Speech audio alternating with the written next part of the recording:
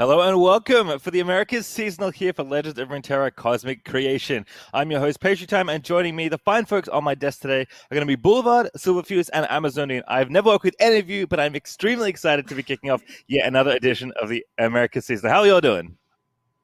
Excellent. Wonderful.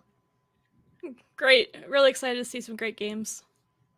Awesome. And if you joined us last season, of course, you will have some things that look pretty familiar. Let's take a look at the prize pool, as it is the same as last time, but it's not bad. You know, for a couple days' work over the weekend, playing some card games here, total prize pool is $20,000 with 300 extra on top. But first place, of course, getting the big money there, $10,000 if you win it all, which is not an insignificant amount of money. Again, given that the seasonals are pretty frequent and it's only a couple of days worth of playing for all these talented players. The format, though, is also the same as the last time. If you need a refresher, we'll pull that up on your screen. 32 players right now in this single elimination bracket, coming down from 10,024, if my brain is working. Players have to bring 3 different decks with no duplicated champions. You can't duplicate a region combination, and no more than 1 deck without any champions at all. It basically counts as its own region. Players ban one of their opponent's decks before the matches begin, and then you can't use the deck after winning a game with it. So kind of like a modified best of 3, where you're playing 3 different decks with a varying amount of restrictions, and each tournament round lasts for 70 minutes. So again, if you're familiar with the seasonal from last time, even though it is going to be different in the future, this is the format we've kind of come to know and love. And we've actually already had some seasonals play out, which has been really cool. So let's take a look at some of the winning moments and see what deck lists have been winning across the globe.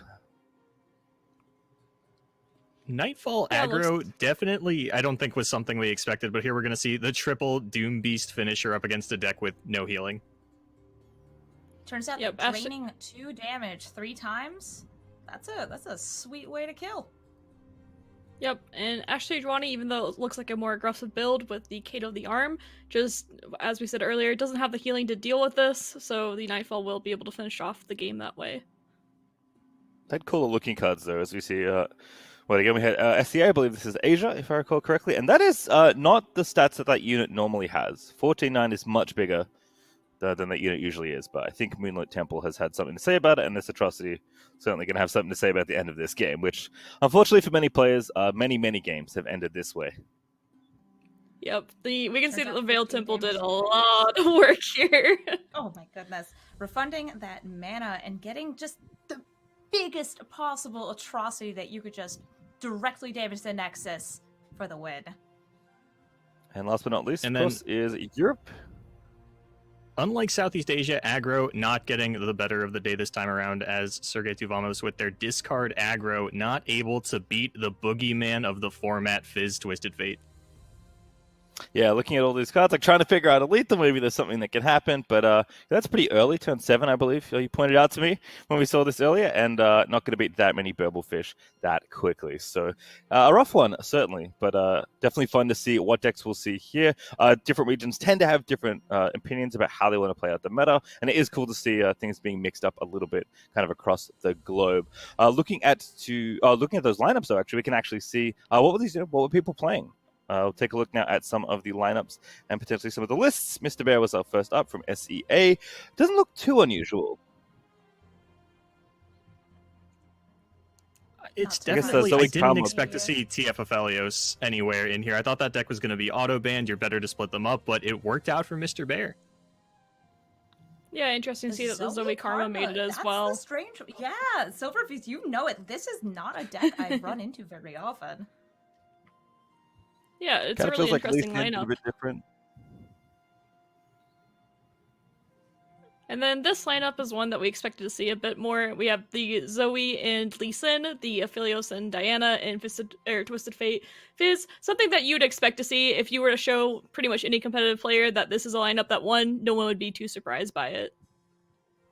Yeah, the interesting part of this lineup doesn't come from the archetypes that were played, but rather the one-ofs that were played in some of these lists. There was a Dragon's Rage main deck in that Zoe Lee Sin. It's not the usual way you access that card, but certainly one that can be effective. Also, lots of different like flavors of Aphelios. I think this lineup kind of illustrates that as well here from Pettis, who won the European seasonal. Like, yes, Aphelios Twisted Fate is kind of the best combination, but those champions are so good that, as you are alluding to, Boulevard, you often want to see separation there. So it just kind of feels like Aphelios and just about any other champion you have lying around after you pick your others is good enough in a lot of cases. I Yeah, thought interesting that to hear that Aphelios the- PNZ was going to be really good, and I kind of lamented over the fact that this seems like the perfect Victor deck, and we never get to see Victor in it, but Pettis said, hey, you know, what if we do just put Victor in it, and picked up a win? Yeah, it was also interesting to see Draven and Ezreal as well. Yeah, that was a really popular deck from the last seasonal. Any particular reason we feel like that deck maybe wasn't as represented this time? Of course, we don't know what the players in Americas are going to be playing, but certainly something that hasn't been showing up as much. I would say the fact that we're seeing these TF Burblefish lists, that there just isn't enough removal that really works against that. There isn't really like an avalanche type card that can punish a go wide board like that, so you're kind of stuck with the tools that you have. So I think Burblefish being in pretty much every lineup we've seen, we saw that it was played in the top 32, 30, or 25 of the players had at least TF decks, and I think 19 of them were TFs, so it's not surprising that that has kind of pushed that a little bit out of the meta a bit. Yeah, I think we're sort of in a format where everything is so low to the ground that the super effective tools you get out of Draven Ezreal, like Ravenous Flock and Scorched Earth, they're not killing anything. When these units get hit, they tend to stay down. There's a lot of 1 and 2 HP units running around, and those removal tools that are really appealing, not working out, but you do still have Tribeam and Probulator, one of the biggest swing tools in Legends of Runeterra right now, and I think that's why the deck is still finding an amount of success. Yeah, super good payoff there, and that's kind of what's happened in the last season. We'll take a look at who's playing today here for the Americas region. Our top 32 is, as expected, pretty freaking stacked, as these are some names that quite a lot of the tournament regulars will recognize, but certainly a lot of pretty familiar faces here, and some exciting ones as well that we'll get deeper into later on. But we did also have an opportunity to hear from our qualified players as well, so let's hear what they had to say.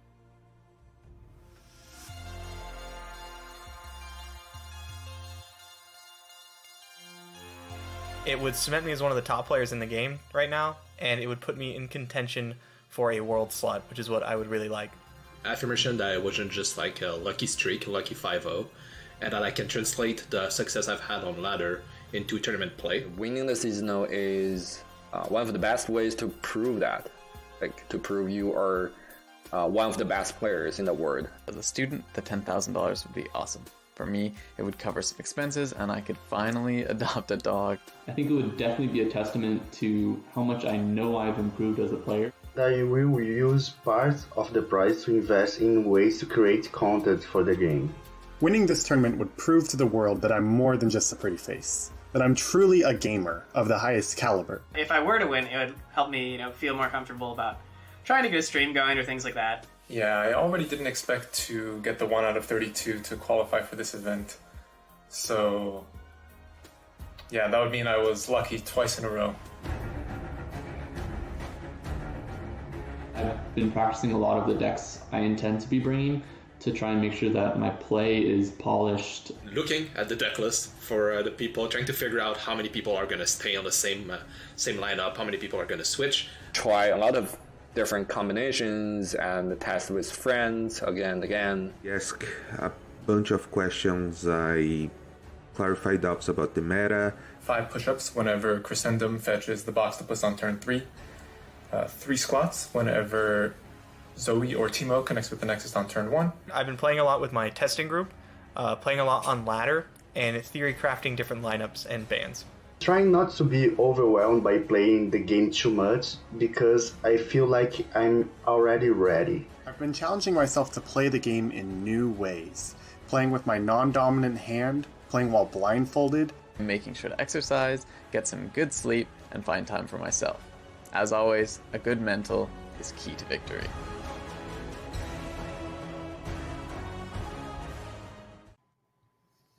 It's a pretty big mix there between the two players, but love hearing, I think, from Glop especially, who said that wants to adopt a dog, which is a great use of winning $10,000 for a weekend of playing card games. But like we said, there are 32 players here for the Americas and a lot to highlight here back and forth. So we're going to take some time to highlight 4 of the players that we'll be taking a look at here from the field of 32 that we currently have. And starting pretty literally at the top is Kevor. Yeah, Kavor is known as a very strong player on ladder, often at that 1, 2, or 3 spot. Comes from Canada. Favorite archetype is combo decks such as Lee Sin, and works as a chef in a professional kitchen. So we know what Kevor brought to the first day of the Cosmic Creation Seasonal Tournament. We've got the Zoe Lee Sin, the Fizz TF, and Aphelios Tom Kent. One of those stands out, and it's definitely the Aphelios Tom Kent. Yeah, I think that the Tom Kench is just sort of the perfect champion to go into a list like this. Kevor had talked about the removal that it adds, and there's a lot of different things that we saw paired with this Aphelios, but I definitely expect the Tom Kench to spike in play rate as these players have been able to change their lists coming into the top 32. There were a lot of different Aphelios Bilgewater combinations, but I think now everybody is on the Tom Kench, and we'll see a lot more of it. Yeah, I think one of the coolest things about this was kind of unknown coming into this tournament, with the exception of like Kevo and his buddies, right? Like they had this list, they clearly refined it. They recognized the power of casting Octopus as early as possible, and though I think some players did know about the interaction, the whole like Crescendum plus Boxtopus thing is maybe even more powerful than the players would have expected. So I think you're right in that this is something we'll see a lot of, and for me, at least in the open rounds, this has been the breakout deck. Yeah, a lot of players knowing about the box plus combo, but because not having a second champion besides Twist of Fate to really pair with it, the Tom Kinch fit the bill really well, being able to interact with the opponent's Aphelios or Twist of Fate as well in these other matchups too. It was about as perfect as you could get, and it paid off well for Kabora in the Swiss rounds. Yeah, can't imagine they won't be playing it this time around, but we can have a look at the other lists as well. As a reminder, these are the open round deck lists, so players can change their lists between the open rounds and the top 32, but I think in Kevo's case, probably going to stick to at least that archetype that we just saw. And you know what? Probably this one as well, because as we've all had fun joking about, and I'm sure everyone at home is pretty aware of, but if you are not, if this is maybe the first time you're tuning into the Legends of Runeterra action for this particular season, there has been a lot of Fizz and Twisted Fate. Yeah, there are a few players you can look at their lineups and say, yeah, they're probably going to change it. I think that Kevor is very solid in the lineup that they brought. I really don't expect any of the decks to change for him. He might change around a couple of tech choices. You know, maybe you don't feel like you need to tech for aggro as hard going into this, but the players, you know, were able to look at the bracket, might have an idea of who they're going to be playing against. You might have even run a simulated bracket and say, hey, you know, I noticed that I'm not going to run into anybody that brought aggro, you know, coming into this event until like the finals, and maybe make some considerations in that regard. There's actually one choice in this list that I did want to ask specifically about, because I think it kind of highlights something you said before, where there's all these like X1s and X2 units running around. That one of Death Ray, how good is that? Because to me, that's a card that I loved playing with when it first got released, but it hasn't necessarily been that good. I feel like it might be really good in this kind of metagame. I feel like it's fine. Like it's okay. No one's going to be mad at you for running it, but no, it's not like everybody's running to flock to this one of Death Ray. All right, and then of course this is the other one here.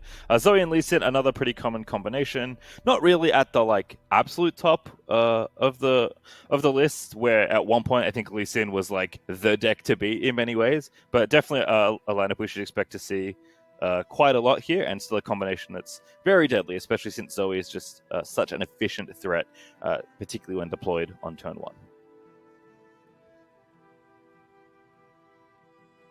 All right, with that, we are going to have a look at more competitors. Glop is coming up next. He was adorable in the video before, and we'll take a look at some of his stats. Also from Canada, so I don't know what's going on here. It just feels like I didn't come far from the LCS. Canadians continue to dominate in Americas once again. Likes mid-range, and is currently a student. Of course, winning 10K, probably pretty helpful when you have to spend all your non-Legends of Runeterra time studying.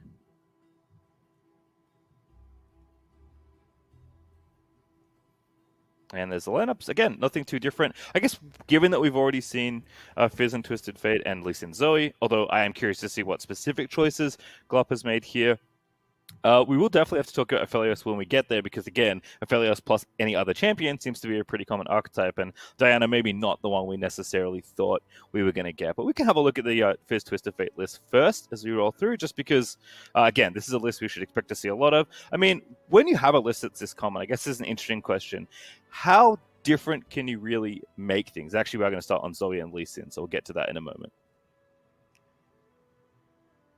And I think your point still stands with these. Is the number of spell thieves. Depending on the player, they've put either 1, 2, or 3 copies. I've seen a lot of people who are trying to capitalize on their opponents playing great valuable spells, oftentimes from other regions, and just, hey, what's yours is mine, I get to cast those spells now.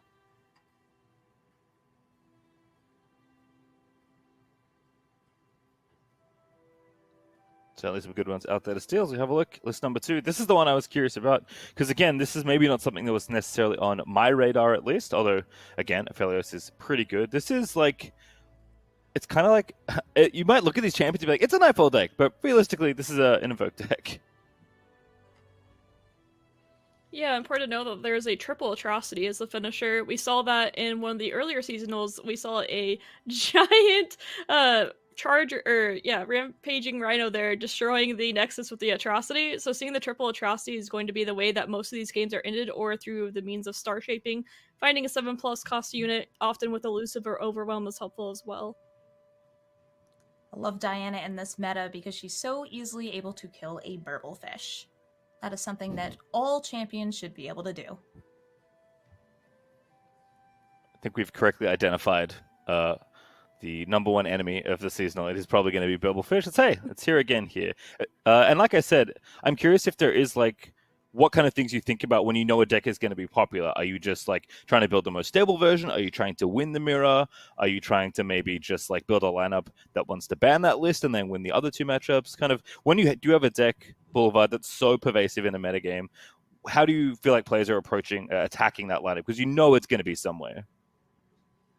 I don't know if they're... I mean, there's a couple different ways that you can approach this, right? You can try to win the mirror match and leave your opponent's Twisted Fate Fizz unbanned, or you can try and take some safer plays against some of the more control-oriented decks or some of the more aggressively oriented decks, like we see Glop do here with the 2 Jagged Butcher in here, trying to take those aggro decks at face value, meet them low on the ground, and that's how you preserve your life total throughout the early game.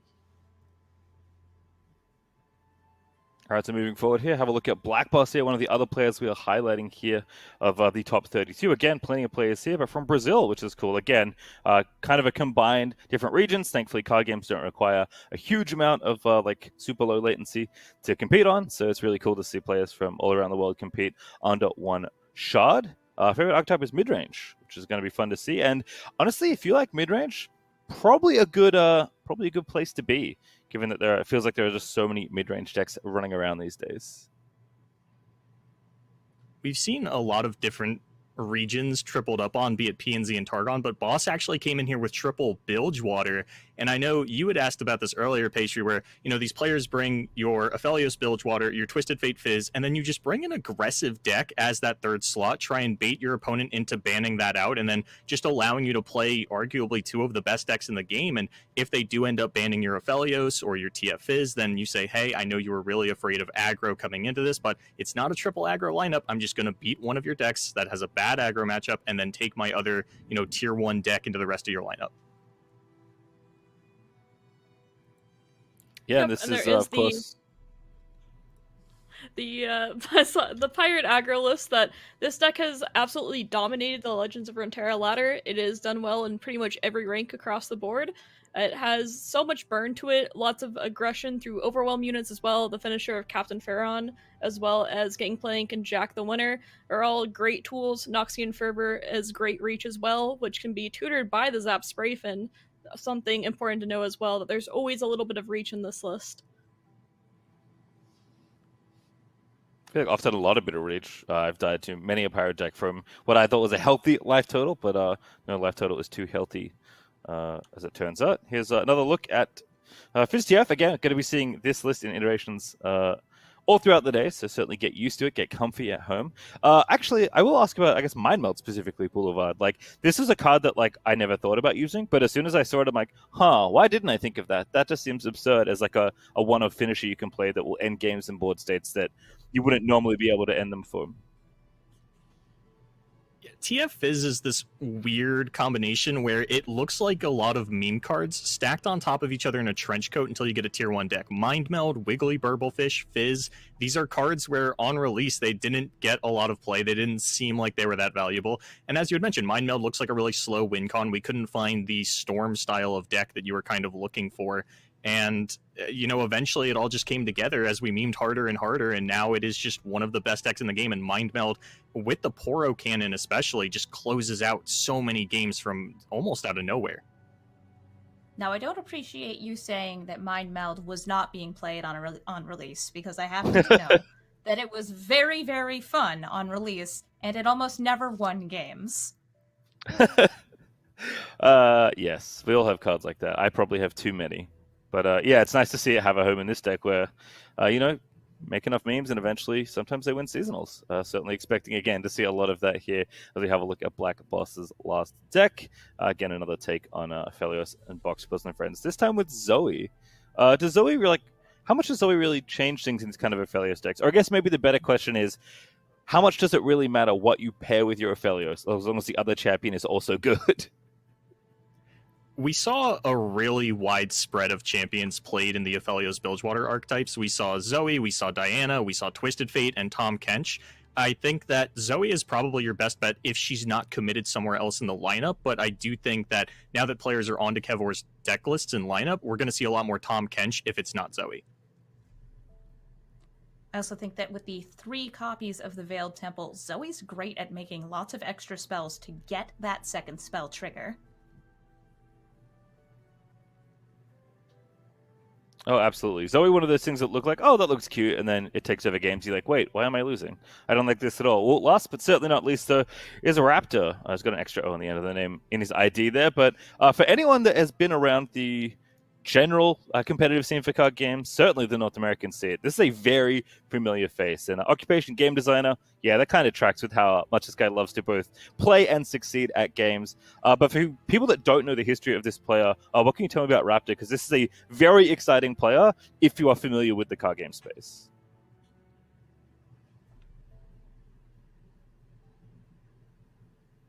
I think all of us have some background in competitive card games, and well, I gotta say, this is a person who has very clearly had a long history with card games, has seen how they've developed into the digital space, and has learned how to play competitively and fantastically. Like, this result, getting into the top 32, is such a show of force, and strong decks, strong meta picks, shows a definite knowledge of Runeterra.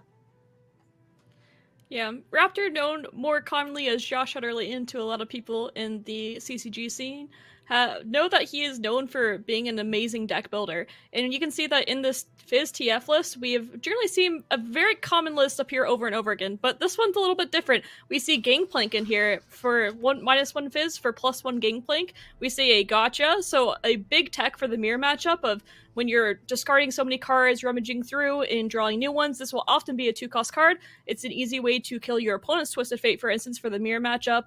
And there's just so many just little tech choices in here that make a big difference in the deck building. Even from just the extra Zonai Urchin, a lot of players have been in favor of 1 rather than 2, and a little bit more draw power. And then Raptor, his second deck, is the Diana and Aphelios list, kind of similar to ones that we had seen previously, but this one is running the Mountain Scryer, went a little bit heavier on the Targon side, really looking to invoke and win the game that way.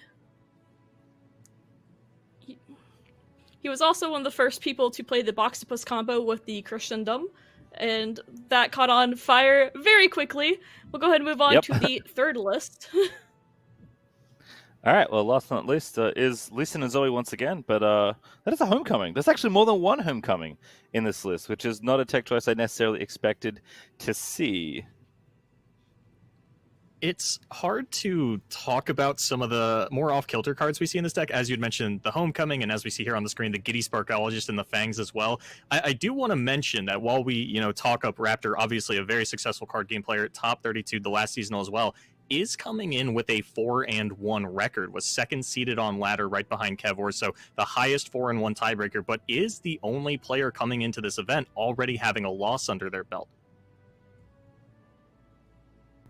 Yeah, definitely be curious to see how deep they can make a run here, but potentially lines up a very spicy round one matchup as well, as we'll talk about that when we get there. As you mentioned, though, Boulevard, there was, of course, many rounds of play that led us here in the open rounds last weekend that you had casted before. So let's actually take a look at the metagame breakdown for that and let us know kind of what America's doing here. Like, what does it look like here? We've talked so much about, it's Twisted Fate and Fizz everywhere. How much Twisted Fate and Fizz is there really? As we'll take a look at the infographic here. And the answer is a little bit over half. As you can see there, Twisted Fate absolutely dominating as the most played champion, but then Fizz and Aphelios coming in tied for that number 2 spot. I do want to mention the sort of tricky visualization of the circle graph you see there. While Bilgewater does seem to be sort of a smaller portion than you might think, there were actually 47 Bilgewater decks among the top 32 participants, meaning, on average about 1.5 Bilgewater decks brought by everybody. But, going down the line, we see Draven and Zoe actually tied. Draven probably played in the most different decks out of the top 3 champions. We've got Discard Aggro, Draven Ezreal, Overwhelm, all these great different things going down the line. We got Lee Sin tied with Shen Fiora, although Fiora actually, you might notice, is one higher than Shen. Boulevard, you might ask, how did that happen? It's because there was a Fiora Aphelios coming into the top 32, and then going down the line, you can kind of read it from there on. But, things just looking really good for the Bilgewater PNZ combos. And there's the region breakdown again, like I mentioned, there is again, it's a combined shard, so it's not just one region like you might see in other games, because again, you can play card games just about anywhere. It really warms my heart to see one Australian representing here in the top 32. Somehow, at least one sneaks through, but it looks like USA, Brazil kind of dominating most of it, and then Canada actually producing 2 of the 4 players we even highlighted at the start of the day, and Argentina also having 2 players. So it's just so cool to see. Like, again, it's not North America, it's Americas. This is a hugely combined shard that has players from all over the world competing for, again, that $10,000 first prize, which is really sweet to see. We are going to go to break, but when we come back, we'll highlight our round 1 matchup, because it's sure to be a pretty spicy one. We'll see you soon.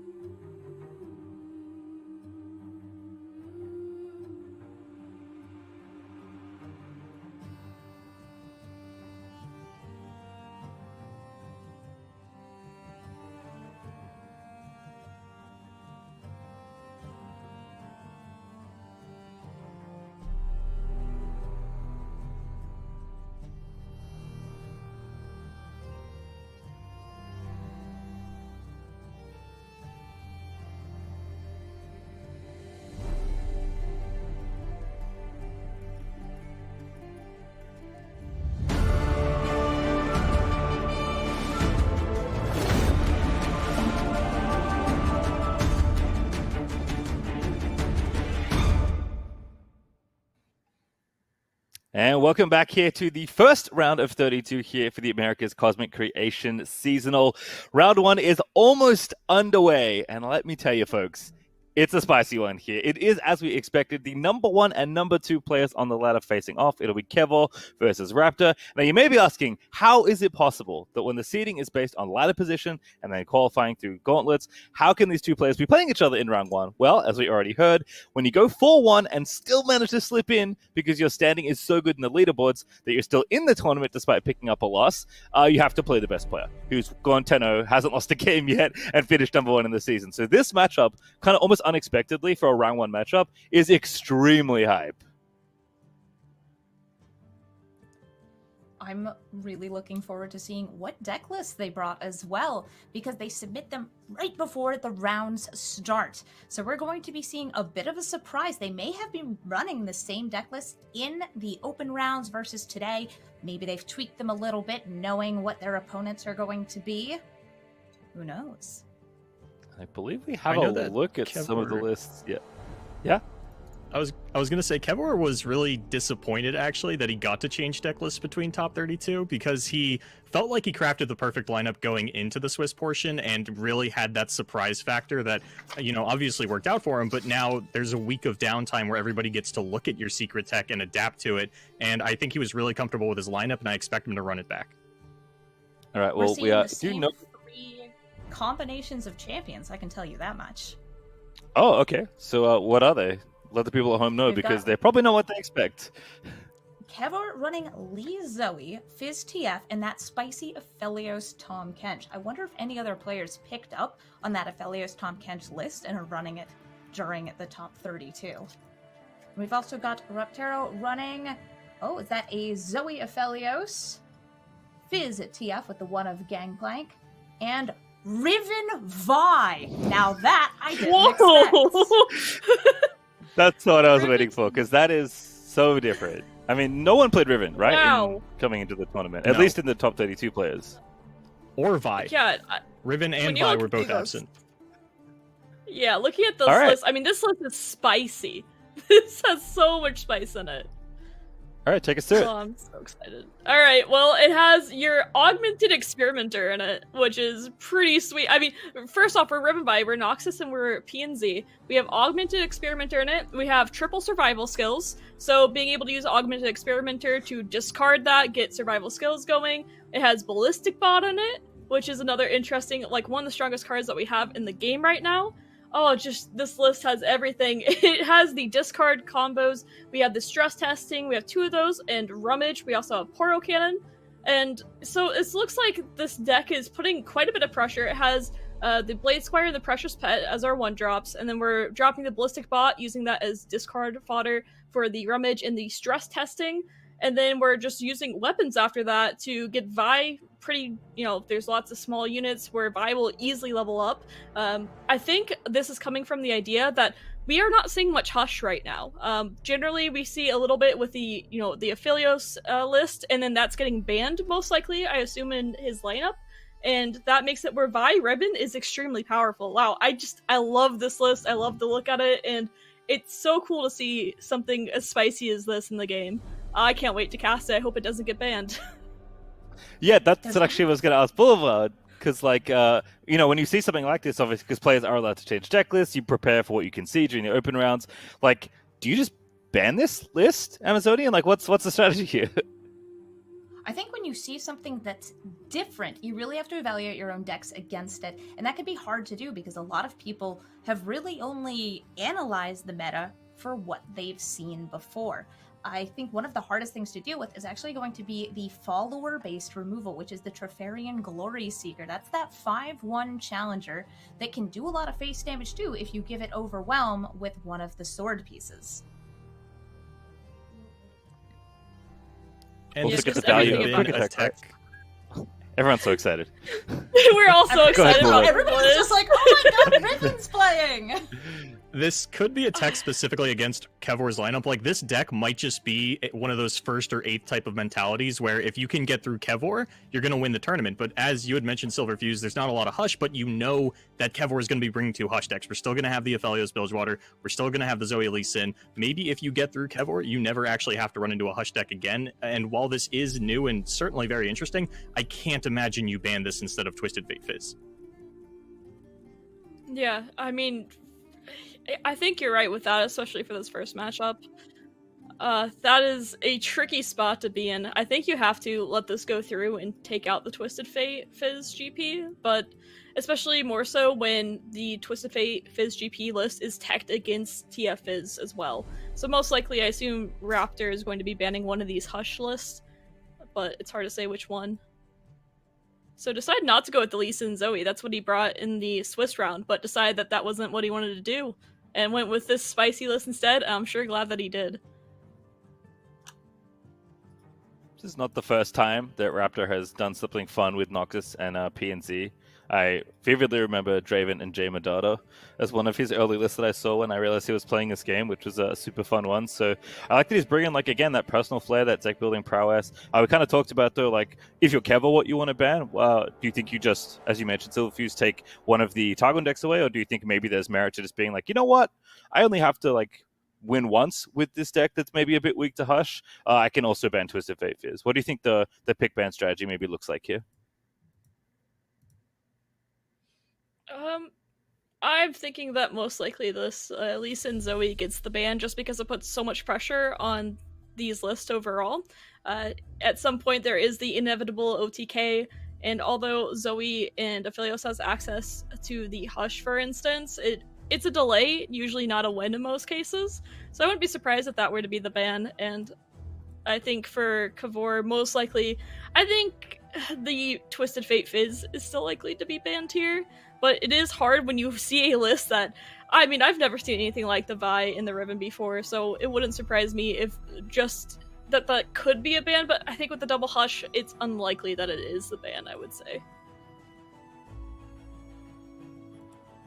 And I guess other than that, just kind of looking through the list again, kind of seeing what's going on. I don't think there's anything else particularly notable tech-wise, or anything anyone can see that kind of looks like, oh, that's an interesting one of choice that maybe I didn't consider. It does feel like, yeah?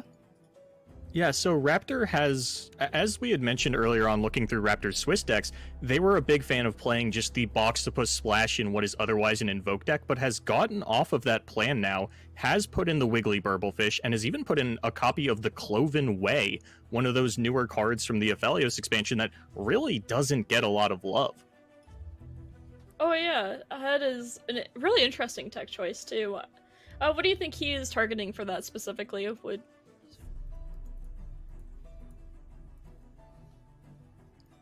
I mean, it's like not a bad like tempo choice, right? Like it's pretty big, right? Which not all that many units in this metagame currently are. Like, I think you could describe this metagame as like pretty mid-rangey, but it's much lower to the ground mid-range because there's so much like innate card advantage in a lot of the small units that you're playing. And again, when like Twisted Fate is kind of the crux of so many strategies, or even Aphelios, like you just get so much natural card advantage that I think you're like not looking to go over the top all that much. But yeah, like Gravitum on a stick like might be pretty good. I could definitely see some boards where they're trying to go wide and you maybe like stunning an elusive attacker for a couple turns is actually enough for you to get over the top, or like recover with something like Severin and get some lifesteal going there. Because I think at least in the like the Invoke style decks, there are definitely decks that are looking to go over the lower decks like Fizz TF that are maybe looking to try and burn you out or kill you with elusive attackers.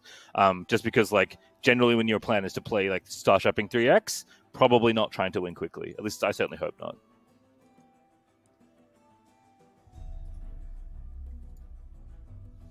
All right, well, how do we think this matchup's going to line up, Boulevard? Because, like, again, like, this is kind of things we expected and things we didn't. But even, like, moving aside from the deck list, like, the level of play expected for these two players is pretty insane. Like, again, this is 1 and 2 on the ladder playing in the first round of a seeded round of 32. Again, that does not happen very often. So what should we expect as far as, like, the play skill and, like, the level of Legendary Terror that we'll be introduced to from round 1?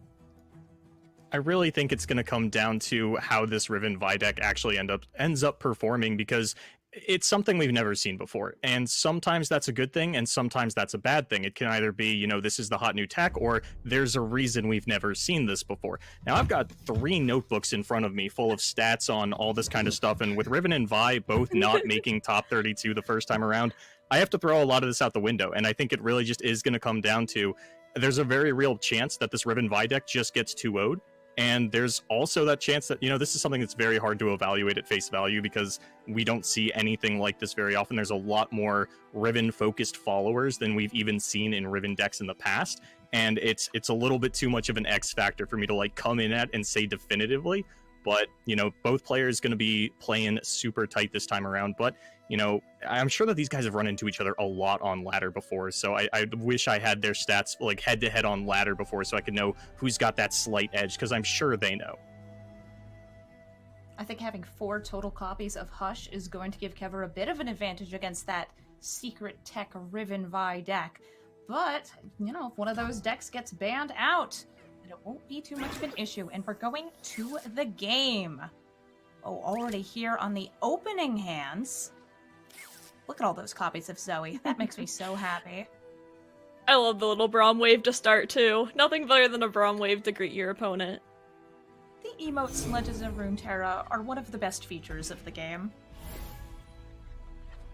So this mulligan for Kavor looks like we have double Ballistic Bot start. It does have the Twist of Fate, which is one of the most important things. However, Raptor with triple Zoe start, is that, or is it 2 Zoes? Just a little bit delay on that hand there. But the Zoe start on 1, everyone's used to it, everyone's seen it before, so nothing too surprising. And we also cool star charts. Yeah, I was gonna say we also know that the Zoe in Aphelios list made it through.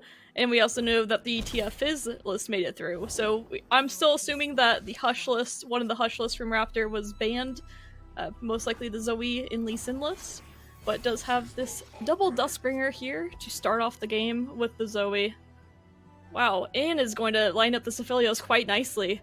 It is the ideal start here for this Bilgewater, Aphelios, and Zoe list. And the attack is declared. It looks like there might be a blocker here. There is the second Ballistic Bot. Does also have their eye on this Twisted Fate. This red card looks beautiful. So is it worth taking the damage or not? Has to be the question going on in Kavor's mind right now if the block needs to happen. And we do have the bans in now.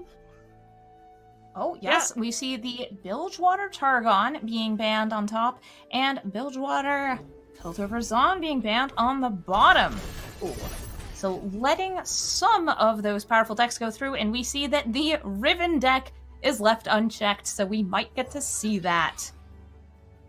I sure hope that we get to see that. I think that's what everyone in chat is here for as well. So this will be activating the Ballistic Bot. Does give Fizz elusive, although it's not in trouble. No spells are being played against it. We'll see the Dust Petal into the Aphelios here. Which weapon will be the selection is the question. And we will have that soon. I mean, there's a few options here. You can go for the Calibrum, knowing that the Ballistic Bot... Yeah, but the Crescendum for the Boxipus is almost always the correct call.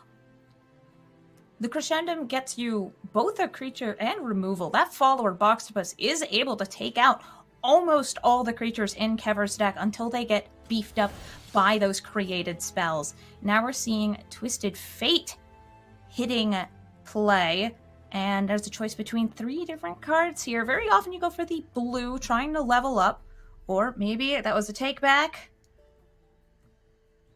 Yeah, red card's still a pretty solid option here. It's one of those things where a red card takes out Zoe, takes out that Duskbringer, and also gets a teeny bit of damage to the face, does chip down Aphelios. Yeah, quite a few options decision here. Time. And there's a blue card, so going for the TF, draw, getting a mana refunded, and getting ever so closer to leveling. Oh, and another TF drawn. Yeah, this is getting kind of spookier quickly. Kavor, knowing that this Twisted Fate it puts Raptor on a clock quickly with this pick a card option in hand, and even has a second one now. And we all know what happens when Twisted Fate levels. It usually means you win the game. So that is gotta be something kind of spooky for Raptor, but knowing that the Boxtopus will be available to hopefully pull this Twisted Fate, although we do see that there is this magical card called Suit Up in hand. So that'll be an interesting development. A 4/4 Twisted Fate, you say? Very often you see early Suit Ups get put on Fizz for some nice elusive damage, but right now, Kever is on the defensive, trying to get to the Twisted Fate level, as well as trying to keep the Nexus health as high as possible. There's a little bit of healing for the opponent's deck here, but Kever really does not have any healing available. Yep, and this Fizz declaring the attack means that Zoe can choose to block or not block here.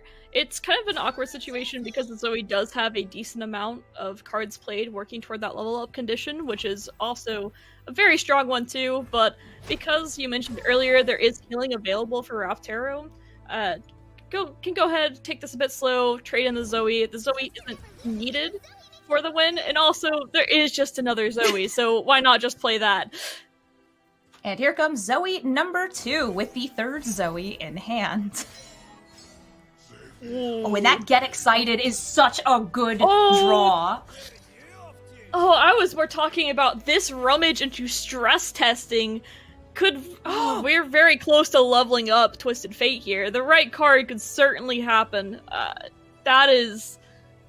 We'll see if it happens. Turn 5 level, we know that is devastating if it does happen.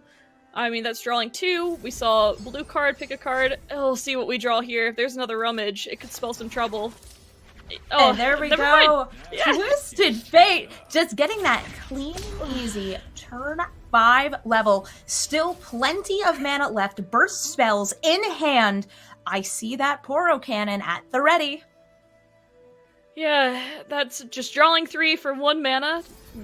Can't ask for too much more. And we will see Twisted Fate start going off and doing the Twisted Fate things. We have the blue card, soon to be red card, into the stun card. The Twisted Fate will easily live here. We saw the frowny Poro from Raptor here, knowing what this means. We've all been in this position at one point, knowing that seeing Twisted Fate level in 5 is your worst nightmare, no matter what deck you're playing. Doesn't matter if you're playing a deck that's very strong into him. It does not feel good seeing it level up. This is a stacked deck here. Blue card getting the card draw. Red card killing Zoe and the Dustbringer. And gold card stunning the Boxtopus and saving TF with lots of clean burst in hand.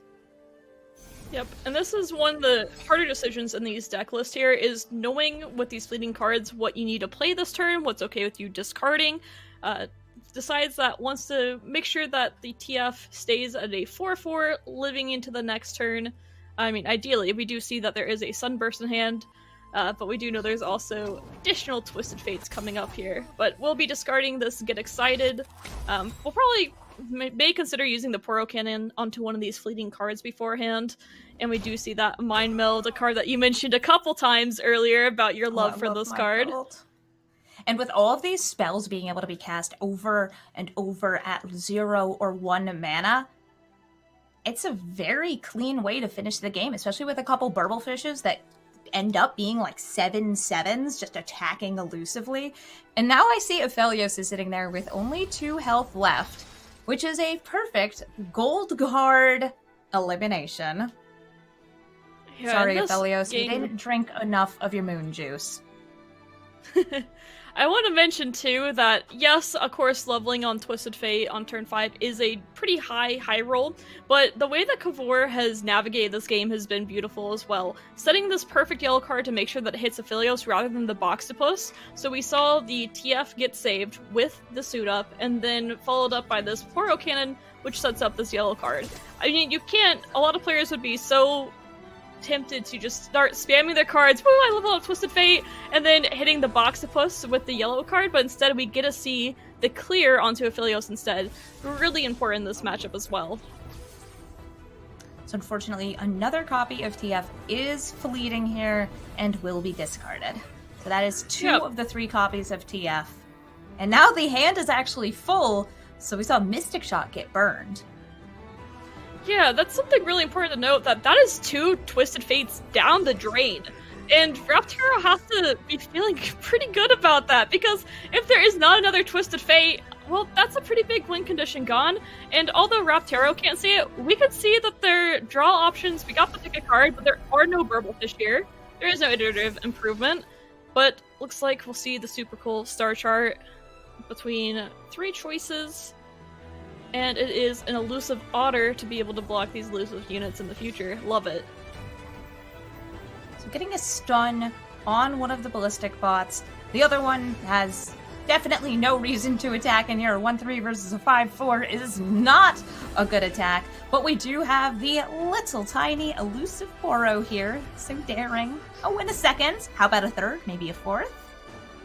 Yeah, this is quite scary for Raptaro here, as he is tapped down below all of his mana. There's nothing else he can do this turn, and knew that all these Poros were in hand.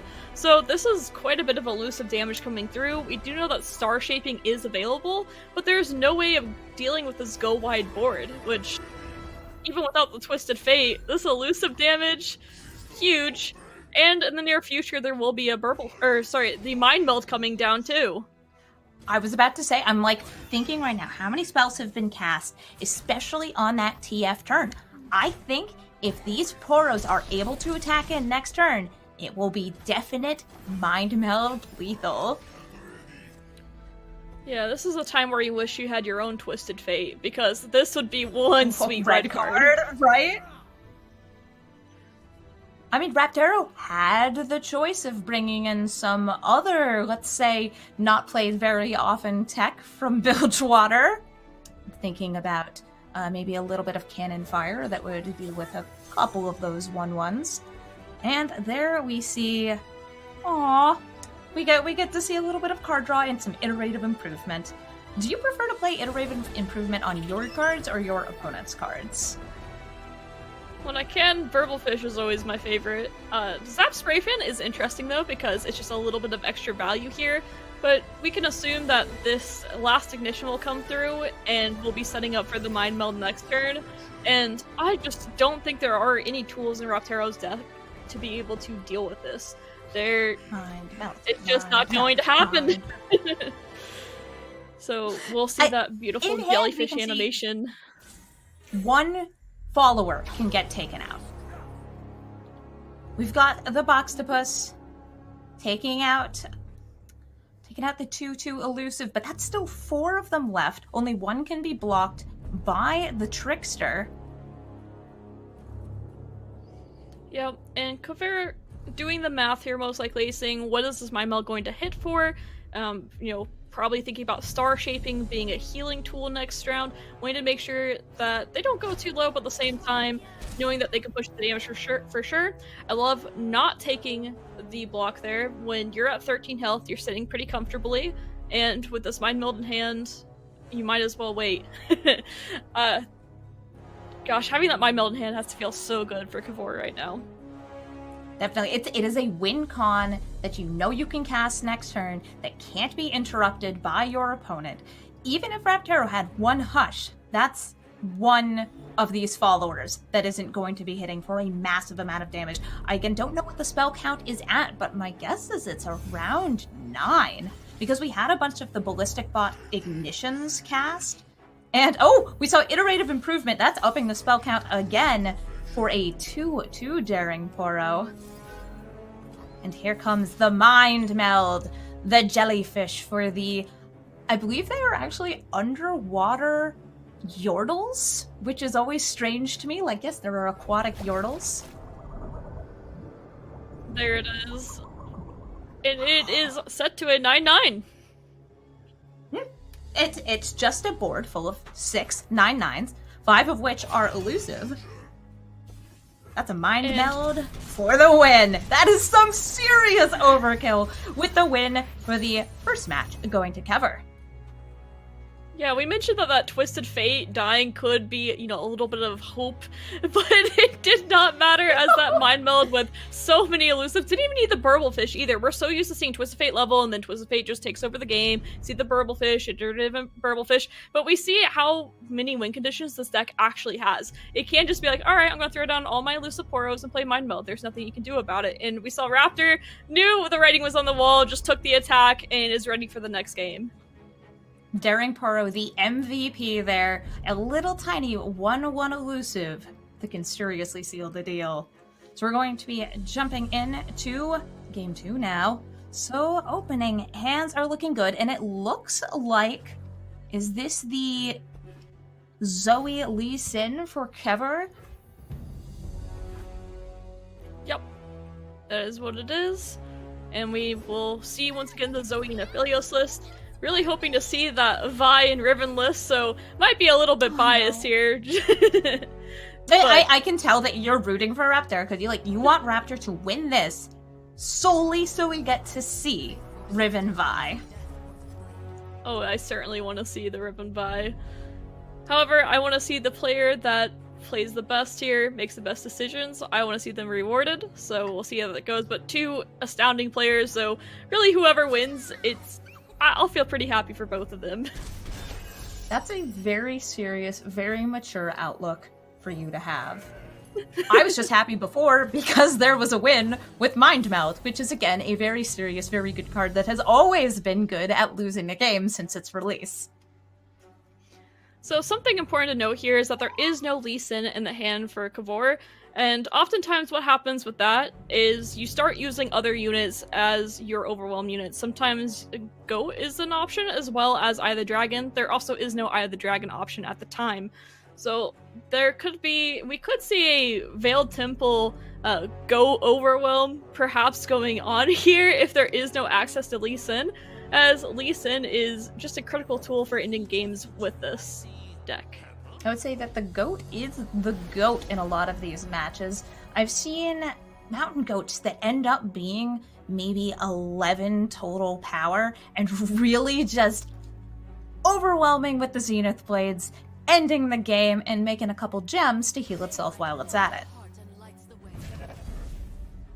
And here we see a mentored goat. This goat is educated. It has learned very much. Yep, we'll create so many gems here for the Lee Sin level up condition of playing 8 spells. We might see 1 gem played now, but nope, we'll be saving on to that one for later. Just find this Nopify, which isn't going to be doing much here in the near future, but maybe we find, an Equinox Nopify. So there are the options. Very good card to have when your opponent is trying to burn your creatures, but because it can't stop the burst removal enabler, which is Hush, it's not perfect in this matchup. You really have to rely on Deny to do that.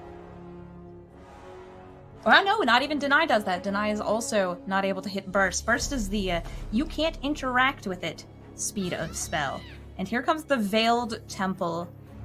Probably going to make that goat get bigger and bigger and grow in a spirituality. Probably using gems. I love these gems as a way to actually almost ramp your mana, turning your spell mana into more mana. Yeah, it's pretty big here. I mean, this Veiled Temple is going to be going off over and over again. It is important to recognize that Kavor is down to 13 health already, does not have many ways of healing here either.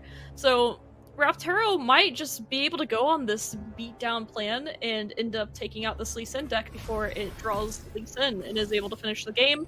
But we do see the Zenith Blade onto the goat, and this goat will start to become a problem. Oh, never mind. It's been silenced. Or has it, as there is a Nopify. Oh. Super Cool Star Chart is able to generate this Follower Silence spell, which can be very, very helpful in disabling anything that's not a champion that's being buffed up. But we saw, Nopify coming in clutch, and now a 7/5 goat swinging in. Yep, once again utilizing the fact that Goat, creates some more value and is able to swing in with the Zenith Blade Overwhelm when Lee Sin is unable to be found. We see turn 5 still doesn't have it, but we'll be gymming this up too. Just a little extra damage here, hoping that there is no Hush available as well. And as well as making hand space for the Goat creating another gym. And at 2 mana, you might want to be able to take a quick pass in some cases if Raptor were, for some reason, not use their mana efficiently this turn. Pretty unlikely, but still something to consider while setting up this attack. And I believe I see one of the Obliterate spells in Raptero's hand, which could take out the Goat next turn. Yep, is using that super cool star chart, finds a Serpent, a Crescent Strike, or the Messenger.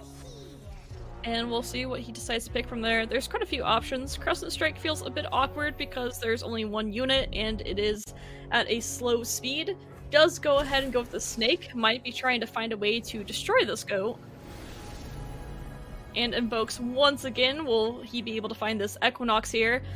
We know through our caster vision that there is no other answer at the time to another Equinox.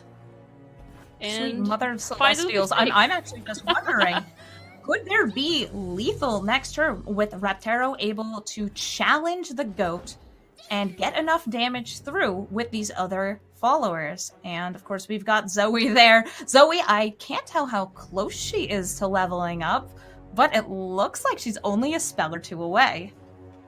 Yeah, and that is at 10 damage here. That is a lot of damage coming in through this open attack, as well as some healing too. Ooh. And a hand for Kavor just looking fairly awkward overall still. Yeah, we've got Kevor able to stun one of these attackers, maybe prevent some life gain. The Goat is not in danger at this very moment. It is just going to be taking 2 damage from a squiggly little serpent. Yeah, I'd be pretty surprised if we didn't see the concussive palm here. You are taking a lot of damage. Denying the heal also feels pretty good as well. It's not a place where you want to be when you're not able to find your Lee Sin. It's about as much of a nightmare as it gets when a board was able to just capitalize off it fairly well. I mean, Raptor's deck isn't meant to capitalize off this, but he has done a great job of piloting, so it's doing quite well. And the hand once again fairly full. 6. Ooh, 6 Nexus health. Raptero with a completely full board, and I see a Burblefish in hand. Ooh, wouldn't mind seeing that come down to finish the game with some elusive damage.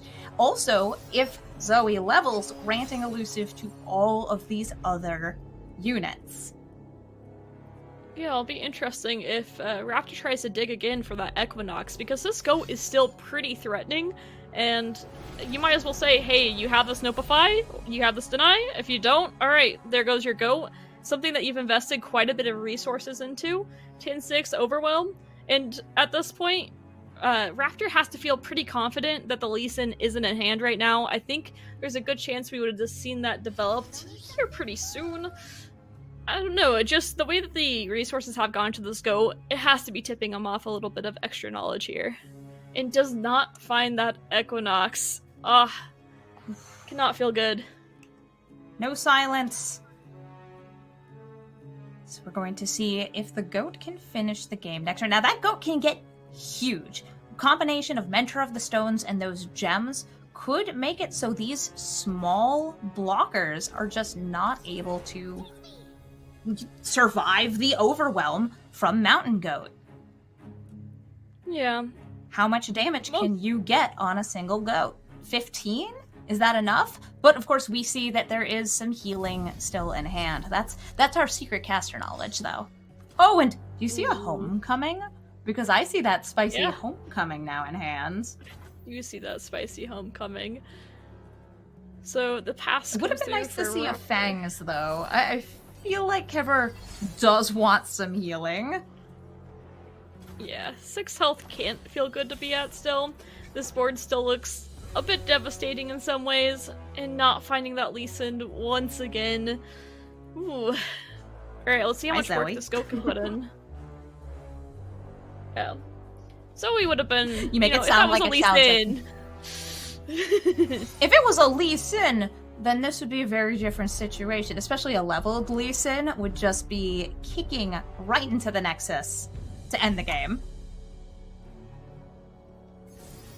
Yep, and we'll be saying, all right, you better deal with the Scoter. You are going to lose this game. However, I mentioned we know before they're that a Fangs obliterating- draw would be really nice. There's that Fangs. Got a little bit of life now. Yeah, I was gonna say that obliterate in hand, though. There is no denying the hand for Kavor. But, of course, this open attack is most likely coming through. Still just stacking stats, stacking value, trying to decide, is this actually going to happen? But we do know Star Shaping's also in the hand, so it's pretty unlikely for the game to end here. But it does look scary. It's a have you ever- 15-10. That's a 15-10. Goat, that's just like, well, that's your entire Nexus health right there. One creature. What can you do about it? Yep, and taking their time deciding, what do I need to do here? And we have to note that this Homecoming is in hand, can recall this 3-2 to make another Concussive Palm, and make it where this Goat is able just to get all the way through. That is most likely going to be the play, but will be answered by a Star Shaping. I do love the setup from Kavor, though, making sure that they have enough hand space to get this Concussive Palm from the Homecoming. Oh, going to throw back the Veiled Temple instead. Ooh.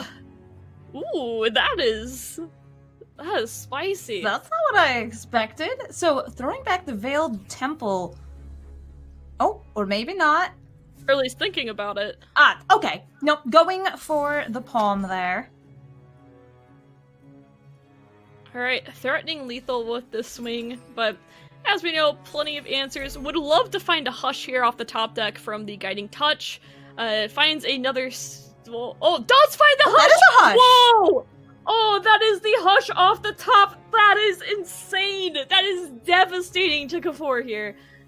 Oi, says... Invested okay? so much Or into this attack. Wait, okay. What? Didn't What? use it! Didn't use it! Didn't Hush the goat. Maybe because the goat would not die. Going to just kill it here instead, yeah, Just with going the to falling obliterate comet. it with the falling comet. Wow. Knowing so going to be Taking going for lethal next turn. no. Yeah. Whoa. Still, I was not expecting that. We're so excited about, whoa, this play is insane. But levels up Zoe is going to make the entire board elusive with this Burblefish to end the game. The game is still done regardless. Raptor correctly identifying that they did not need to stop this attack. They just needed to set up this lethal. This is going to be the end of the game with a full lethal board. That was insane! Oh my We've got gosh. this lethal swing right here, fully elusive, even gaining a little bit of life back from the fangs. Raptor never didn't have it. Getting a clean victory right there, and do you know what this means? We're seeing Riven by. We're gonna see Riven by. Oh, we get to see Madam Puncher Face and Big Sword McGee. I am so excited. For this game 3, it could not be any better. I am so excited for this. That's really great. And this is one of those games where we didn't expect to see it coming in this weekend. I have this deck list in front of me, and I'm just like waiting for this Augmented Experimenter because I usually don't even see it outside of Jinx decks. Discard decks is where this card gets run, not Riven Vi decks. I am just thrilled to see a different way of using such a strong, card synergies with each other and seeing it in something outside of what we typically see. I want to see that this is able to capitalize off of it or not. So it'll be interesting to see what happens. I'm so excited for this match. Does find the Ballistic Bot, Mystic Shot, has an Augmented Experimenter as well, and it looks like Kavor is looking here at 2 Eye of the Dragons and a Notify Concussive Palm. Hasn't decided what the mulligan will be yet. Gets a pretty aggressive list. The Eye of the Dragon feels pretty good to have.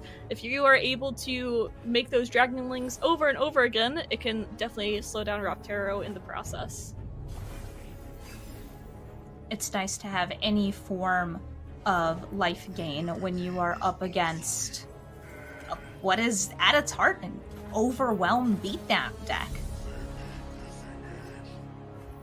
Yeah, we do see that Vi will be getting procs throughout the time while in hand. And we'll see the Mystic Shot response to the goat here, not letting it create a gem. So, of course, having a Vi in your opening hand is the best time to have a Vi, because she is going to be getting bigger and bigger and bigger. And this poor mountain goat won't even make a single gem unless... Are we going to see a second Mystic Shot committed? Yes, we are. So we saw Notify on the Mystic Shot, and then a second Mystic Shot, taking out one of the most valuable pieces of removal or burn on this goat. But there's another goat. There's another goat. There's always another goat. There's always Goat another unfortunately let down Kavor last time. No Lee Sin in the hand once again, so maybe Goat will do it this time, but this time even has less tools to work with than last time. I mean, the Eye of the Dragon certainly helps, but there is no Zenith Blade, and there are no more deny tools either. We do see that second Eye of the Dragon, so it'll be interesting to see what we get from this. Does find the Riven. The Riven on 3 has to feel pretty nice. But no, very aggressive creature, and it is bigger than the mountain goat. We've also got Ignition here, buffing up the ballistic bot and getting 1 damage to the Nexus.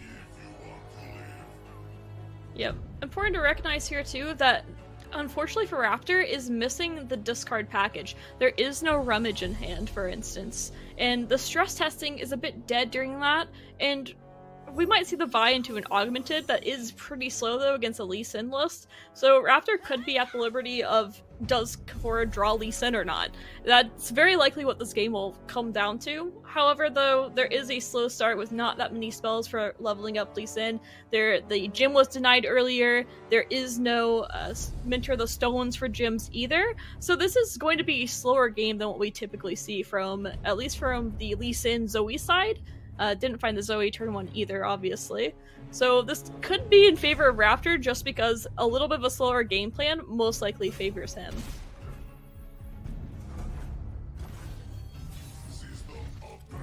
Going to take that damage from Riven, and was really hoping to see a Lee Sin drawn. Maybe can get one off of Guiding Touch, but no. If there's a second spell cast this turn, even if it's a gem, at least we will see those Dragonlings being created. Yep, and here kind of is a bit of a, hey, I have Pale Cascade potentially with this goat attack. We know that the gem is something that Kavor would like to have, but also saying if you block with Riven, you might die to a Pale Cascade. So threatening a free attack essentially with this goat, and that is exactly what happens. Raptor respects the fact that Pale Cascade is available, and we will... It may have been nerfed, but it's still good. Yes, especially in these control and combo lists. Another Ignition. Vi is loving this, getting buffed up bigger and bigger in hand. Might even see that Glory Seeker come down here. There she is. The 5-1 with challenge. Yep.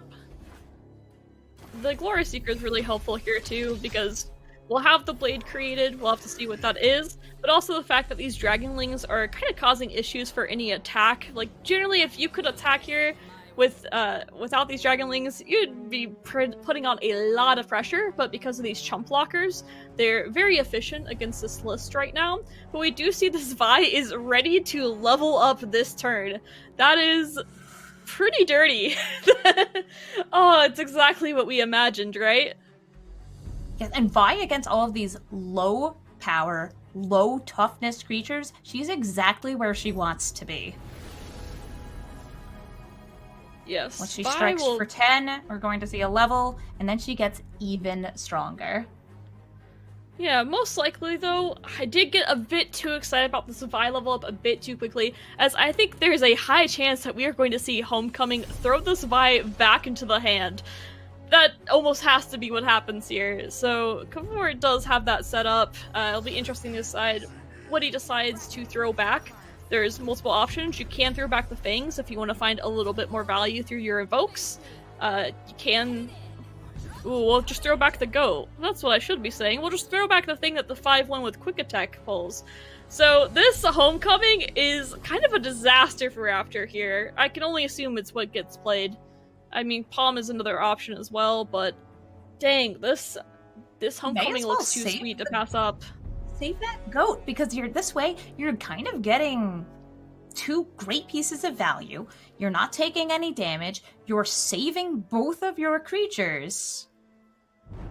Yep. Homecoming, a spicy addition to this deck.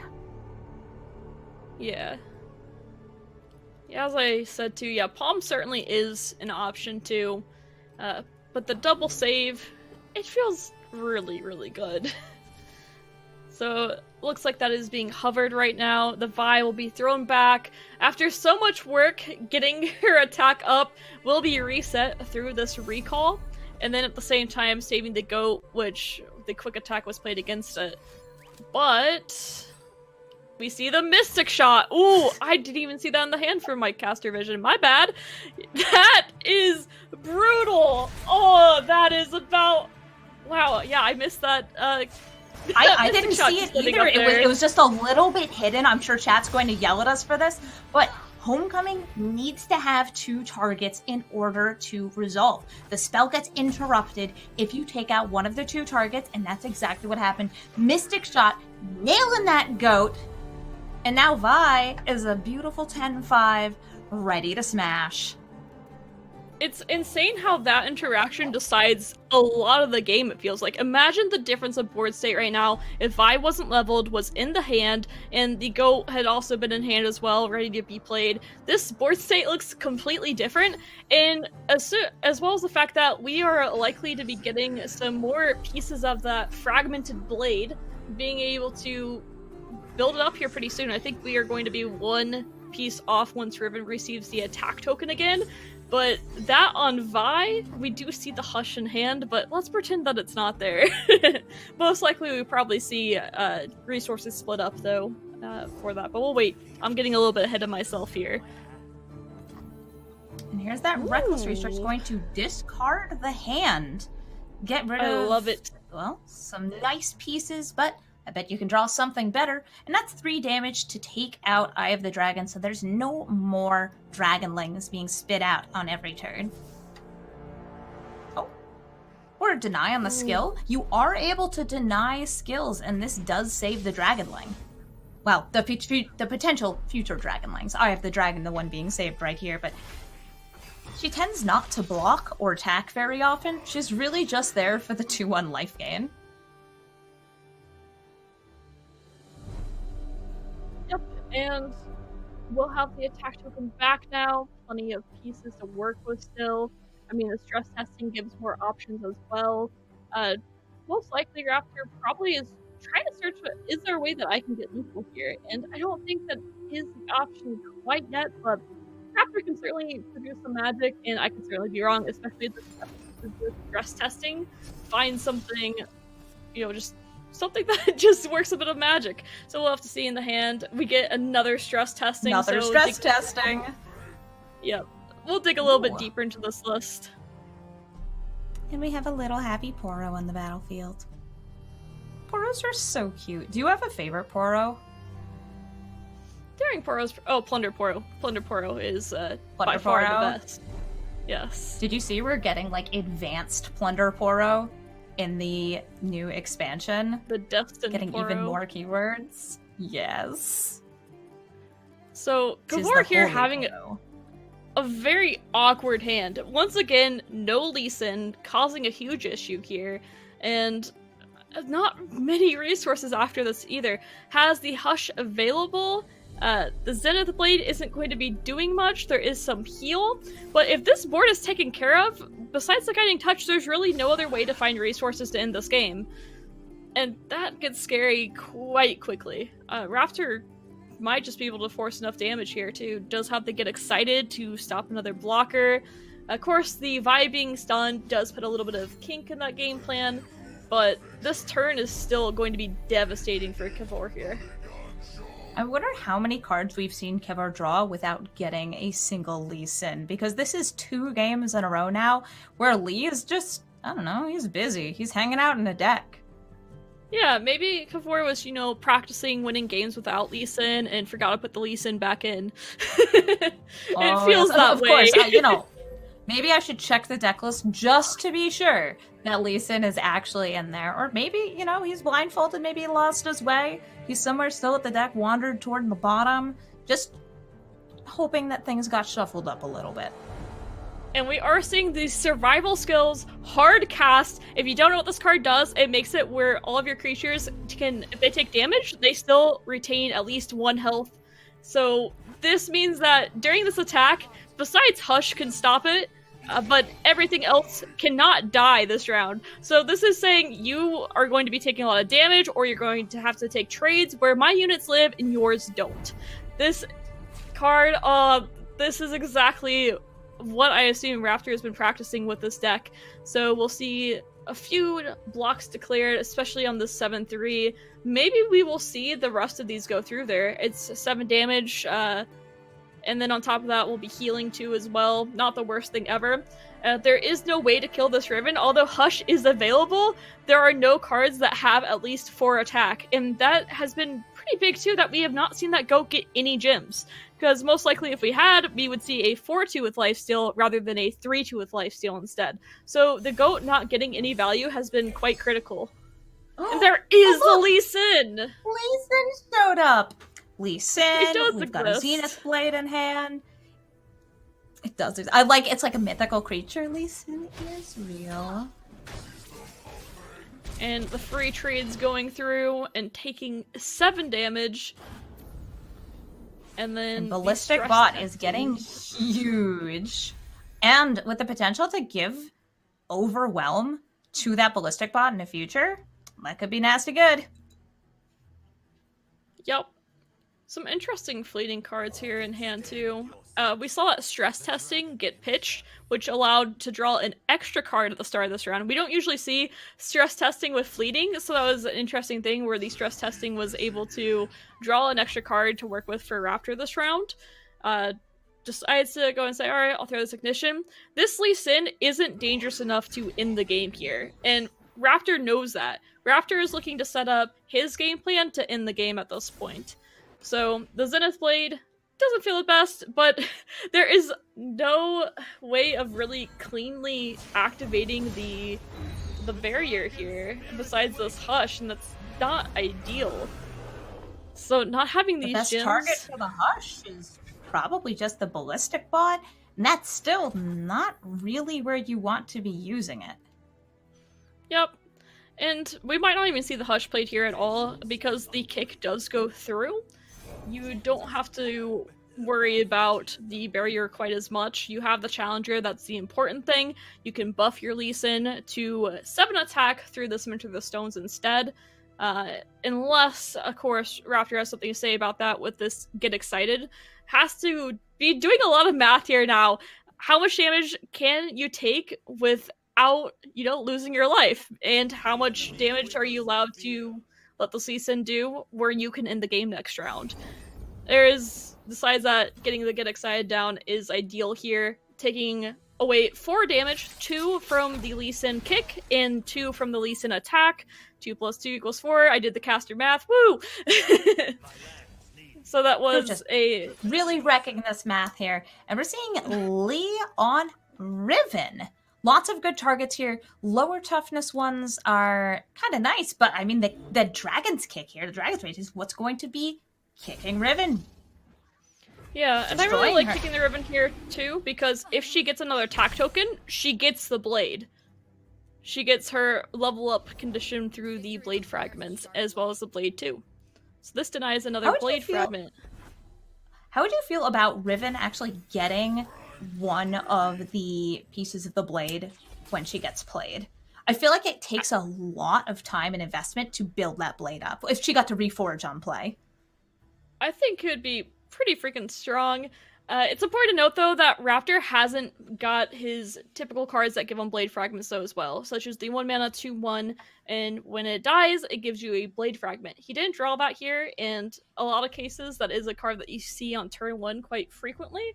I have seen Riven level up on turn, I believe, 4 before, and that was pretty spooky, so I understand why it isn't that way, but sometimes I feel like, ooh, I would really love to see that.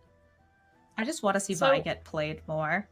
But this is the biggest scene that we could have seen Vi in the hands of a fantastic player. Just top 32, seasonal tournament. Where else would this deck be able to shine? Do you think we're going to see more of it in the ladder after this? We certainly could. Something important to note here is that this Hush is going to be pretty devastating here. I mean, Raptor has to win or else this Lee Sin wins the game instead. And just this Hush is... oh, it's devastating. Went from this overwhelm and doing 5 damage on top of it to now doing nothing, essentially. And the Lee Sin will get a barrier here as well, won't be taking any damage, unless, of course, this Get Excited will be coming in. Oh, this Get Excited changes the whole game. Get Excited means that Lee Sin is not surviving this attack. Yes. Ballistic Bot is just so huge because those ignitions have been cast almost every turn. And after that, there just aren't resources here. There's a Sparklefly. Really has to top deck another Lee Sin. Like, has to. Okay, there's a Sparklefly and 3 gems. You know how big that Sparklefly could be? That's 4 whole damage. Sparklefly. It's the spooky Sparklefly. Alright, and this Vi does live too, because Raptor correctly identified that Hush was an option, was able to pull the 2-2. So many players would be like, yes, I'm pulling this Lee Sin, he's dead, I don't want to see him ever again. Ooh, the temple. Wait a minute.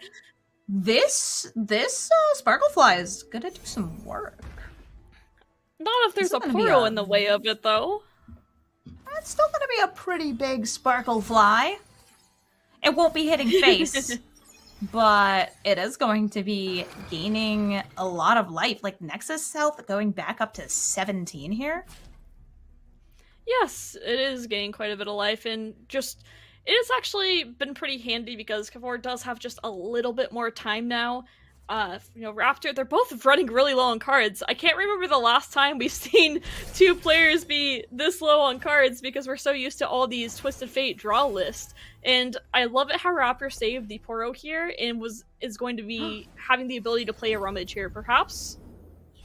And let's see what this Rummage finds. Rummage filtering the cards, getting rid of Blade Squire and a Daring Poro, and getting Ballistic Bot and another Poro Cannon. Vi doing what Vi does, challenging the buffed up Sparklefly. Or not. Wait, Ballistic Bot first. Yeah, I really like this because Raptor knows that Kavor has 1 card in hand and it was a top deck. So being able to apply more pressure is exactly what you want to do in this scenario. Especially when you know your Vi is going goodbye. Should I say goodbye instead? Yeah, maybe I should have. Goodbye. Goodbye. But Kevor's hand's looking very sad right here. There is a Veiled Temple on play, but a second Veiled Temple, that's not very helpful. Kevor really needs either a champion here, maybe like another Lee Sin would be really nice. But not this. Like even another goat would be nice. I think that Kevor might be out of goats. I have not been keeping track of goat count. Yeah, it might have been the 3rd one. We've seen so many goats. So and look at this entire hand getting emptied onto the battlefield. Oh, and we see the GG is in. This is it. We are seeing the Riven Vi deck take down the 3rd game. An insane matchup between the two. Kavor having a hard time finding those Lee Sins, and did find one, and unfortunately it had to block a 9-1 Ballistic Bot. This interesting build from Raptor is working exactly the way it is intended. We're seeing the blades come through, we see the leveled up ribbon animation, something that I was not expecting to see today. Glad to be here for it, and this will be the final swing, and Raptor will be moving on to the next round. Sorry, Kevor, you had a first game that went excellently, and then, you know what? Lee Sin should have showed up sooner because he was the last leg he had to stand on. Excellent games from both players. Well, we're back, and everyone got their wish.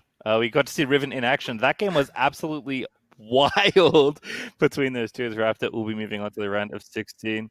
Boulevard, though, I have to ask you, like we were talking about this before, that Lee Sin turn was really critical. It feels like kind of the tipping point in that game. Can you describe to me like why you think that turn in particular? He drew the second Lee Sin and kind of had to make a decision about how am I going to win this game after getting one hit in, but not enough to kill, So obviously. looking at the deck list, that was a throw from Kevor. If you had let your Lee Sin die and developed your second Lee Sin, there is no card in Raptor's deck that can kill that. You then play the 3 gems and you have the necessary exact 7 damage for lethal on the following turn. Instead, we try to protect the Lee Sin that we already have on board using the Resonating Strike. That opens us up for either Mystic Shot or Get Excited to pop the barrier. That's the death of the Lee Sin. We are now out of threats. And just an unfortunate sort of missequence on the side of Kevor. And when you've got 2 players that are this high up in skill level, like it only takes one small misstep like that, opening yourself up to the one single top deck out that your opponent had, because that Get Excited was the only unknown factor in Raptor's hand at the time. Yeah, and I had missed that was a Sonic Wave, Lee Sin Sonic Wave. I was unsure if that was a main deck or not, so yeah. We in the deck as well. So yeah, knowing that, that's even more brutal, because I was thinking, you only saw one Lee Sin, that, I felt really bad, but after seeing that, after really capitalizing off of that, and that's a bit devastating to see that. Yeah, I had that homecoming turn as well, where he bounced a goat, I believe, that was in combat instead of something with a bit more toughness to maybe not get Mystic Shotted, but Raptor had There was that spell nothing with as well. There was nothing else. They all had one health or 2 health. There were Dragonlings and Fang. I feel like playing around with the third Mystic Shot being drawn is also tricky. I think I have the Dragon still alive, I think, at that point. But anyway, like just a really fun game. We'll have a look here at the match score. This, I mean, again, we're all cheering for these games to go the distance. First of all, let's just congratulate Kevo for having such a good run. Unfortunate that it ends here as he finally picks up some game losses, which haven't happened at all. But I mean, that first game was just like, that was like Twisted Fate in a nutshell. If everyone's wondering like, why are we talking about this champion so much? Yeah, that's why. Because turns out when you play it unleveled, it's pretty good. When it levels, you're probably going to win that game in 95+% of circumstances. And that was, once again, I'll call that a Kevo TF, like extremely rapid acceleration, just leveling it like he was doing in the open rounds kind of all weekend long last weekend. Yeah, and then, as we saw in the next couple of games, the Lee Sin deck just unable to pick it up. And that's Kevor's signature deck we saw on the player card. This is one of his favorite archetypes, but I don't know if Lee Sin loves him back quite like Kevor needs him to. No Lee Sin in game 2, extremely late in game 3, and it's just unfortunate that is the folly of the Lee Sin deck sometimes. Yeah, Lee Sin decks, as we mentioned, do heavily rely off the Lee Sin. And game 2 did a great job just trying to, use another unit, using the goat instead, using the overwhelm on it. Got a 15 attack goat. That was pretty incredible to see, and almost had it. Was really close, but Raptor just, he navigated those games so incredibly well, and we were able to see some great play from him to really capitalize off of that. So I guess moving forward, do we think we're going to continue to see Riven being let through? Because again, it's one of those things where even us watching those games, I still don't really know what the deck wants to do. Like, I don't know what its matchup spread looks like. I don't know how good this deck necessarily is. I think it's sweet. I want to play it very badly. But just kind of polling the room here, do we think like this is just something that opponents will start banning because they're like, yeah, I don't know what that does. I don't want to play against it. Yeah, I feel like this deck is going to probably continue to go through just because of the power level of the other decks that he brought as well. A lot of people will also see, well, for instance, they can see what the deck did last game, which is a bit handy, being able to look back into this VOD that we just, casted. They can see what Raptor was able to do to win the game, what the weaknesses of the deck were as well as the fact that if there is enough time, they might even be able to try the deck out themselves if there is any dead time between. So that is something important to note as well.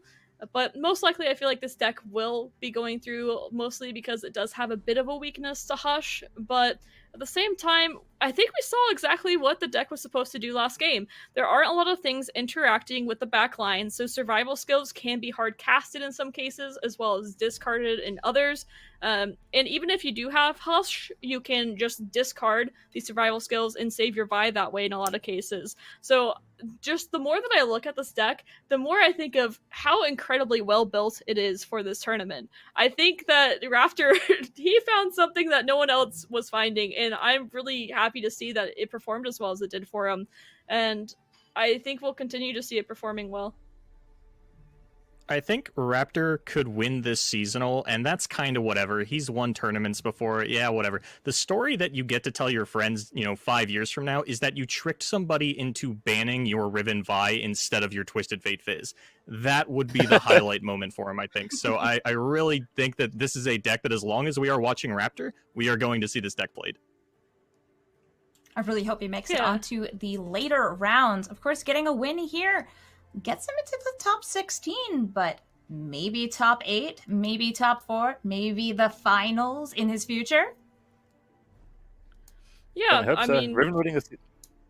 Go ahead, sorry. I was gonna say, yeah, he definitely could go pretty far in this tournament with that lineup. I hope that he finds success with it for sure. Certainly so, because I always like to see things get a little bit spicy at the season as Raptor does move on. Number 2 defeats number 1, and that's just our round of 32. Round of 16 is going to be coming up in just a short moment, but we are going to step away for a quick break before that round begins, so stick with us.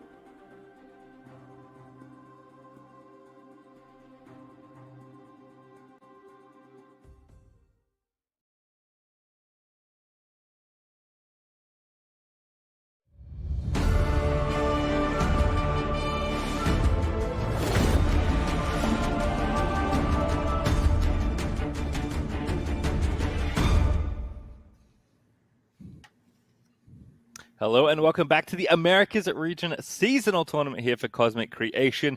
We are about to enter the round of 16 after a very spicy round of 32 matchups. Saw Riven just barely eke out Kev there on Raptor's side. But another match, of course, we are going to have Templar versus Henneke coming up. We'll get those lineups on your screen as soon as we have them. But I feel like already, tournament's off to a great start, Amazonian.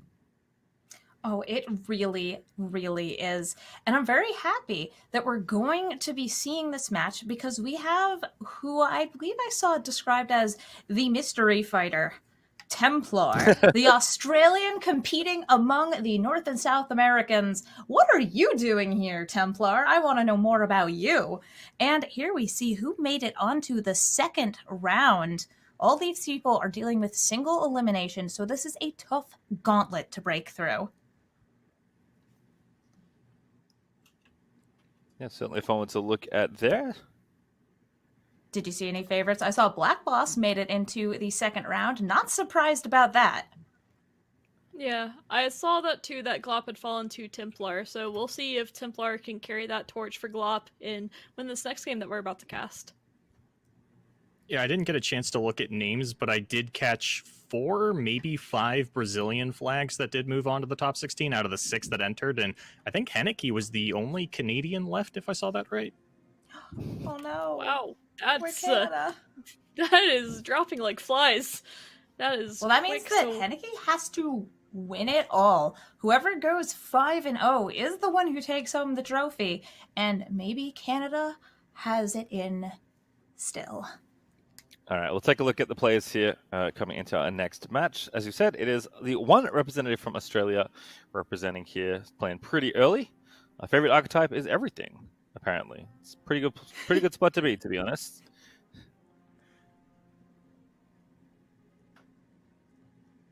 And we'll take a look at what they're playing as well, of course. On the Henneke side, excuse me. Favorite archetype is Swain Twisted Fate mid-range. Very unfortunately, that deck does not see as much attention as it used to see, even though it is very fun. It turns out Twisted Fate is very powerful. There are much better ways you can be combining things here, as we do have a deck list coming in. So I can tell you what the lineups are in just a moment. We'll have a look at what they are in just a moment. So Henneke is playing Twisted Fate Fizz. Everyone is shocked. In fact, here, this is a much easier way to show you all. Henneke is playing Twisted Fate Fizz, Diana Nocturne. That's kind of cool. Playing more of a Nightfall strategy there. And Draven Jinx, who are pretty aggressive, actually, on the bottom side. Templar also playing Draven Jinx. Interesting. In fact, this is kind of like Aggro City up the top side here, with MFGP, so Pirates, and then Elise and Twisted Fate. Not a pairing we expected to see necessarily, but again, Twisted Fate going to show up in just about every deck, given how powerful he is. Yeah, something really interesting is that this is the Twisted Fate Go Hard list. So once upon a time, Go Hard used to be 1 mana when it was pack your bags, and it is back in this tournament. So I think what happened is Templar read the tournament environment as being a bit more aggressive than initially expected. We saw quite a bit of aggressive decks, such as the discard aggro, and this deck just absolutely stomps all of those lists. And then on top of that, something really important to say is it is teching in 3 of the boxes, an anti-Burblefish tech. So most likely going to be leaving up this Twisted Fate and Fizz list with this anti-Burblefish tech. It's really cool to see this.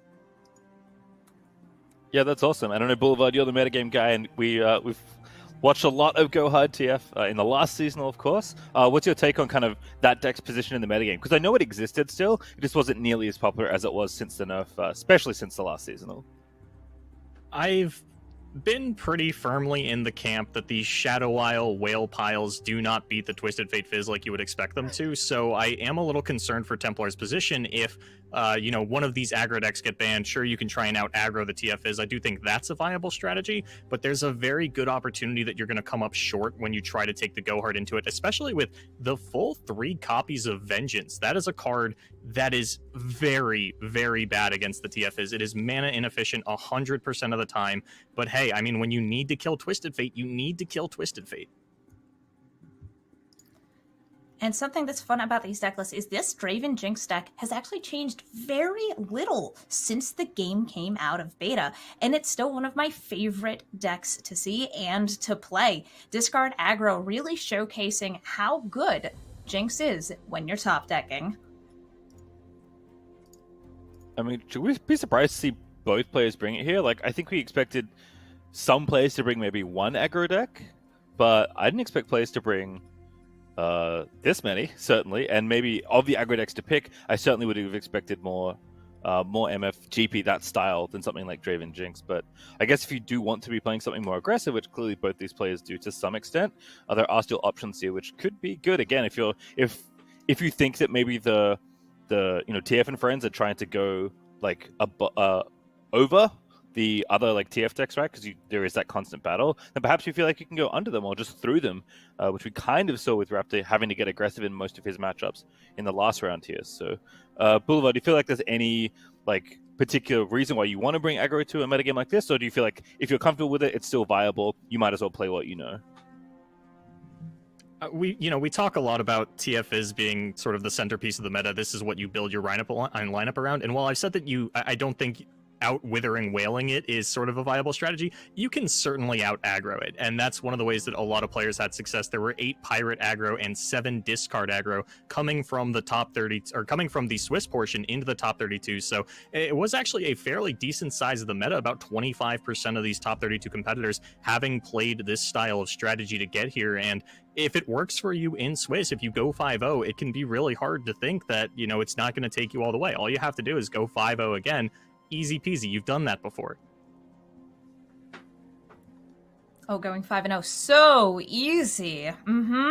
Yeah, no stress at all. Not like you're up against the best players in the game. Don't always have to go 5-0, as Raptor has proven. He would be the first player I probably ever, at least in Americas, to win a seasonal going 4-1 in the open rounds, if he does take it all the way. So, of course, we keep you track of him throughout the rounds. I guess the other kind of fun deck list there that jumps out to me is we have seen like quite a lot of Diana being represented, but usually it's pegged with Aphelios. And we do see like, Targon and Isles represented. But this is like Nocturne Diana. This is... I hate like Nightfall aggro because it's like not really an aggro deck, but like this is very much like play Nightfall units and like overwhelm and attack your opponent. This is not a like I'm invoking, playing Star Shaping every turn and trying to like go really big with those big Celestial cards. So what do you make of that in Henneke's lineup in general? Because I think not many players are going to be bringing this style of Nightfall deck to the tournament. So we saw Mr. Bear pick up the Southeast Asia win with Nightfall aggro, and the way that it's not a deck that I'm personally very familiar with, but the way that it's always been described to me is that it is the anti-aggro aggro deck. So having that in your lineup against a player that's bringing discard aggro and is bringing pirate aggro, I gotta feel like Henneke's in a really solid spot to make it to the top 8. I mean, he made top 4 of the previous seasonal, if I'm remembering correctly. So this is a position he's been in before. He got through it already, went 5-0 in Swiss again. I don't see a reason why Henneke's not going to be, cool as a cucumber here going into this matchup. So should we be expecting the Go Hard ban then? I guess following that logic, because you feel like your decks are pretty well positioned against the more aggressive decks, or do you feel like if you're playing kind of these aggro decks yourself, you don't want to run to Go Hard even though it costs 3 times as much mana as it used to? At least the Back Your Bags part does. I feel like could there's a good definitely chance see. Sorry, my bad. Oh, go ahead. I was gonna say, I think there's a pretty good chance that the Go Hard gets banned. Although you did mention, Boulevard, that the Vengeance being a 3-of copy in there could change things up quite a bit. But you have to be thinking about what you're expecting on your side to be banned as well. If the TFs will be banned, for instance. Yeah, I could definitely see a world where the discard aggro is banned for both players even. I think that it's something that they're going to be thinking about. But if I had to throw out a prediction, I'd say Henneke's banning discard, Templar's banning Nightfall. Even thinking about Vengeance, I'm like, what unit are you trying to kill? Like, Lee Sin probably can get around that. Twisted Fate. Just Twisted Fate? It's just... You want to kill Twisted Fate before it levels, and that's the way to do it. It might cost 7, but it kills Twisted Fate. That's worth it. I guess it's better than Black Spear, right? Like, you don't really have options in these regions, I suppose. I don't know. That's like you said, it's like a very inefficient answer. But I guess if you have to beat Twisted Fate, then that's one of the ways you can do it, even if it's going to cost you 7 full mana in order to take it out. Which, as we've seen, is it's rough. Yeah, the only other thing I can think of is maybe you were expecting more of the, like, overwhelmed, like, slower aggro lists going in, and then that's why you would play the Vengeance. But it looks like we are getting into the game now. We'll see what deck list the players have chosen. It looks like we do have the aggressive list going into the TF Fizz. So something that I'm sure these players are very familiar with, as we see this matchup quite a bit on ladder as well as this tournament. I can't imagine they haven't played this more than once. Yarr, it'd be time for pirate aggro. We've got TF, of course, in opening hand. Nice place to have it. And that is a strong start for Templar. You've got these powerful 1-drops with unavoidable damage curving out into what's going to be a wide and strong battlefield. Yep, important to note for Hineki does have that Twisted Fate in hand to start, and did just find a Fizz too, which is also helpful. Will most likely be here as a blocker, but really good curve for Templar here to start. The Mystic Shot will come down to answer the Saboteur as well. So only taking 1 or 2 damage, I should say, with the last breath going off there, but doesn't have much going on after that. Goes with the open pass, and once again, seeing the 2/2, not all that scary, not scary at all. And doesn't have any options really regardless. Fine with banking this mana when you have pick a card available next turn, as well as the get excited too. Depends how much pressure will be applied from this turn that Templar goes for. We'll have to We see. saw the hired gun come down without any opposing creatures, which means that there was a vulnerable possibility there, which would have been great to get on something like TF, that got missed. And that was in exchange for getting more damage in and another body on the board this turn. And that's a lot of Noxian Fervors in hand. I'm always up for a round or two. And this Twisted Fate will be quickly drawing mini cards and ready to level up. The Rummage is in hand. Fighting 1 stress testing does mean Twisted Fate will be leveling. We did also get the bans come through on the side. The Go Hard was banned, as well as the Discard Aggro was banned. And Twisted Fate does go ahead and die here, as there is the Noxian Fervor, I believe. Sorry, I missed it there for a second. Yep, that one's Noxian Fervor. There's all 3 of them there. One. Exchanged the Jagged Butcher for it. Yeah, and that's absolutely but brutal there's another too. TF. I was going to say, because this Zap Sprayfin no longer tutors anything. It is a 4-mana 2/2 with Elusive. It does not draw anymore. Unless I'm missing something in the deck list, but No, the with all only 3 spells in the that's list, it. it's just Decimate. There's Decimate and 3 Noxian Fervors. So now Zap is still okay as a 2/2 Elusive, but she is going to refund spell mana that's not going to be used on very much, and she can't tutor a card. This is such an awkward hand for Templar here. First off, I must say, there is double stress testing Rummage available, but Hineki doesn't even have to do it now. That's important to say. Does have the option of doing it, but doesn't have to, because the stress testing discarding next turn is going to give you more. I mean, this Twisted Fate is likely to be leveled, except this Noxian Fervor is available. Will we see... Wait a second here. There is an answer to this Noxian Fervor. Or there isn't an answer to this Noxian Fervor, excuse me. That means this Twisted Fate could quickly go. I mean, this Mystic Shot potential is scary, but we know with our caster vision, it's not there. Oh, that is... that is brutal. And Twisted Fate now... Oh gosh, the Twisted Fate's about to level turn 6. And maybe it's not a turn 5 level, but this is after a TF already died that would have leveled. This is like the backup TF being like, yep, no problem. Yep, we'll just level it right here, right now, avoid all the damage. Ready to see the fireworks begin. Does have the suit up too. Might as well keep it a little bit more healthy. And Templar's hand is just so incredibly awkward here. Double Noxian Fervor, not really hitting off of any units. Needs to find something a little bit, you're looking for... I'm just like a little stressed out, like, Twisted Fate. Already up, tons of burst spells in hand, plenty of mana left. This Fervor can possibly deal it looks like face damage here, could aim it at the leveled TF, because if all 3 TFs are dead, at least you don't have to worry about them anymore.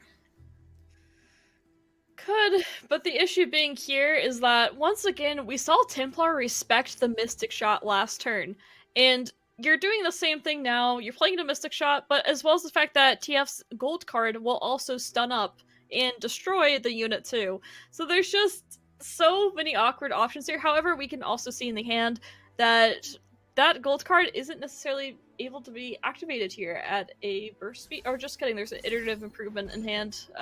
The cards are a little bit stacked on each other between the suit up and the improvement. So this Twist of Fate will be sending a red card and a yellow card straight to Templar's way, and most likely Hineki will be running away with the game from then on. So we'll have to see if that is the play.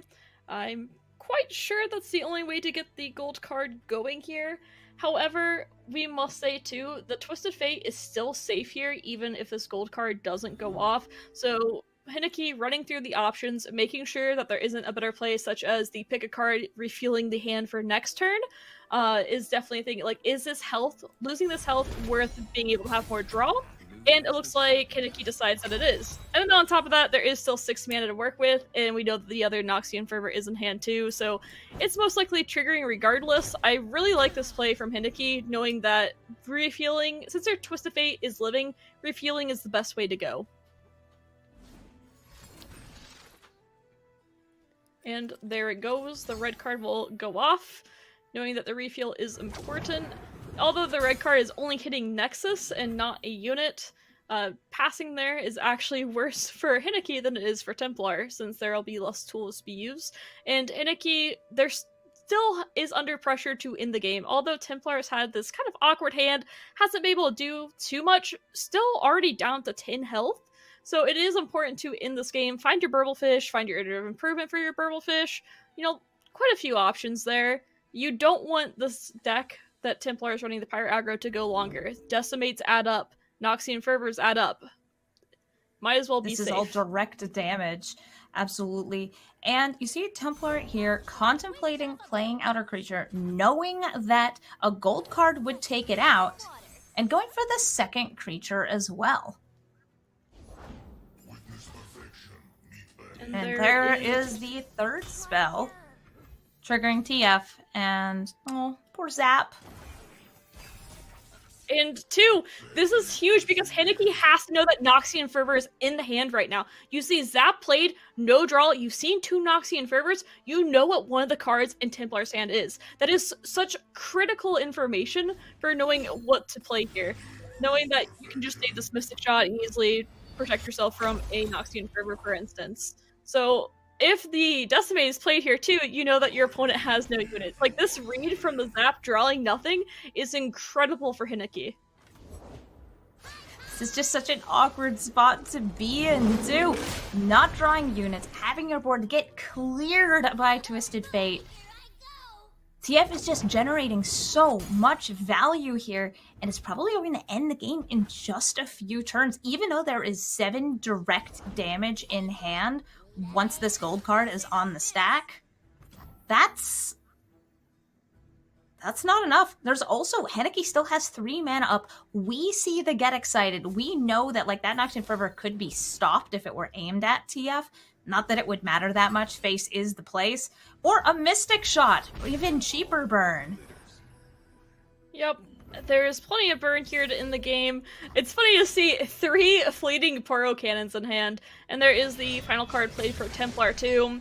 The game is in Hineki's hands at this point, has the burn, has an extra Poro to add an additional damage, and then as well as the fact we'll have access to a TF red card too next turn, just in case that isn't enough. However, we know that between the burn, this game is quite over. There's nothing that Templar can top deck to end this game. Not a single card. Decimate, unfortunately, does not do 6 damage. And even if it did... Hineki has fast speed, lethal right here between the Mystic Shot and the Get Excited, has tons of units on the board. Just, you gotta be a little bit bad for Templar here. playing this pirate aggro deck into the TF Fizz, getting your opponent pretty low, but dying either way. It feels even worse when you take care of one Twisted Fate and you kind of like, all right, I might be okay. And then the second one comes down and just levels just as quick. There just wasn't really anything that could be done there. It feels pretty bad to be on the aggro player side. Had a really good start, but just had the perfect answers really with that Mystic Shot and the Fizz block too. The Fizz top deck was pretty crucial there just because being able to block the 3-2 as well as Mystic Shot, without the Fizz, you do take a bit of extra damage, and that damage can snowball into a win in some cases, but had the great answers, had the Twisted Fates, that's about as all you can ask for from the Twisted Fate and Fizz list.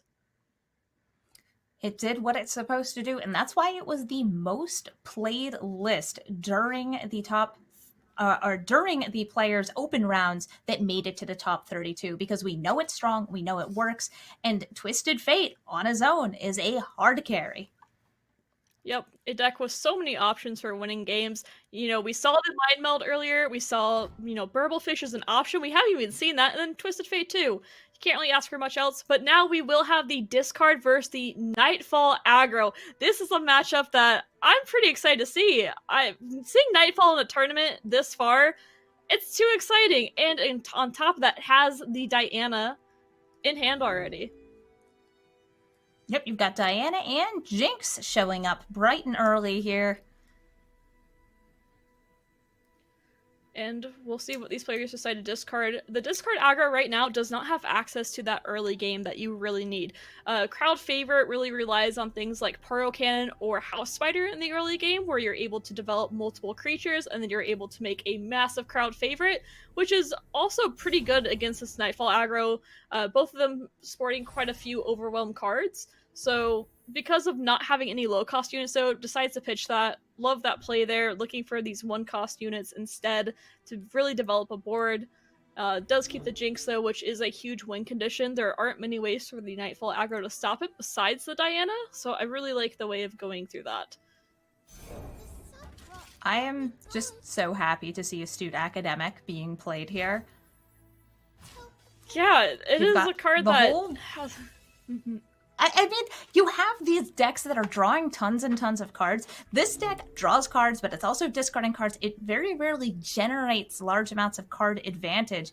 But on a turn where you have, say, 2 Rummages in hand, you can turn the Astute Academic into a huge beater. Yeah, the Rummages just add up. Even Jinx drawing an extra card each round, it adds up. A 1 mana that can scale into the late game has a lot of benefits to it. It's a card that we haven't seen too many people mess around with, but I absolutely love seeing it here now. Ooh, I love this play. The Fading Memories on to the Urchin to be able to cycle through, and then on top of that develops a Diana through the Nightfall activator as well. And this is kind of what Boulevard had been saying earlier, that Nightfall is kind of an anti-aggro, like aggro combo sort of deck, where you see the Diana is able to take out an aggro piece, and later in the game that could be a Jinx that the Diana takes out. Really important to recognize that the discard aggro really has to go wide to have a chance against this Nightfall, or else the Nightfall aggro will play a little bit slower and essentially out-control the list. So, really important to recognize there.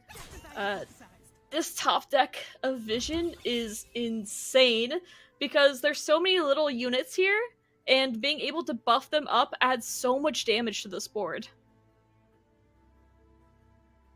Yeah, and if that Diana thinks, oh, I can safely block the Scrap Scuttler, it's a 1-1, I don't have to worry about that. Vision getting discarded, buffing the board. Yep, I'm trying to decide what to do here. There are quite a few options. Discard aggro does rely on quite a few things, because you can discard this Poro and the Vision itself. It does feel a bit bad getting rid of one of your elusive units, as it is one of the reliable ways of pushing damage against this Nightfall aggro list. At least we also, get a sneak peek into the hand. We do see the Flight there is available as a blocker. Not gonna go for the Vision quite yet, waiting for a little bit, just a bit bigger of a board, I assume. Or maybe is trying to trick this Diana. Ooh, that is spicy. I like we it. do see that there's a Pale Cascade, which could save Diana here. It still does give 1 toughness. On top of that, this astute academic, Ooh. straight up to 5 attack. This is 7 damage being pushed here and threatening this Diana. That is I told you, quite she's insane. a beater. Astute Academic is the college girl who has fists of steel. The more she reads, the more she beats. Yep, and there is a few answers here. Diana getting closer to her level up condition of playing 4 Nightfalls, will be living at 1 health, but Astute Academic getting it in for a solid 5 damage. Those books putting some work in, as Amy was saying.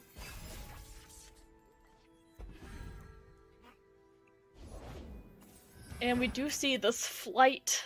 A new card that came out recently with Aphelios was the 1 mana 2/1 flight. If when it strikes the Nexus, when it strikes, it shuffles back in to your deck in the top 3. It is a pretty solid Nightfall activator, as well as just an elusive damage that can chip in. I hadn't seen it in this deck very recently, but I like the addition of it quite a bit. Elusive has been pretty prevalent in the meta right now, so having it to block Burblefish as well makes a lot of sense.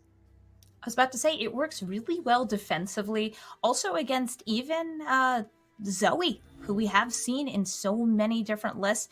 Maybe you're playing in ladder where there's a lot more Teemos. It can even trade with a leveled Teemo. Yeah. I have to say here, too, that Templar's hand is very awkward now with this double Jinx. We know that Jinx's signature spell is Get Excited, and Get Excited works pretty well with this Vision, but there is not enough mana to do that, and if you play Jinx, you risk the fact that Diana might just pull her, and that's exactly what Hineki sees, is like, you know what, I don't really have to do the damage, discard has to be the faster deck in this matchup, so you're okay with your opponent just tossing 4 mana and doing nothing. I love that pass from Hineki, really saying, alright, you want to play the game of waiting? I can wait all day, my Diana and my Nocturnes will just, get a little bit stronger, get closer to the level up condition, and with all of your little, 2/2s, 1/1s from spiders and such, you're not going to be able to stop my fearsome attackers when my Nocturne's leveled. So that's really important to see those type of passes. Very smart pass there from Hineki. We've seen another Astute Academic hitting the battlefield. Could be followed up by Crowd Favorite, who would get +3/+3, or Jinx, who does have Quick Attack, making her very much advantaged when she is attacking here. And, of course, we do have the Chain Chomper. That little Flame Chomper there is big enough currently to kill Diana.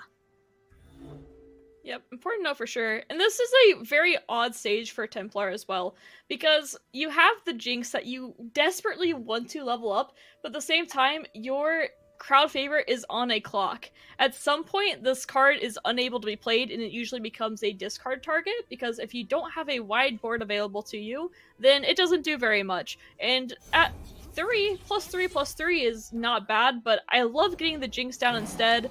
I think it's quite important to start getting up to our level of condition when you're this low on cards, and you do need to pressure this Nightfall list. You absolutely have to pressure it.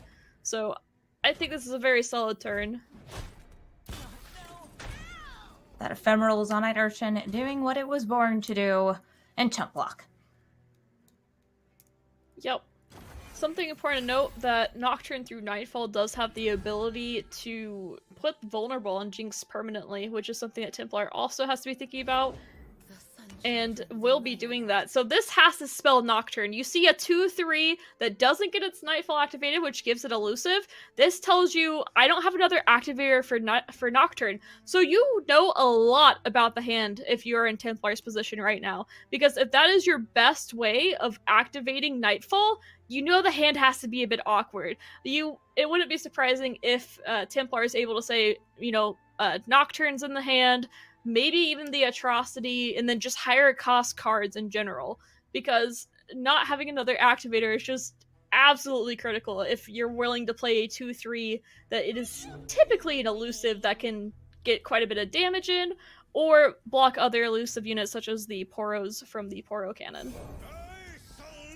Henneke knows that the right move is to save the value for the stronger Nightfall units. There isn't really a lot being contested in this space either as far as elusives go. Henneke is the only one who has elusive units until the Poros show up. But, ooh, here is Nocturne giving poor Jinx vulnerable. I don't think she's going to survive the turn. Well, I think she will. Oh, wait, no, and for I just some realized reason, there is the get yes. Yes, the get excited. You should get excited Yep. for this get excited. Yeah. I assume that the Doom Beast will be the one that declares the attack onto this Jinx. Hideki has to decide, is my Nocturne worth potentially sacrificing to the 4/4?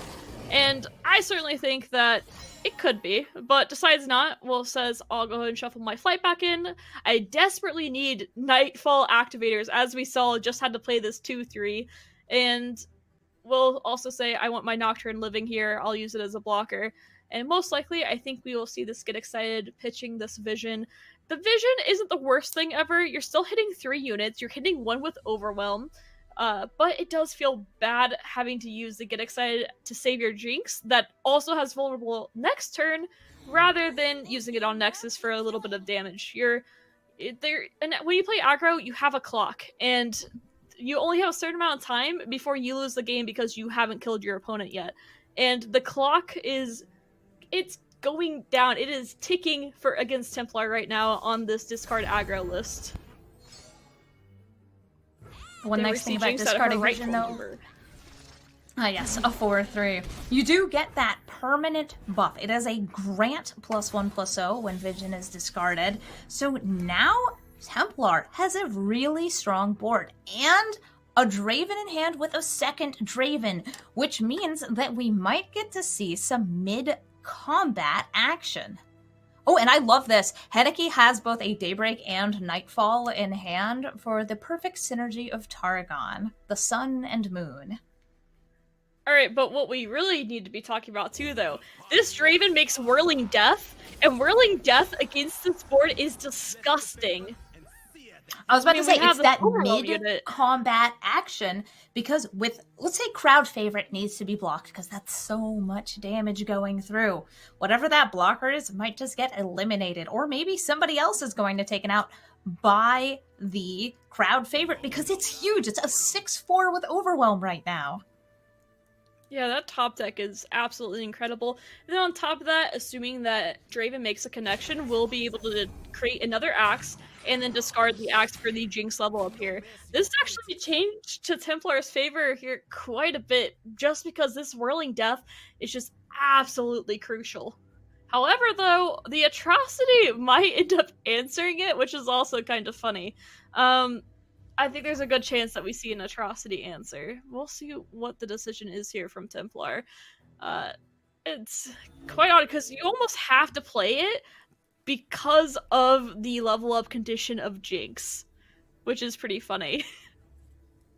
And Atrocity, I think, is just a one-of in this deck. It is just a one-of, so it's not like Templar can reliably assume that it's going to be in play.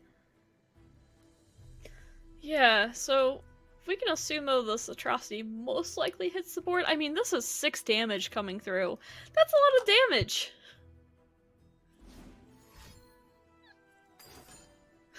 There it is. So, less damage being taken here than initially expected, but at a cost of a pretty big game finisher. I mean, there are plenty of Overwhelms in the hand, there is a Doom Beast too, but ideally you would love to keep that Atrocity available. And, you know, just not going to be available this time. But we will see the Jinx level up here, which is absolutely critical for Templar here.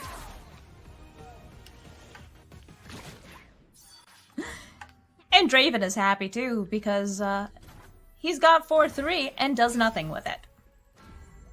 And ooh, a Rummage is nice to have. Oh, and an Augmented. Ooh. Oh my gosh, this is about to be such a good turn for Templar, because Augmented Engineer just drops the Rummage, activates Jinx, deals 3 damage, draws 3 cards.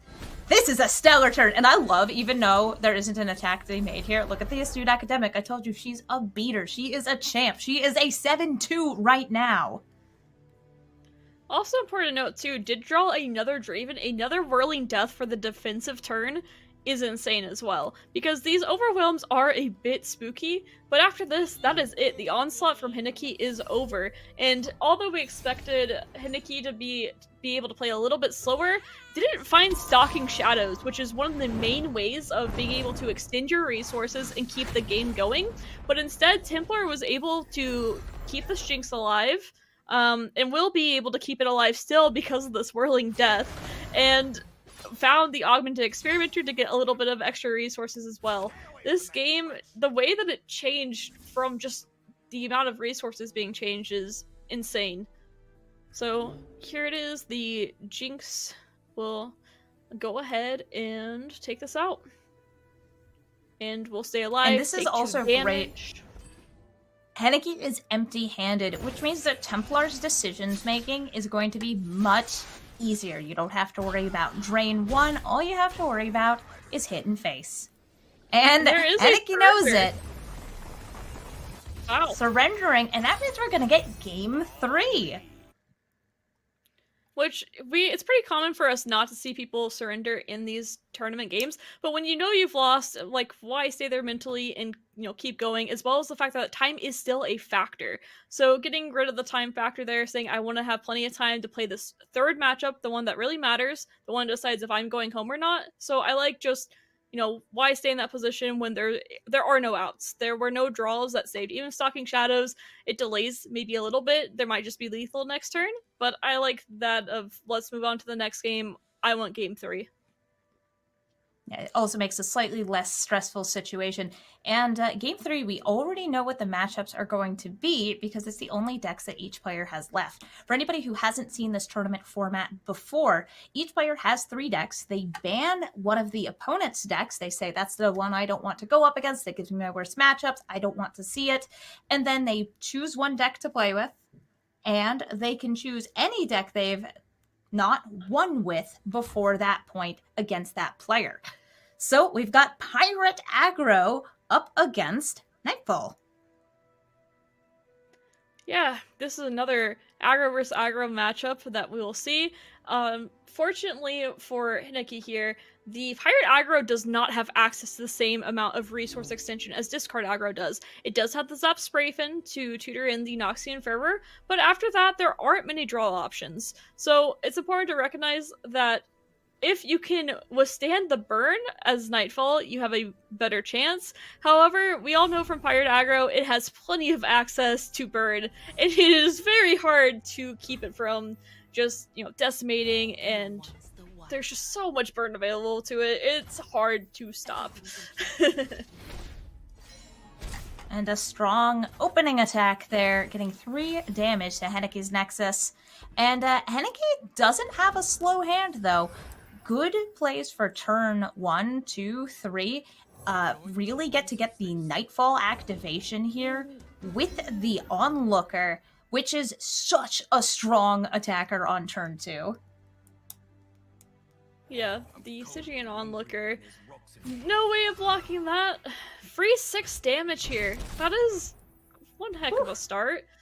Ooh, yeah, the race is on, but you know,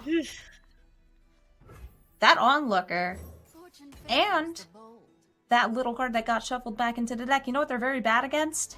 Misfortune. Misfortune's just like, yes, your blockers, they have 1 toughness. That's cute. Do they have 3 toughness? How about a trade? Yeah, on top of that, playing this Crescent Guardian as just a raw 3/3 with Overwhelm. Whoa. Still thinking about, you know, taking a Misfortune. I was about to say, that is a brave commit right there. Misfortune gets a lot of value when she stays on your bench during an attack, but she is still a strong attacker if you aren't so worried about her trading. Yeah, I think something that kind of played factor into that decision, although you'd like to push a little bit more damage, you know, you'd push 2 more damage with losing your Misfortune, because there are 2 Jagged Butchers in hand right now, it's pretty critical to be able to activate them next turn, or in 2 turns I should say, and then be able to make them 3/3s rather than 2/2s. Being able to block Fearsome can be pretty big in this, as well as the fact that a lot of things in this Nightfall aggro have 3 health, such as the Crescent Guardian. I really like that Zap draw as well, because it played so nicely into the curve as a 4-cost unit. Unfortunately, However, does die to Diana's quick attack here. Oh, but it looks like Pale Cascade, because there were 2 copies of Diana in hand, is going to buff Diana up to a 3/3, so she can take out Misfortune. Yeah. And I also love seeing the 2/1 not attack here, as the opponent would, or Templar would love for the 2/1 to hit face, go back into the deck, but saving it as a Sprayfin blocker. Another Misfortune on the top deck. I love, like, oh no, Misfortune did. Oh hey, look, there's Misfortune. Yeah, that is. And there's actually the perfect amount of mana for Misfortune, Butcher, or Misfortune, maybe an Auction Fervor. Yeah, I feel like there's a good chance we see the double Butcher here. I mean, Gangplank is just a little bit slow and could get eaten by a Diana in some interesting cases if she were to level up and another Pale Cascade be available. Losing Misfortune in Scouts list, if you lose Misfortune, you can certainly lose the game because of it, because they rely on her leveling so much, where in this deck, it is more about just getting that extra damage in. 3 mana, 3/3, deal 1 damage to Nexus, sure, I'll take it. Does see another Jagged Butcher. So maybe we won't see the Misfortune here. That will be interesting if that is the case. Or maybe This really could just just wanting be to pass it. Bait. Yeah, I think that this might be fuel for the Fervor. An extra blocker here. Setting up something to really give up just to get rid of Diana. Or if a Nocturne had come down there, would have also been able to get rid of Nocturne. Yeah. This is a interesting spot for Templar to be in here. Just go ahead and say, I want to get as much damage here as possible. Your board's a little bit slower than mine, so I'm going to try to capitalize off of that. I like that play quite a bit. I'm interested to see the Misfortune not attack here, which means Templar is ready to defend the Misfortune, perhaps with this Noxian Fervor against this Diana. I think there's a really good chance that that happens next turn. Maybe, or might just be okay with losing the Misfortune. At this point, she's getting more damage in. You're getting 5 damage in here, perhaps, if Diana doesn't block. But Heineke wanting to avoid blocking as much as possible just to have their own units available. Even thinking about... Oh, it's so awkward, too, because these 1 health units just... They just don't die in the middle of combat. They don't survive. The only thing here that actually gets a trade is the Doom Beast. Yeah, and so keeping that Misfortune, as you said, noted, a bait to see what else Heineke would play that has low health amounts that aren't able to defend against this Misfortune. That's so much damage going through. 7, and keeping your units all up together. Devastating. Being at 6 life against a deck that has 3 Noxian Fervors and 2 Decimates is such a, oh god, I hope they don't draw it. I hope they don't draw it. I hope they don't draw it. Because there's only a tiny bit of healing in Heineke's deck. There's a little bit of drain on a couple units. We've got the Doom Beast, and we've also got the spell that drains. Unspeakable Horror. Yeah, this is... In fact, Templar even found just a little bit of extra burn too, just in case you weren't sure. This Grenadier being able to deliver an extra damage, perhaps. This is going to be very tough for Heineke to navigate. The only way... How close is this Nocturne to leveling up is the question. And if Atrocity maybe does it as well. Because if all these units cannot block the Fearsome units, things could change here. But... Yeah, things can change here. So we have to decide as Templar if we have to destroy this Nocturne now or not. But like I said, I'm not for sure how many Nightfall units have attacked, and that is absolutely critical information. But also Templar does have to think about, Pale Cascade once again could easily activate or never mind. But yeah, Pale Cascade again, just being able to push a little extra damage and maybe find an extra resource as well. This is I think so that interesting this for Templar. Nocturne might level on attack. I know that we can't see that for sure, but I believe Nocturne would level on attack, which means that you have to kill him before sacrificing your Misfortune and just letting her die as a blocker. Yeah, well, I was thinking just sacrificing something. Yeah, because you have to be worried about if you play Noxian Fervor, Unspeakable Horror is an insane counter to it. If you were to play it on one of these 1/1s, for instance. There's just, this game is very complicated from Templar's side. Decides to go with the Grenadier so we here. are seeing the Grenadier out because it is able to block the fearsome units. Misfortune can, there's still plenty of mana available to use the Noxian Fervor on the Misfortune. Or Jagged. So this is quite. Oh yeah, because they are not taking advantage of that vulnerable. That looks like it was a play to get as much damage on the face as possible. Yep. So really trying to, as you said, put as much damage here as possible, setting up for the Atrocity lethal perhaps. That seems to be the way that Heineke has decided that this is the best way for me to go about this. We do know the Noxian Fervor is there to stop this Diana, perhaps. Ooh. Oh, well, the use of that Pale Cascade does make this tricky because it means that the Noxian Fervor will not kill Diana. Mm-hmm. It's a rough This spot is to be in. also insane, too, because this sets up being able to play an Unspeakable Horror, and then after that, you would be able to play Atrocity if there's an answer. And because Heineke knows that Noxian Fervor is in hand because of the Zap Sprayfin tutor, knows that, this is it. And then after that, there's one card left, and Templar deciding, I want to save this face damage. I am scared right now. I think that is a good way to go about this, and recognizing that at 1 mana, Unspeakable Horror is not online, so you can kill a 1/1 instead of your 1/2. He had to kill it. He had to kill it, or that would have been lethal. And Heineke here is very happy because he has a route to lethal in Atrocity, which is fairly difficult for Templar's deck to interrupt. It does not deal 4 damage to a single unit. That Diana is going to get yeeted if it needs to. Yeah, really, Templar is at liberty if they top deck a Zap Sprayfin, or if they top deck a Noxian Fervor. You really need Noxian Fervor to try to interrupt this Atrocity here. And it's hard to say if that'll happen or not.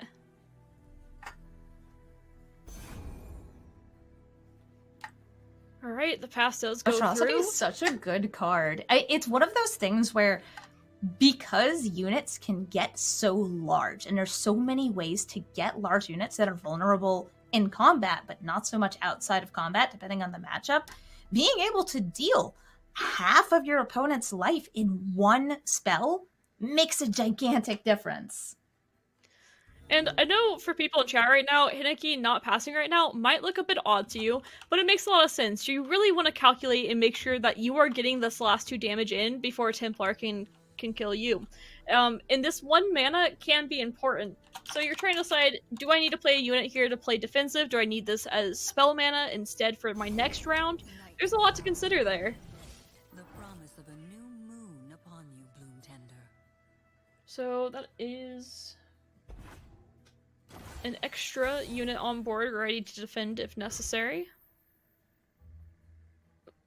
It's interesting to note too that this makes it where Atrocity is available, but Atrocity plus the Unspeakable Horror is not available here. If there's only 7 mana at Heineke's disposal, these blockers, both Nocturne and the Duskbringer, do die to Misfortune's ability here, but Atrocity for 3 whole damage. There's no way to stop that. Just enough. This Atrocity saved Heineke 2 games. Oh, that saved him 2 games. And that means with Henneke moving on, there's still a Canadian moving through the bracket. I'm very sorry, Australia, but this is North America and South America, and I don't know how you got here in the first place. You know what? A lot of games, lots of passionate players out there play a wide variety of different card games. And unfortunately, the sole representative from the small island nation of Australia could not make it. But we're back, and that was a very fun matchup to watch here. I think cool to see so many different types of aggro go up against each other, because I think everyone maybe just defaults to thinking, oh, aggro is not very interesting to watch, but can be very grindy, as we can see in some of those games, very fast, just so we can also see in some of those games, but also very intricate and very fun to watch as well. So I think from the tournament that was potentially going to be overtaken by Twisted Fate and Fizz, which certainly it still could be, I'm sure there's lots of that out there, it is nice to see a little bit of variety there. All right, so again, another three-rounder in this round. You guys are doing really well on getting the maximum amount of games. We were worried sometimes that perhaps there's going to be some blowouts, going to have to go to some backup games. We've got lots of aggro this round, but luckily for you, plenty of games here to cover as Isles and Targon continue to find ways to work.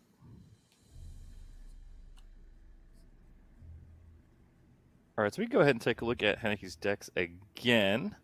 Kind of break down what we saw in those last rounds. Boulevard, I know you're not as familiar with the Nightfall stuff, but what did you think kind of watching that deck a little bit more in this round?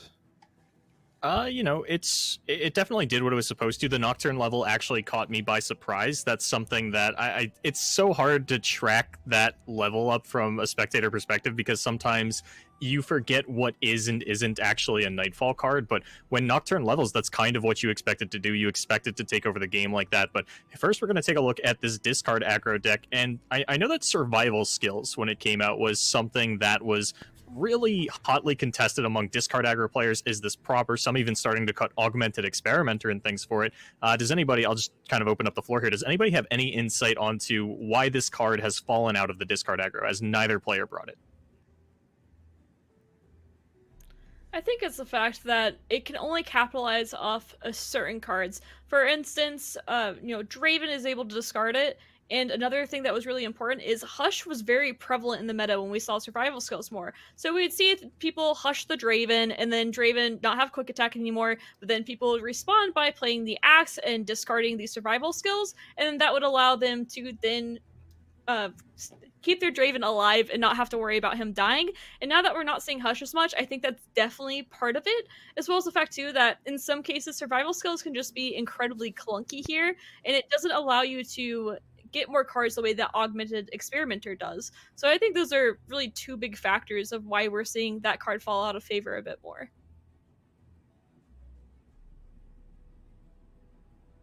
I think the other thing that is interesting to me is with Survival Skills specifically is generally even though the deck wants to discard stuff and can do lots of different things and actually has a surprising amount of longevity in its game playing, with Jinx being such a good recurring threat of damage, I think ultimately you're just trying to kill them, and Survival Skills letting your units live a little bit longer isn't nearly as important as some overwhelm damage coming through or a burn spell over the top, right? So I think there's just it doesn't necessarily sync up as much with the more aggressive game plan. We did, of course, see Raptor use it in his Riven deck, though, and I think maybe it fits a little bit more there if you're trying to build a big unit with these Riven Blade fragments and stuff as well. So could be that here as we have a look at Nightfall. Not something we expected to see too much of. Again, we have seen quite a lot of this combination, but it's usually, again, Aphelios as the Targon champion of choice. In fact, usually Aphelios and even Zoe can make an appearance in this kind of list as well. So I like this list. I think it's really fun. I think the Flight has added a lot to this deck since I last played it, at least. And we definitely saw some tough turns there for Henneke navigating. And as we heard from both you, Silverfuse and Amazonian, that one of Atrocity, even when you know it exists, right, because it's an open deckless format, can still get you.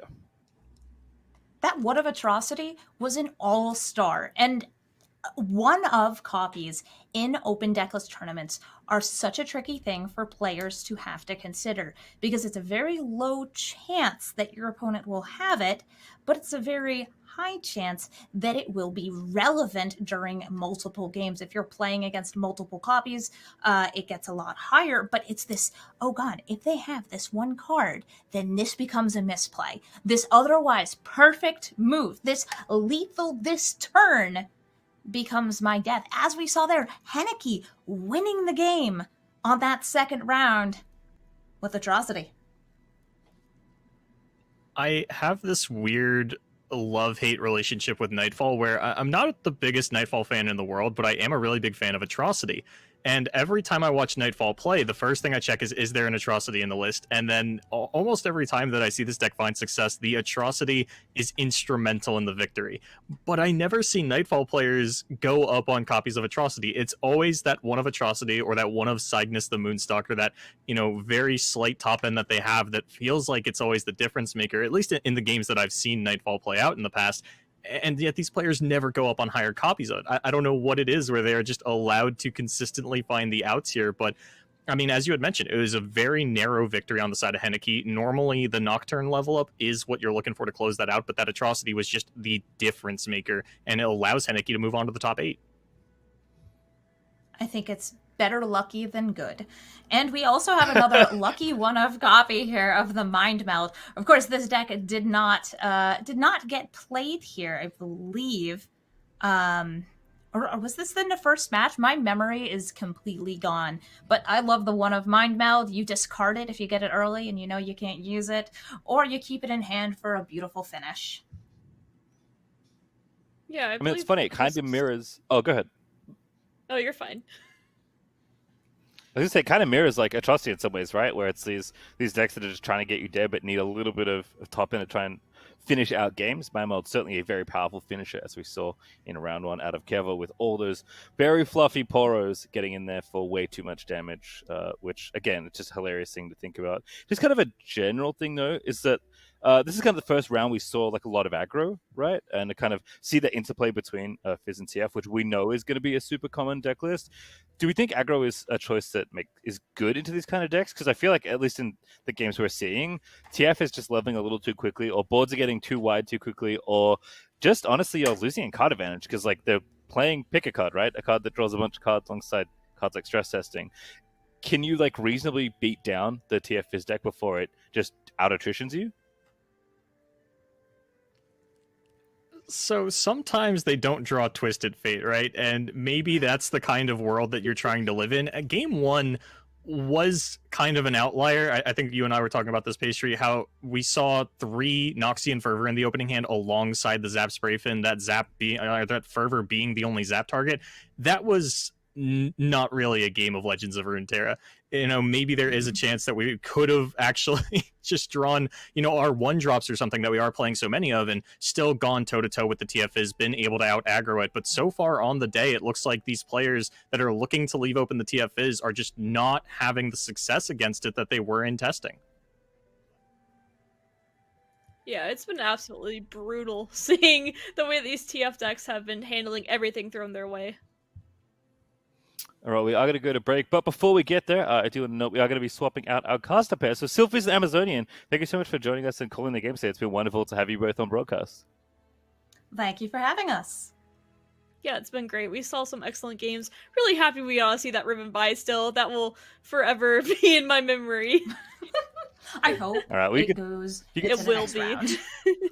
All right, we can see the socials down below, so make sure to give them a follow on your favorite social media platform. Now, before we go to this break, I do have something important to say. Unfortunately, there has been a technical delay, so this break will be an undetermined amount of time. Of course, once everything is resolved, we'll let you know what happened. Once we have more details, I can more clearly articulate what happened. But also, this break may be longer than you expected, and I believe we don't actually know how long it's going to be just yet. So sit tight. I promise there is more Legends of Runeterra on the way, but just know that this break is going to be, for now, an undetermined amount of time. So with all that in mind, go ahead, get some rest, maybe grab a drink, and we'll see you when we see you.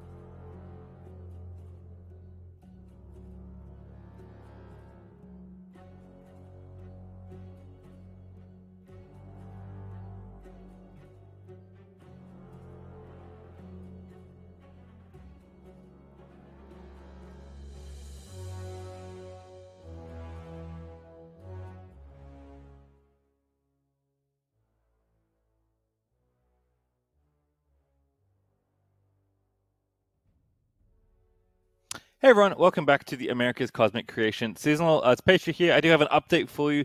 So the tournament is continuing, but as mentioned before, there has been a technical delay, and so we will be things will be a little bit out of sync, as I'll explain now. So, due to a bug in the in-client match reporting, some of the matches in the tournament are being restarted from the beginning of from the beginning or from game 2. So these matches that are being restarted are as follows. Raptor versus Biot is restarting from the beginning.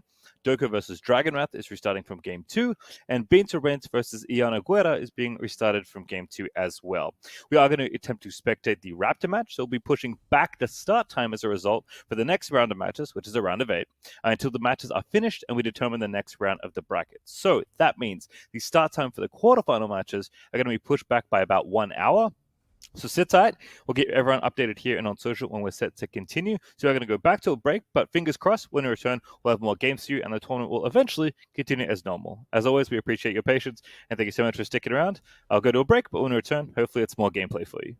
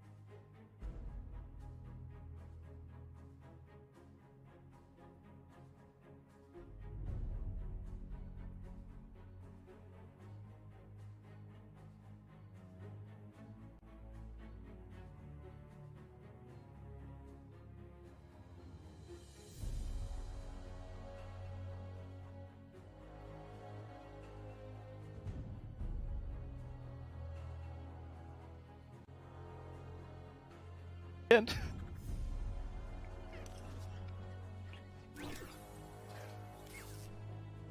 Hello, everyone, and welcome back to the show. As Pastry Time gloriously mentioned, we in fact will have some games to be played. This is the second round. We have somewhat gone back in time as Raptor is doing battle with Biot, and we get to look at exciting decks. I will very quickly profess that my favorite card in Legends of Runeterra, you may hate me for it, but it is Puffcat Peddler.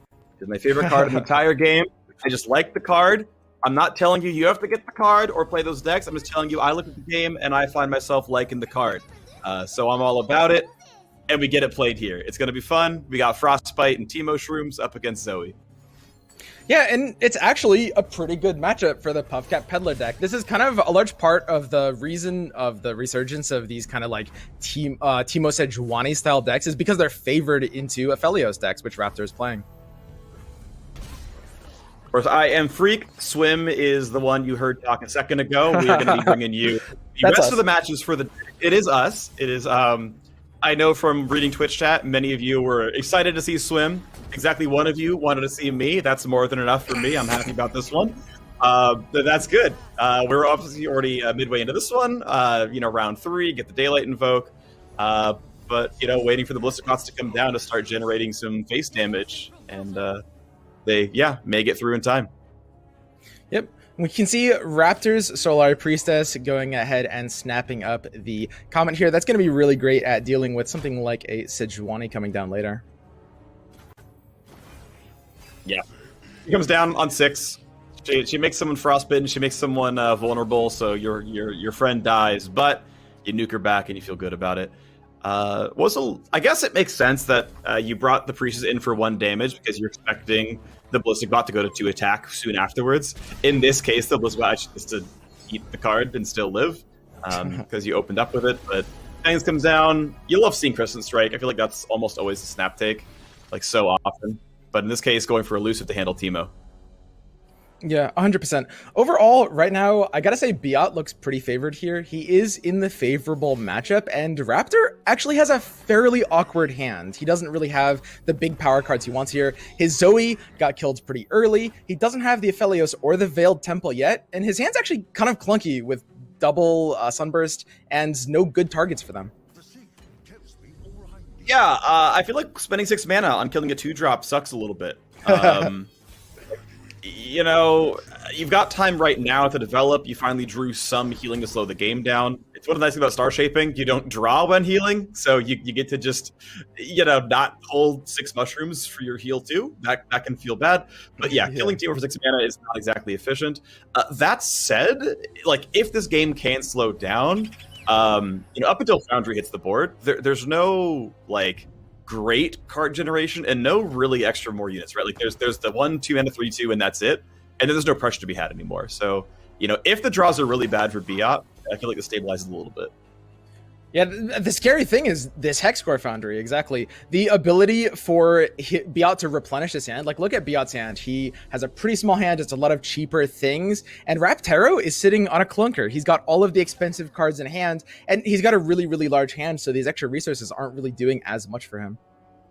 Okay, so Draven Swain, I believe, was Biot's deck that got banned, if I see this properly. So no Draven Swain for him, which means Tia Fizz is the other deck that we'll see if he gets a win here with this one. For Raptero, we are going to see more of that Riven Vi. It was Bilgewater PZ, which was Tia Fizz as well, right? So both players having... Tia Fizz banned on the one side, and I think these bans are perfect. If I was Raptor, I would be thinking exactly the same thing. You have to ban the Swain deck to protect your Riven Vi. Now, we've seen a lot of people fail to ban the TF Fizz deck throughout this tournament and it not working for them properly. But in this case, it's going to do really well because we're very mirror attacked on the side of Raptor. Okay, interesting situation we're in right now with the freeze plus the Teemo chump block. This elusive now dies to Mystic Shot, so you can let Teemo get in for one more. And now actually there's, I guess the mana's too tight. You can't generate mushrooms to get level 2 Teemo and remove the blocker and then hit face. But unless you get like a really good draw out of your Investigator. But yeah, probably still kill the 3-2, probably hit Teemo face, and then you get a level 2 Teemo. Unless, again, you want to spend 6 mana to kill a 1-drop. But the healing. Yep, Guiding Touch comes Either down, way. and a Pale Cascade is a great draw here as well. The one thing Raptor has on his side is he has drawn the Veiled Temple, which is really, really important here. He's going to need the mana replenished to be able to match the amount of card draw that the opponent's landmark is giving him. Yeah, that is one of the things that I think is underrated about Foundry decks. I'm a big fan of Foundry. As I mentioned, I like the Teemo shrooms and whatnot, but so many decks are like, okay, yeah, I have enough mana and enough card draw to like play my hand out well. I don't have enough mana to play 2 cards around and keep my hand, you know, at a normal state of like 7 to 8 cards without overdrawing. It's like, well, Veiled Temple is 2 mana per round, so you can keep up a little bit more now. And sometimes you have Burble Fishes, which cost 0, and then it's really easy to keep up. Yep, that's exactly right. And I mean, we're really seeing Raptor's text kind of punish him here. Raptor is known as, you know, kind of like a very innovative deck builder, and he does have a lineup that I really like for this tournament. These Sunbursts are going to pay off so well in some other matchups, but right now they're really making this one really awkward for him. Yeah, deciding which unit he wants to lose. Do I lose the 3-1? Do I lose Zoe? They both added very similar things. You could, if it, you know, called for it at some point in line, star shaping your elusive to heal it back up to dodge like another Mystic Shot, for example. But deciding, Zoe, she's not gonna hit face against Teemo. At this point, also he knows, keep in mind that like Teemo is level 2 for 1 mana at any point in time in this game, so Zoe never beats Teemo either. So like Zoe's not hitting face, Zoe's not chump blocking or anything like well anymore. But hey, maybe down the line, because of the card draw, I'll play enough cards that I get level 2 Zoe, and then I can get a big elusive board and hit face, because Teemo's kind of the only elusive in that deck. Yep, and we've got the second Veiled Temple on the side of Raptor, which means his strategy is going to start picking up. He's going to get 4 extra mana every turn, and these spells are going to start spamming out. With the Star Shapings, this mana efficiency means there's going to be a big Celestial hitting the board in the next 2 turns. This Burble Fish is going to get pretty cheap, so Raptor's going to have a really powerful swing in the next couple of turns. Sejuani's up, but you probably want to wait 1 round for Sejuani to, like, you know, make someone vulnerable and kill them so that you can pick off Zoe, remove the blocker, Teemo gets to hit face, because there's not a lot of elusives. Fish comes down either, so filling up the board, making sure your hand size is okay. 3, 4, 5, 6, 7, 8. You need to play. You don't have to play any cards right now on the outside, so we can bank the mana if he needs to. If you want to get damage in sooner, you can start playing some of the mushrooms now. You don't have to for mana efficiency, but it you know, it's more Nexus damage if you play them earlier rather than later. That's just how the math works out. And yeah, still waiting to kill the Teemo off, since Zoe can jump block at least the 1 time, and the Pale Cascade can actually trade equally. But that's going to get really tough when Sejuani shows up. I think the biggest thing this game's going to come down to from the side of Raptor is his ability to represent some kind of offensive threat. Because Raptor, he has so much defense, but he can't efficiently remove the Teemo. And these mushrooms and this Hexcore Foundry are going to put just an inordinate amount of pressure. That's why Teemo Sejuani counters a Felios deck so well. So Raptor needs to be hitting something really powerful and offensive from these Star Shapings. He's using the Dusk Petal to be able to start shaping this turn if he wants to. He could go for it. And it goes for the Burst Pass, which is just good form, by the way. You play a Burst spell, you're like, do you want to spend mana? Do you want to show me anything? Almost always they say no, but, you know, if there's like an attack or, well, not attack in this case, but yeah, it starts shaping out. Immortal Fire is usually the pick, but Cosmic Rays hits most of the board. And Scourge has offensive yeah, potential as well. Goes for the Rays. Interesting. Well, that'll Not kill the Teemo. pick you want to see, I think. It'll kill Investigators. And with the cosmic, with the comet in hand, it's obviously playable. But yeah, I mean, it's I feel actually like it's pretty funny. The third Veiled Temple here is actually ideal. Yeah, you're not really worried about your board being too big. You don't have that many units. You know, I mean, you can see there's like exactly 2 left in hand. Like there's basically space for all of them. But this means there's no blocker for Teemo, so you can nuke Sejuani. But Zoe's getting challenged, and this is faces the place.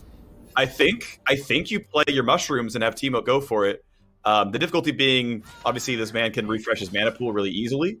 That said, like, you have Hush, and that's the only really difficulty, right? Like, unless you're going to Hush the Teemo, block with the 4/3, in which case, sucks to be you. You can jam 20 mushrooms in the deck and double them all. Yeah, there's not a lot you can do about this amount of pressure. I think with the amount of healing Raptor has, he's totally fine against 1 redouble, but if there's a second time this Teemo hits, that's just it. Yeah. Okay, so we're at 30 mushrooms in deck becomes 60. God. Yep. It's really more like, okay, like 28 mushrooms becomes 56, but it's like 56 mushrooms in like what, 20 cards, 18 cards, something like, something around there. It's like, this is going to be really bad. This is going to hurt a lot. You got a card drop for something like a hush. not hush. Yeah. Ouch. At least you got a burble fish, but that's going to be painful. Yeah, there you go. 52 puff caps across 22 cards. Yeah. So Raptor's in a situation, I mean, he really needs to pull probably something like the Destroyer off of the Star Shaping. The ability for it to have Overwhelm, getting buffed off of the Veiled Temples, as well as having Spell Shield to protect it from some of the freezes, is probably going to be his best avenue to win this game. And keep in mind, you're taking 2.5 damage a round from mushrooms. So, you've got 5 rounds pre-life steal. Pre-Star Shaping, to be fair, there's also 10 more health to be gained this way, but one thing to keep in mind is I blank on the name of the card, the 2-mana heal 2, is health negative. You actually kill yourself by playing Guiding Touch. It is EV negative to Guiding Touch. That card is now dead in this deck. All right, Raptor's Fangs here going to be representing a little bit of healing as well, and keep in mind he will have 6 more mana. Ow. Yeah, true. Find some way to Burblefish comes down, get your mana back up. You can't nuke Sejuani, she's already level 2. You can kill her with the Comet. I know, Comet's gone. So you can nuke Teemo, which you might have to be honest. You can't stun twice. There's not a lot of answers to the Sejuani here. This is actually really, really awkward. The fact that Sejuani already has the level up. Raptor goes for the Otter. Well, you got a 9/6. So you can nuke... You can nuke a couple of things, and the 9/6 is at least a little scary.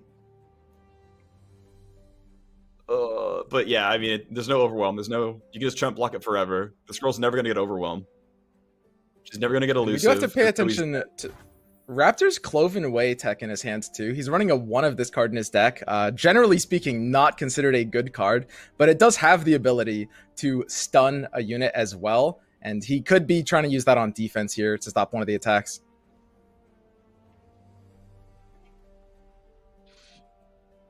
Would not be a good Cosmic Rays, by the way. And you mentioned, right, like Destroyer could have been the pick.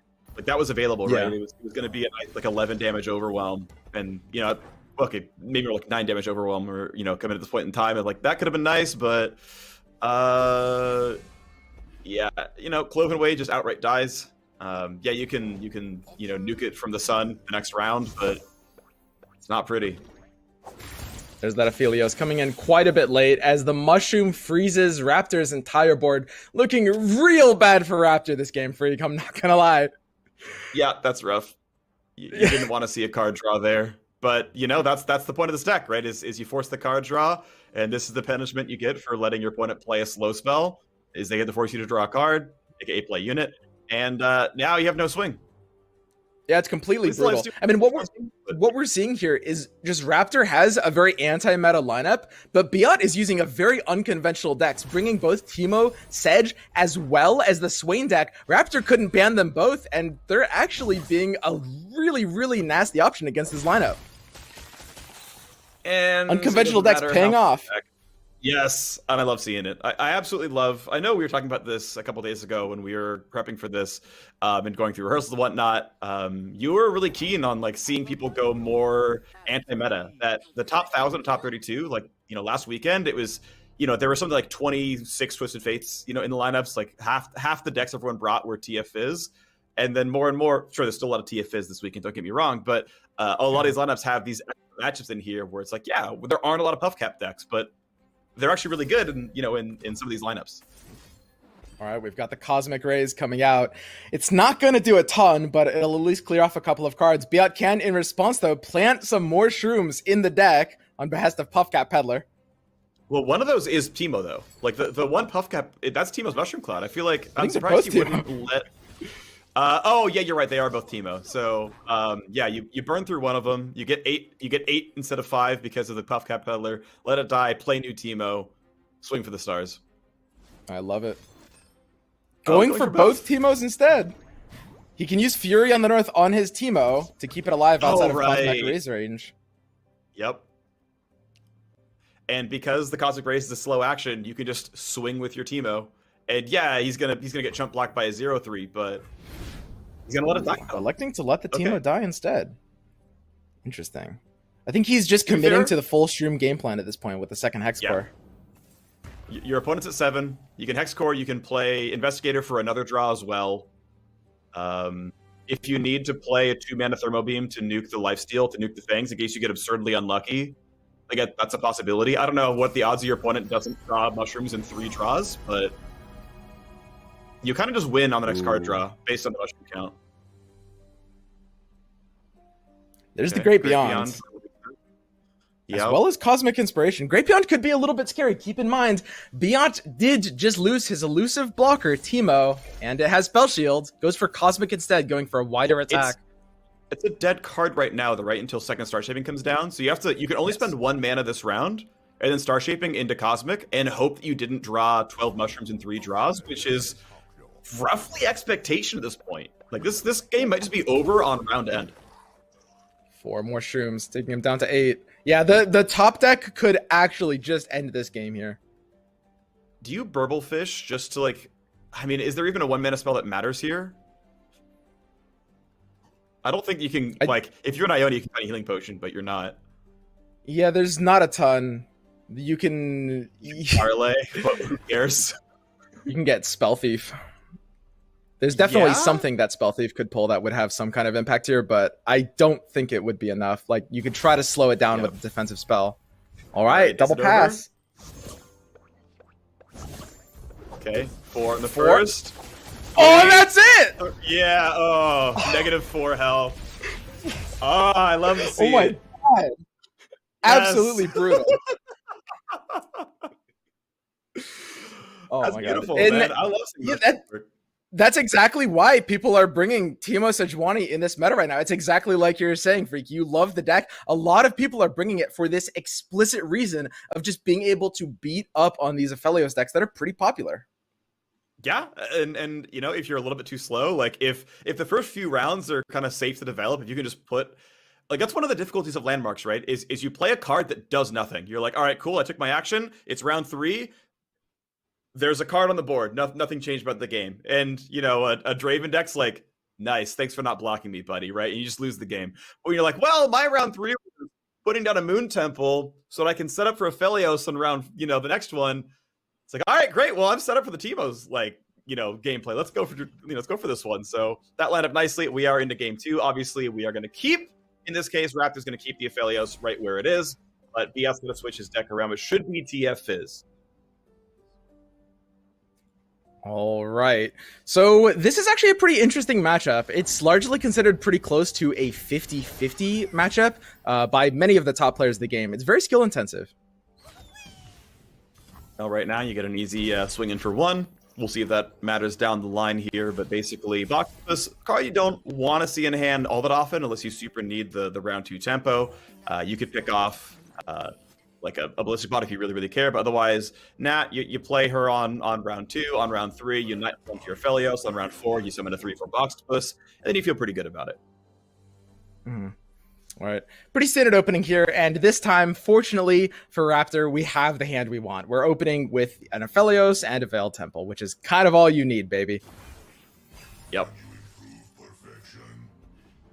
I guess I should correct myself. Of course, you can round 3 the Boxtopus since Aphelios is cheaper.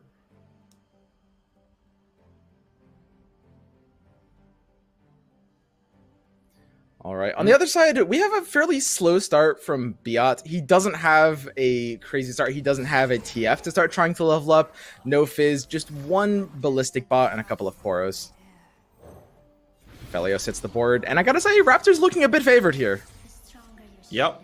You managed to get Crescendum down on 3. Turns out playing a 3/3 champion and also a 3/4 challenger in the same round is very powerful for a grand total of 5 mana. That's pretty strong stuff.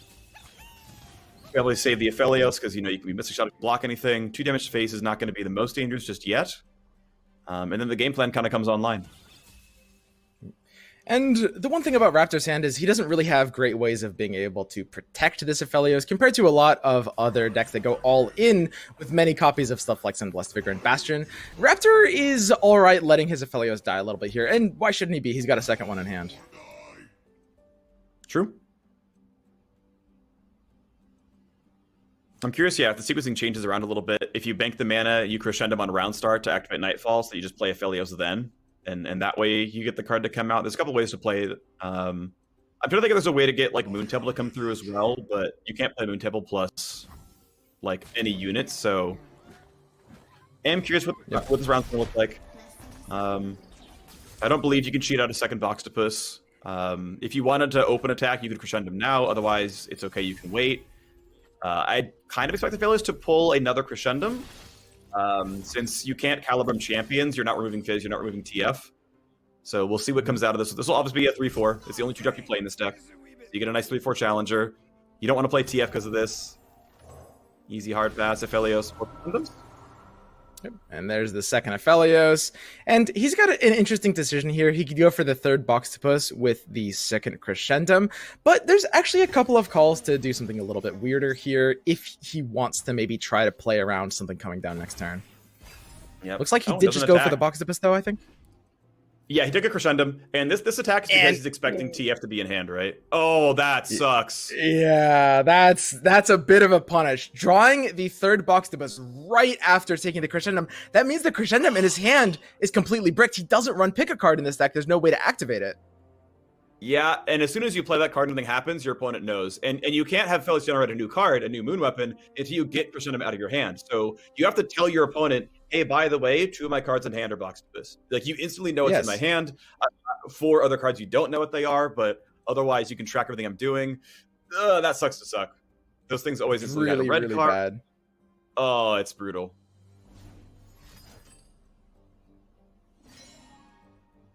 All right. On the other hand, we've got the TF, pick a card, coming out on the side of Biot.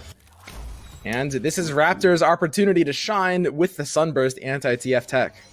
Yeah. I think you have to, right? Like, you know, if he's got Rummage, like, he's got 4 draws next round to get Rummage, and what's it called? I'm blanking, I'm looking for it. Stress Testing, instantly levels. Blue card, pick a card, Stress Testing, Rummage, 4-card combo, instantly level TF. You can't let it happen, you gotta nuke him. Yep, and this is exactly what the Sunbursts are for. That's the thing about Targon. It seems kind of clunky using a Sunburst just to kill a TF, but it kills it through suit up. But more importantly, this is just kind of a bit of Targon's weakness. It doesn't really have great ways of being able to take out TF without a opportune for counter response. Yep. So getting a nuke at all, decent. In a lot of cases, it is as good as Vengeance. Since you silence it first, you're often not tanky enough to survive. But hey, it's slow. Hey, you need to be Daybreak if you want to not lose the barrier. Yeah, it's rough stuff, so it's your only option. Boxbus for mid-sized stuff, Sunburst for the bigger ones. And there we go. Yep, it's exactly like you were saying. Where's I would love to see the emote here. Yeah, the sad Poro, anything just coming down. There's at least one coming out, the double jinx. All right. The double jinx, yep. I mean, we saw the Misfortune, like, finger guns from the missing shot pick off in the round of 32. It was good to see that one, but all right. And I gotta say, this might just not be Raptor's day. That's a really, really horrendous situation for him. It's exactly like you said. He's forced into playing a 2-mana do nothing. The Boxtopus that he'll have to play from hand is much weaker since it's a 3-1 instead of a 3-4. It's just kind of disastrous. Yeah. And unfortunately as well, like the way these hands have been lining up, he's not quite available to get the Moon Temple online either. Like, would have loved the Moon Temple here to buff his Boxbus to a 4/5 and just eat the Poro, but he can't get it. Thankfully, you can still use Calibrum here, so you can throw in your 3/4, throw in a couple of 2/1s. Correct me if I'm wrong. Swim, when you declare the next one, when you face a Moon Weapon, like, that's declared to your opponent too, right? If they look at the token, they know what you picked, or no? Yes. Yeah, they can see what you picked. So, right, so then he knows as well for sure, like, there's a Calibrum, so you wouldn't even block this with your 4/4. Mm-hmm. Exactly. And there's the second suit up coming out as well. Yeah, very, very painful. That pick a card for Biot ended up just being super, super good for him. Yep. Would you have ever hushed there? Resources at the same time. It is a consideration, actually, to have Hush there, but I think he just wants to start cycling the Moon Weapons, more importantly. You just, have to start getting them out. At this point, you're just hoping the Aphelios can stick, but unfortunately, he can't protect him, and we can see the Get Excited in Biot's hands. Yep. You're going to lose a missing shot from that being not ephemeral, the other side of it, fleeting. So one missing shot now gone from the deck. It's down to 2 left. There's a second Get Excited in case you really didn't know you had one. With some really No good TF backup draw as on the well. side of Biot. This is going to end up in just kind of like a raw resource race. Biot's actually kind of running out of steam without TF, and the Aphelios is going to trade to the Get Excited. A lot of it will come down to what this star shaping is able to pull out again. Hush lets you kill the 4/4. I feel like you always hush that, and then if you want to play on Mystic Shot, you block with the Aphelios. But obviously with Get Excited, no matter what you do, it's going to get nuked. Like this would let you save the Poro, for example, and it comes back as a 4/4 next round. If you like really wanted to optimize, you don't have to Mystic Shot this, but if you think you're going to win through the very things you'll have, it's a real consideration. We definitely just have to hope that he doesn't have great ways of being able to kill the Aphelios. Unfortunately, there is one. Yep. Although, here's the awkward part. Moon Temple comes down. There's not enough cards you can play to like get Aphelios to 4/4 in time. So Yeah, you get a Biot's Moon putting too Weapon- much pressure. Raptor doesn't have a chance to play Moon Temple. Yeah.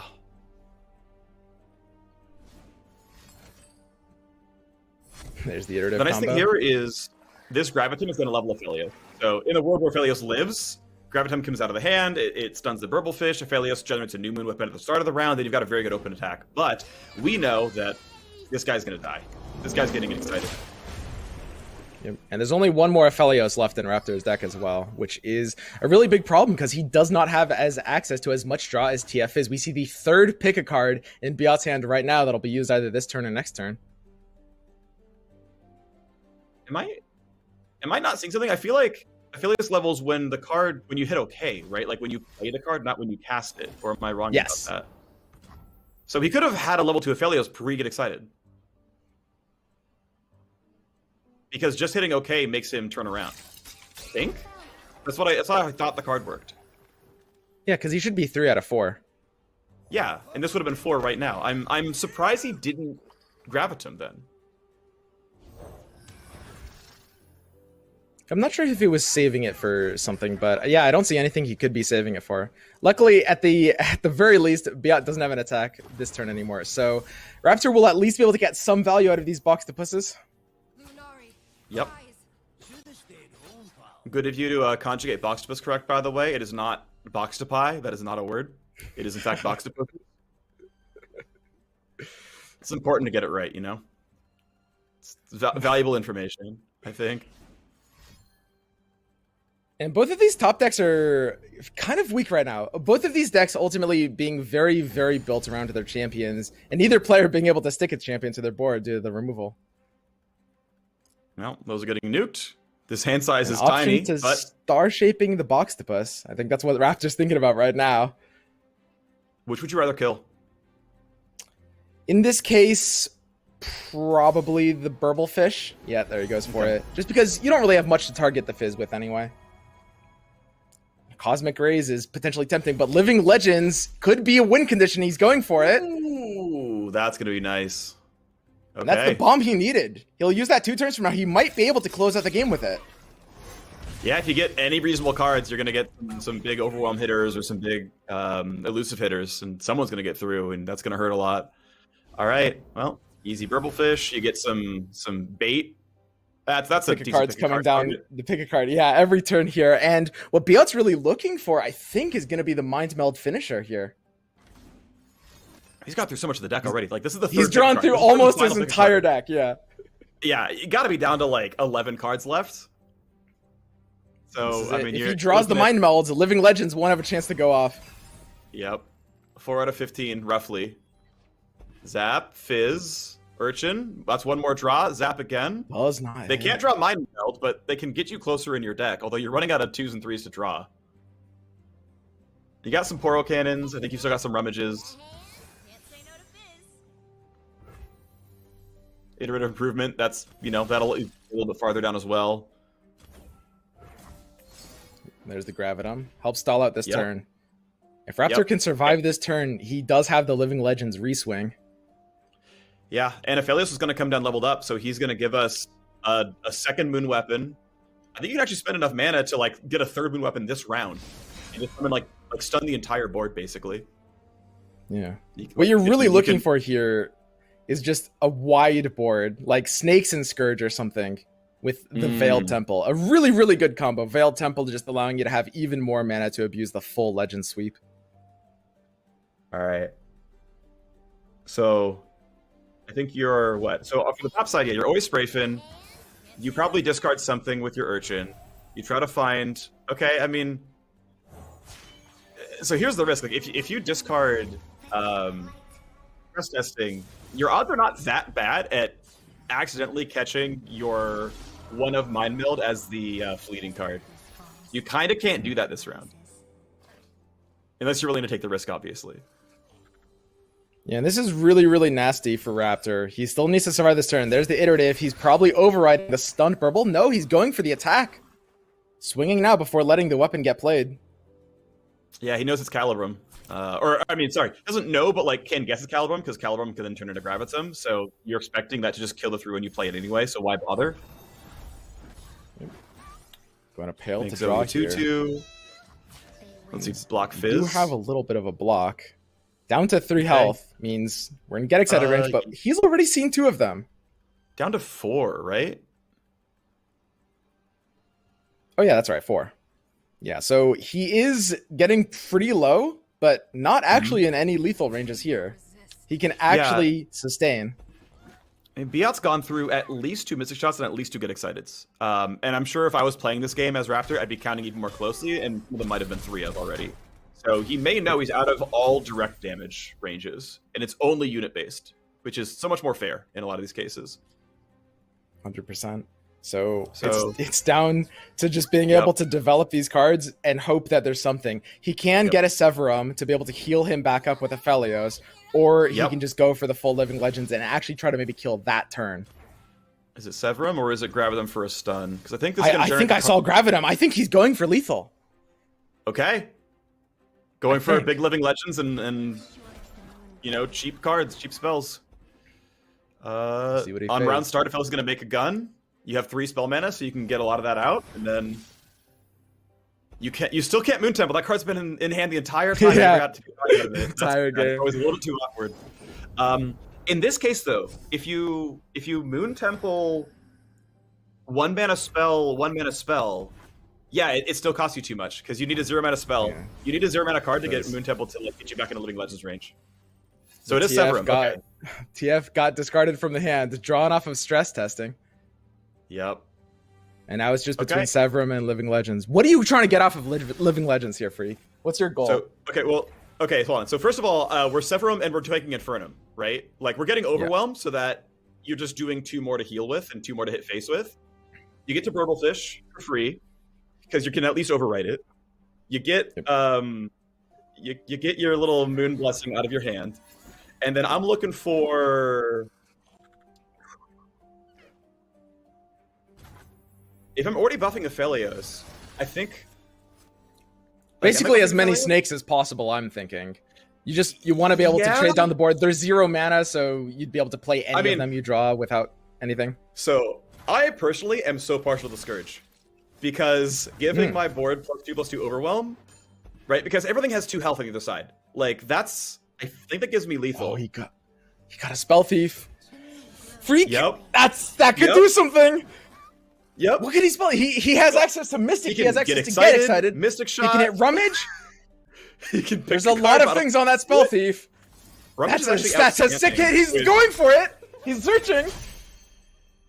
Rummage, iterative. He can iterative his Burblefish.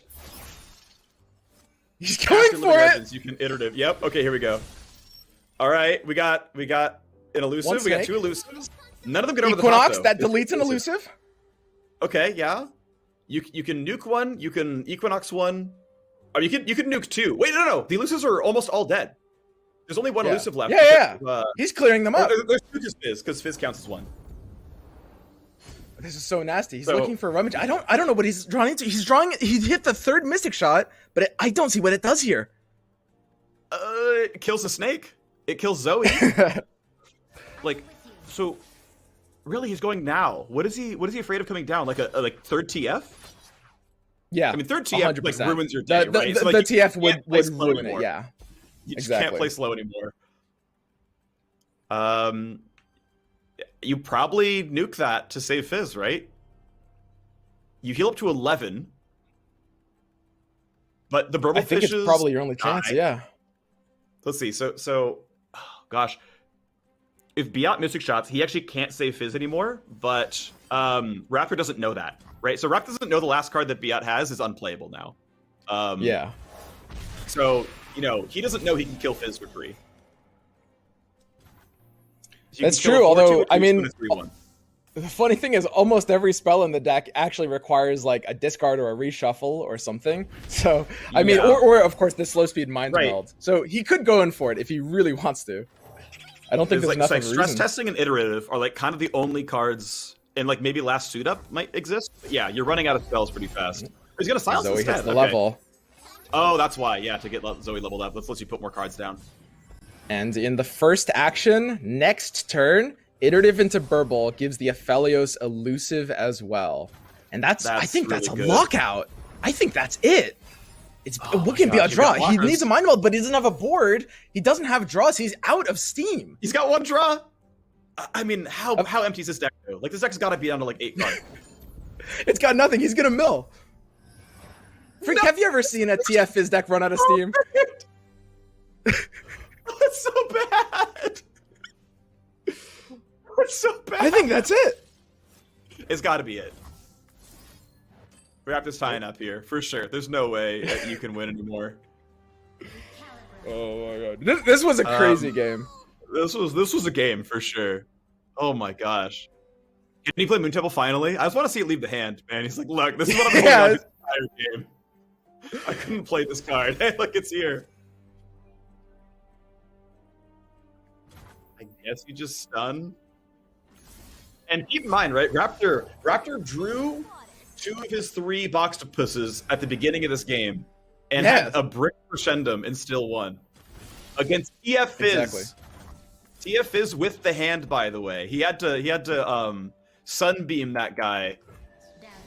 Had to sunburst him on like round 5.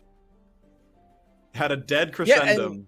Still won. For anyone wondering, in game 1, those sunbursts look super clunky. It might be weird, like, why is this guy running sunbursts? That's exactly the reason. If that TF doesn't die there on, turn 5 of this game, this game was not winnable. Very different. These things are getting red carded for free. All right. Well, he's like, here you go. This is what I had, by the way. I had garbage. Got me. And that's it. We're going to game 3. That's exciting. That was an exciting one. right. That was an exciting one.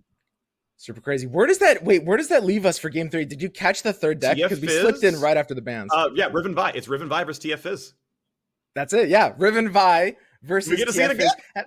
And I think Raptor's deck is at the very least prepared for this matchup. He's not oriented around banning Fizz TF like most other matchups are. He is prepared for this matchup with the Riven Vi. Yeah, keep in mind, Raptor had the choice of ban. He banned Swain Draven. To be fair, it's 3 Draven, 2 Swain, 1 Ezreal, so it's kind of all 3 or whatever. TF is something that Raptor brought. That's his deck that got banned. So decided, yep, my Riven Vi is going to feel comfortable fighting TF Fizz. Like, we know, like, the number 1 most represented deck at this tournament is Twisted Fate Fizz. Like, we know that's going to be the case. The deck played by the top player up there, by Biot. That is the deck everyone knows and is going to anchor their expectations around. They're going to anchor the deck going around. It means, okay, I can't play TF in any other decks. Not that Fizz is any other decks, but okay, I'm not doing TF with Aphelios. I'm not doing TF with, Ezreal, which was like a case for a little while. That's not the deck I'm running. The deck I know I'm playing against. Am I banning it every time and playing the field, or am I going to tailor my decks to be good against that because I know it's going to exist? Because every deck must slot a win, if you can make any given deck go 0 and 2, well, you've targeted a deck properly, you've beaten the lineup, you can advance. Yep, and I think that's Raptor's intention here, absolutely. I mean, Riven Vi is at least pretty solid in this matchup. To be able to counter a deck like TF Fizz, you need to kill them pretty fast, and the Overwhelm being able to sometimes attach to a card like Vi is that answer. Yep. And by the way, Vi is very messy to kill here. Like, you can gold card her, but otherwise you're like, get excited, Mystic Shot. Like, that sounds horrible. That is not a way you want to try to kill Vi. That sounds bad. Or I guess it's get excited until she's level 2. Then you need the Mystic Shot on top. That is not a reasonable gameplay. So Vi does line up well against a deck that doesn't have good big removal at all. It only kills medium-sized things. Choosing to kill the 1/3 instead. This is a bigger deal than Fizz. Also gets 2 into face. It is kind of an And aggro Ballistic deck, Bot keep in going down is definitely very important to be able to just kind of just delete that. I mean, really, the thing about TF is it's got very, very few vulnerabilities as a deck, but one of which is just a very, very specific aggro game plan. That's why discard aggro is also a little bit favorable here. And the Riven draw makes him got exactly what he needs in this matchup. He just needs to finish this blade and put it on Vi. That's his mission here. It's looking good. And that can happen, right? Because keep in mind, well, I guess it depends if the 2/1 ever dies. Because at this point, everyone's elusive. Because Riven's going to generate 1, your Rune Riven's going to generate a second 1. You need a third, and you need to play them all. And unfortunately, that can't happen just yet. So it's not going to happen on 4 in any realistic situation, but maybe on 5 or 6. Again, yeah, the quick attack overwhelm Vi. That's pretty much 15 to face. That's just kind of game if it ever goes up. All right, second blade fragment here. But yeah, like you said, I think the most awkward thing is just this Blade Squire in this exact board state is just going to have a very awkward time dying. That really might hurt Raptor. I don't like this board right now from Raptor's side. This is exactly what Biot needs. Just the early aggro condition of TF is being able to kill even faster than the Riven game plan. Yep. So board space is actually a bit of a consideration. We're probably going to see iterative onto Zap into Swing is my guess here, which is going to give you 2, 4, 5, 6, 7, 10, and put your opponent at 3, which means you're just looking for second Mystic Shot or Get Excited to end the game. And your chance of drawing one are pretty reasonably high off of playing Zap Sprayfin. Hang on a second, Freak. We just drew Might on the side of Raptor. Raptor might be able to go for lethal next turn. If he can survive one more turn. His Vi is big. He has a completed blade. He has exactly enough mana for the completed blade and the Might. Is he leveling next turn? Is he... He's so low. You're at 3. Oh, well, you're higher than 3 now. Okay, you're higher than 3, yeah. You You have to Mystic here. This is deadly. Yep. Goes to 5. Biot has the Mystic. All Biot needs to do is draw the Get Excited. 5 is not where you want to be here. That's just 1 point too low. 10% for Get Excited, roughly. 10%. Otherwise, this is probably enough to kill. It's close enough to kill.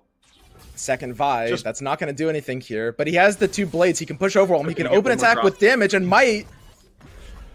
He can't reforge, but he's open attacking with the plus damage and the Overwhelm on 2 units. Is that it? But... Well, you can Poro the stress testing and get 1 more draw, and you still get the chance to Mystic Shot Get Excited, which is still about a 1. That's true. That could hit. The Might on the Riven. So, okay. This is a lethal swing. He has to hit it off of stress testing. This is exactly what Raptor's deck wanted to do. You also live if you find that card right there. If you get 4/4, is that enough? You live through Overwhelm. Riven's gonna double it though. Riven doubles the Might because she leveled. Oh, you're putting on a Riven, right? Sorry. Yes. Yeah. Then you're fine. I think that's it. I think this is Raptor's deck doing exactly what this deck was designed to do when it was brought to a T. Yep. Okay. So Fizz is a 4/4, and then one of Might wins the game. Oh my god. 8. Yeah. So your opponent's at 2, and now they're at like -8. And that's it. Yeah. There's no Mystic Shot here. I love this deck so much, Freak. Oh, it's this good. Is so cool. And he's like, look, man, if I found Get Excited, you were dead. If I found it, you were dead. That's spicy. Okay, yeah, -6, I think. This was such a crazy series. Oh, can we talk about how crazy? Can we talk about how crazy all these have been? Because we were watching before together, before we were on for this entire thing so far. We've been watching this. All 3 of these have ended on game 3 in a squeaker finisher. So close. Yeah. Yeah, and we're not cheating, man. We're not cheating. Like, we're obviously picking the matches we want to see, but we don't know how they're going. Like, our tape delay is not 90 minutes, where it's like, oh, well, we know this is going to be the good match. So it's going down to the Riven Overwhelm again. It's like, this is just us getting really fortunate. I'm happy about it.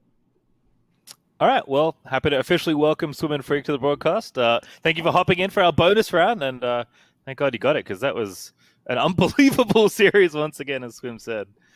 I think really cool to see, like, because the first time we saw Riven, it was kind of looked like I don't know, like kind of a bad low mid-range deck where it's just like, oh, I have these pieces, I'm like trying to stitch together some stuff. Like, this is some cool synergy. This game was much more the like, oh, that's what this deck does. Yeah, that deck, so it has 6 1-drops, right? 3 Blade Squires, 3 Precious Pets. It's got 8 2-drops, 3 Ballistic Bots, 3 Moonweavers, 2 Triforian Glory Seekers. The only other unit that's not those champions is 2 Experimenters for some redraw. Like, it's an aggro deck that wants to kill you. All the spells are unit generation or discard synergy or like direct damage or overwhelm. Like, this is an aggro deck. Like, it is. Like, this is, but you're not running the, you know, the old Piltover Zon cards like the demolitionists and stuff, right? Like, it's a different look for it. It's much more like actual units hitting you, but it's an aggro deck and it's working well. It's 2-0. Yeah, when we have most players in this tournament, as mentioned, most players are just taking the route of banning TFs and bringing good decks. Raptor's gone the exact opposite direction. Raptor is saying, you know what, this deck is almost impenetrable. It has almost no weaknesses, but it has almost exactly one. Like, there's 1 or 2 decks that can just hit that very precise timing that can be able to blow it out through its combo. Yeah, been super cool to see. We'll actually take a look at one of the other decks on the other side. Unfortunately, Biot did not win this match, but he did win this game. And there's actually one of the decks that has been floating around for a while, and certainly one of my personal favorites, because I guess I'm just this guy. But Boulevard, Timo Sejuani, maybe not what people expected, but certainly something that can be viable. Yeah, there were a couple of these coming out of the Swiss rounds into the top 32. It was actually only 2 copies, and I do not believe that Biot was one of the players that qualified playing this deck, so making an active choice to swap over to it, which I do think was a pretty good meta call. We talk a lot about how we've got a lot of high-level Magic the Gathering players in this top 32, and for the most part, all of them are big fans of Lee Sin. So I think we brought in this sort of anti-Lee Sin style of lineup. Unfortunately for Biot, Raptor did change off of the Lee Sin into this Vi Overwhelm style of deck that we just saw, and I gotta say, you know, to Swim's point, you know, talking about some players are coming here to beat the TFs, others are banning it. Raptor has managed to make it this far, but it's looking dicey. He did fall to Kevor's TFs a little bit earlier on, and the 2 games that we just saw, they were a lot closer than I would like to see for a lineup that is perceivably made to pick on the Twisted Fate Fizz. And maybe it is just one of those matchups that looks closer than it actually is, but I'm a little concerned for Raptor still. It's not a clean target. It is a notoriously hard to target deck. Anything could go wrong. That's definitely true. All right, we'll take a look at what we're up to now that we've kind of caught things up. We'll be moving on to the top 8 and take a look at the bracket in just a moment. So, with Raptor winning and all the other matches resolved, here is your current top 8. Raptor versus Margin Bay, Filthy Gamer Wee versus Cypherin, Doko versus Henneke, and Chomi versus Iano Guerra. Any thoughts on the top 8? Well, I mean, I personally do love Raptor's lineup. I know that Majin Bay is a bit of a favorite among a lot of the competitive community. Henneke is the 2-timer here from, you know, last one as well. Those are the 3 that currently I'm looking out for the most. I always find it interesting. It just happens to be that you end up getting this country separation a bunch, like Canada and then a bunch of like South America over on one side, and then like all the Americans over there on the bracket. So, you know, I will say as an American, you know, born in California and raised, we're gonna have someone from the U.S. in the finals. Always good to be represented, you know. I'm always happy about that. I'm and sorry as far that as you're players to watch. As far as players to watch, I tweeted out earlier like some of my predictions for, you know, who was going to win each seasonal, and Ian Aguera was one of my picks for NA. I think that when you talk about the best regions in the world, you have to talk about Brazil, and when you talk about the best players in Brazil, you have to talk about Ian Aguera. This guy is an LBR MVP. That's a Brazilian league that runs a couple times a year, and he has just been on fire. He's won pretty much every tournament that you can name at this point, and, you know, coming on in this dominating run, he's on, you know, the South America side of the bracket, but I've got faith that he's going to be able to meet that American in the finals. All right, well, Freakatsum, I know you joined us for the bonus round, but I have excellent news for you both. The next round after this is going to be Margin Bay versus Raptor once again. So perhaps Vi and Riven will be back in there. But we do want to check in with Margin Bay as well, since he was also in the top 32 of the last seasonal. So, Spin Freak, thoughts on that matchup? Because, I mean, I just assume you're excited to see Raptor play again. Yeah. So I feel bad because we're just like following one player throughout the entire tournament. And at first I was like, okay, it's because it was the rank 1 and 2 player from ladder, so of course their first match. Like, yeah, that makes sense. Okay, great choice. And then we hopped off for the second round, and it was like, well, there were bracket issues, so we're gonna go watch Raptor play again. It's like, okay, yeah, I get it. We're doing the makeup round. Like, that makes sense. Watch the whole bus of 3. And it's like, all right, so now we're in the top 8. We can finally go off. But we really want to watch Imagine Bay. Or not Imagine. Yeah, so it's like, well, he's against Raptor. So I guess just like, this is the Raptor fan stream now. I want to see the other decks as well at some point in time. I'm happy to keep seeing the Riven run around, but it's like, wow, we're just following that side of the bracket the whole way through.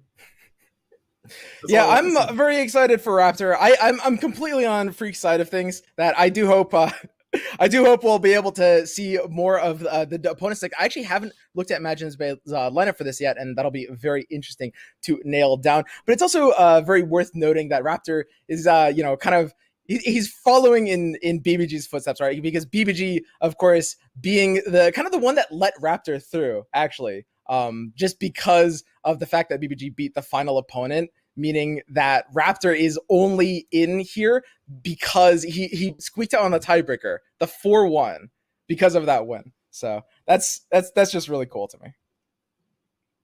All right, well, with all that wrapped up, we are going to go to a quick 5-minute commercial break. And as a reminder, as our rematches, have now concluded, we're going to be progressing the Cosmic Creation Seasonal Tournament quarterfinals in about 5 to 10 minutes or so. So thank you so much for your patience, and apologies, as always, for the early disruption. But don't go too far away, because the top 8 is starting right after this.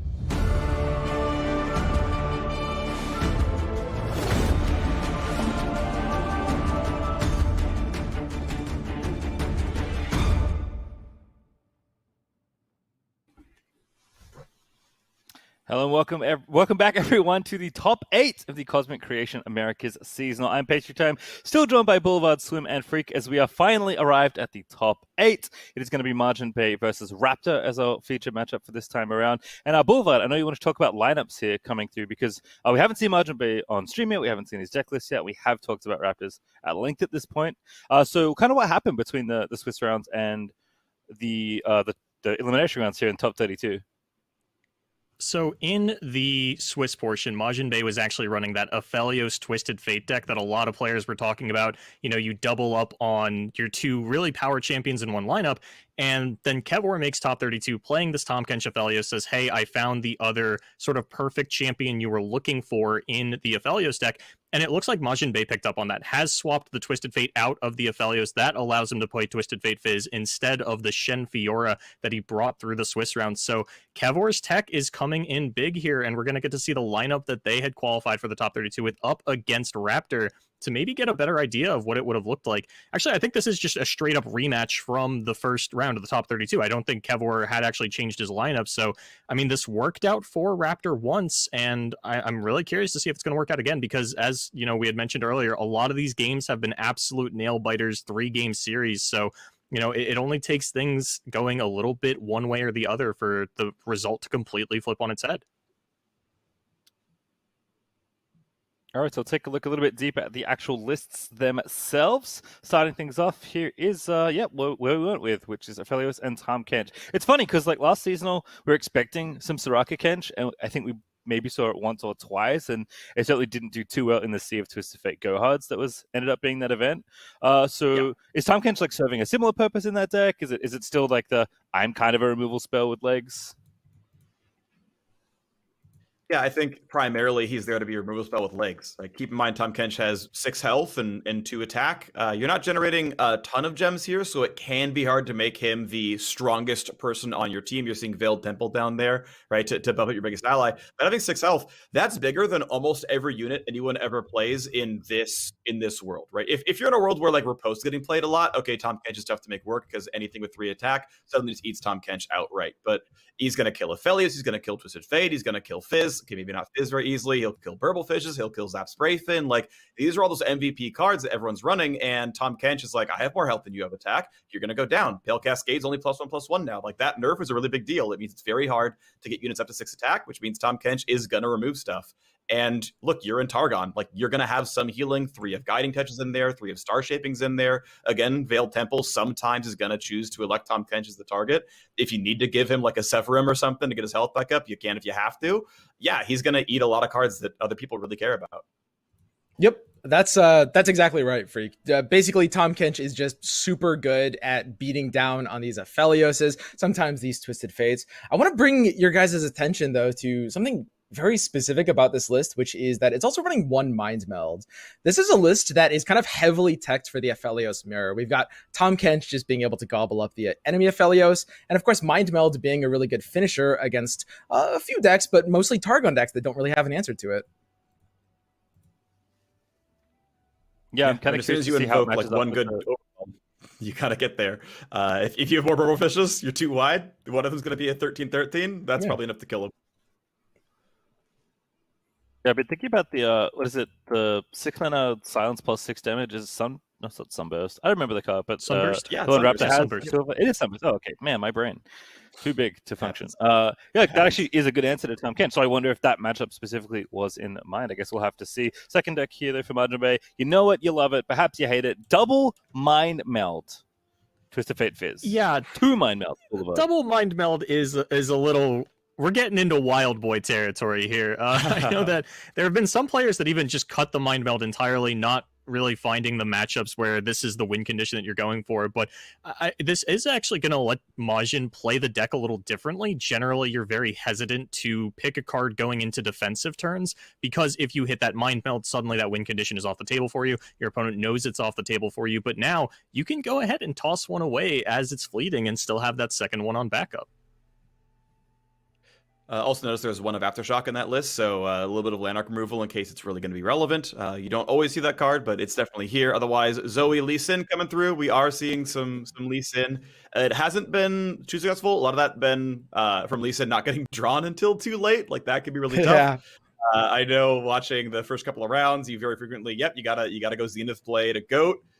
The 1510 Goat, it tried so hard. It wasn't quite the goat of goats, but you know, sometimes you get there. But there's some nice supporting tools, right? Like Zoe can create a lot of stuns for you to keep you alive a bit longer until the Lee Sin combo comes off, because eventually Lee Sin does one shot you. Like eventually he's big enough that you just fall over. Veiled Temple and Pale Cascades and Gems, once Lee Sin has 10 attack and overwhelm, he literally one shots you from full health. So if you ever get there and you protect him, yep, it's GG on like round 9.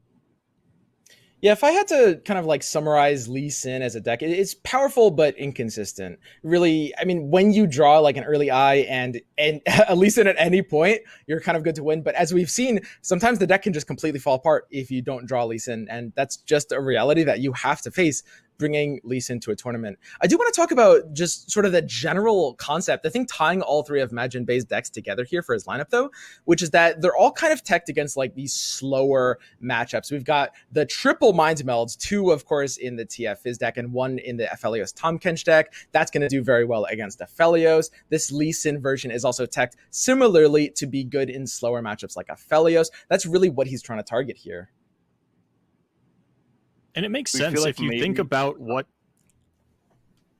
I was going to say. If we think about what a standard lineup is, a lot of players kind of think, okay, we're going to have our Zoe deck, we're going to have our Aphelios deck, and we're going to have our Twisted Fate Fizz deck. Like, we're going to have our 2 Targon decks in there, and then the TF Fizz. You come in with a lineup like this, you ban the TF Fizz, and then your opponent is still playing these other backline-centric decks where the Tahm Kench is going to get a lot done, where the Lee Sin still gets to shine because they're not really putting on the pressure as early. You know, as you had mentioned, these Aphelios decks, they're not killing you immediately. You know, it's more of like an early game board control style of deck. And if, you know, Lee Sin's not outputting a board for you to control, a lot of your deck is just a little more inefficient. Yeah, and we're going to look at Raptor's deck on the side in a second, and the overall theme, like you mentioned, oh yeah, it's TF Fizz into all this other stuff, and yes, he's running TF Fizz, but the rest of his lineup is actually a bit more aggressive, mainly the fact that Riven Vi exists, because now you cannot get rid of the aggro decks. Like, you might kill off TF Fizz, and it's not like exactly an aggro deck, but like it's still pretty aggressive. It's still putting units down every turn, and they're mostly pretty cheap things that are just going to keep trying to, you know, get to your face because of all the elusives. But it's like, okay, well, you might drop this, but you're still, like, if you're not able to handle an aggressive deck, like the MVP for me, the Riven Vi, like that's going to knock you down as well. It's got 12 1 and 2 drops in the deck. Like, that is an aggressive deck. It's going to come hit you. The slow one for him is his second deck, though, and that is the Zoe Aphelios. That's the one that you know, is just fully into the slower game plan. Yeah, and check out some of the cards in this deck that we're seeing right now, the one of Gotcha and the one of Gangplank in the TF Fizz version. We talked on this a little bit before, but mostly we should see this as mirror attack. This is why Raptor's not really as afraid of TF Fizz. And as Boulevard pointed out, it's an inconsistent, way to try to target a deck. It's not necessarily super reliably going to be able to beat the mirror, but it still improves your odds by a noticeable amount. This Gotcha will do wonders against stuff like opponent TF and several other things. But whereas we see Majin Bei's lineup is kind of trying to pretty hard counter decks like Aphelios, Raptor's lineup is across the board trying to counter TF Fizz. And you can see that in the Riven Vi deck as well. All right, we'll take a look at the next deck here. This is actually something I was curious to ask you about, Swim, as well. We've seen, Aphelios with lots of different champions. This time it's going to be Diana, but we've seen, so what do you think of this particular Aphelios version? Because we've seen, this, we've seen Zoe, sometimes Lee. Curious your thoughts on... Oh, actually, maybe not. I thought he was playing... Trolling? I thought his Aphelios was Zoe. I'm not... I could have No, wait. Yeah, this is his deck. Okay, he had moved away from the Invoke version in Swiss into this version in Type 32. That's what it was. Yeah. I was looking at the wrong place. Mm-hmm. But yeah, to answer that question, Diana is I think trying to do the same thing. Really, it's fulfilling this need in the lineup for Raptor to want to be able to beat TFIs. Right, Diana is not necessarily a super strong champion in a lot of ways, but her ability to just be a very clean way to come down early and counter something that an elusive, just like kill something or kill a TF, is really valuable for this lineup.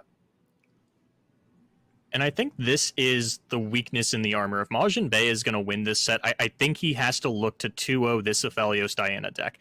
And it is interesting to me that Yes. Raptor, electing not to move over to the Tahm Kench variant of the deck, but throughout the Swiss portion, the players that actually qualified, Diana was just as popular as Twisted Fate as the sort of most popular secondary champion for Aphelios in these Bilgewater variants. Mm-hmm. Yeah, it's quite interesting. I mean, we're about to see the bans here in a minute as well, but I think if I had to guess, I think Majin Bay probably does have to ban the TFIs on the side of Raptor, the mirror tech version. And Majin's lineup is kind of targeting Aphelios. He's, I think, committed to ban Fizz in most matchups, although he could try to go for a Riv and Vi ban. That would be very interesting to see. Raptor, I'm betting, would have to ban either the Aphelios deck, the Aphelios Tahm Kench deck, or maybe the Lee Sin deck. I could see either way, actually, for Raptor. What do you guys think about that ban, actually? Sorry, I got thrown off. This is Raptor's Swiss deck, right? Because Raptor swapped out the Lee Sin for Vi Riven. Yeah, there's no way he's actually running Zoe Lee Sin in his lineup. So Not this I think time. we got wires crossed somewhere. Oh, good. Yeah. But yeah, so yeah, I'm trying to think, right? Because now I'm double checking that he actually is running, but no, he is running Diana, right? Like that. No, because the Diana we saw was from the Nightfall deck from round 2. Though. Yeah. I think he brought Zoe this time around. He was running Diana in the 30 to get to the top day tier, and then he switched to Zoe. Yeah, okay. So we were showing his we figured it out. There. So that is what it was happening, and we were right about the fact that he's running a Zoe himself. So yeah, not all of his decks are fully aggressive because he's running a Zoe Aphelios. There is a slow deck out there. If you think you're good against aggressive, again, TF is being fairly aggressive, Riven Vibe is being very aggressive, then that's your target. If you think you can handle, fast ones. And that's what my brain remembered, which is now where my question came from. A Zoe Lee Sin versus Zoe Aphelios, kind of trying to do similar things in that, like, you have this, like, Lee Sin's like huge combo threat that you can build up and stack. Aphelios is kind of like a little bit smaller, but they're both like buffing one big unit in a lot of cases with Veiled Temple. Do you feel like there's anything as far as similarities go, or is Lee Sin just a combo deck and this is more of a value deck? I mean, I really think personally, like, Lee Sin can be valuable. Like, I know it's really important that you draw Lee Sin, but if you're not getting completely blown up by Hush or, like, a recall or something, it's okay to have, like, Veiled Temple, Overwhelm, Eye of the Dragon that just gets big. Like, the supporting tools, you want to kick face than Overwhelm, but, like, it's okay to have a medium-sized goat you keep healing. Again, if you're not running into big stuff. But, like, look, if you can reliably generate 2/2/1 lifesteals every round, you survive most of the, like, Riven shenanigans, as long as then by the end of it, you just stun the Vi and then stun the Vi again by homecoming it. Like, you can delay that one forever. Like, that's a matchup where I think you can actually handle yourself. So again, we're talking about the mirror, though, a bit more, or like the semi-mirror of them both running Zoe. I don't know. I tend to think, like, if you can force your opponent to have to burn removal on stuff that's not even hard removal, right? Like, you recall the unit, then I'm just going to play again, and I'm just going to keep getting Moon Temple, like, value. I think that's going to work out, kind of regardless, whichever deck can like have a steady mid game plan that holds on, and I think both can do that. Yep, I agree with everything he just said. I actually don't even have anything to add to that. He covered everything.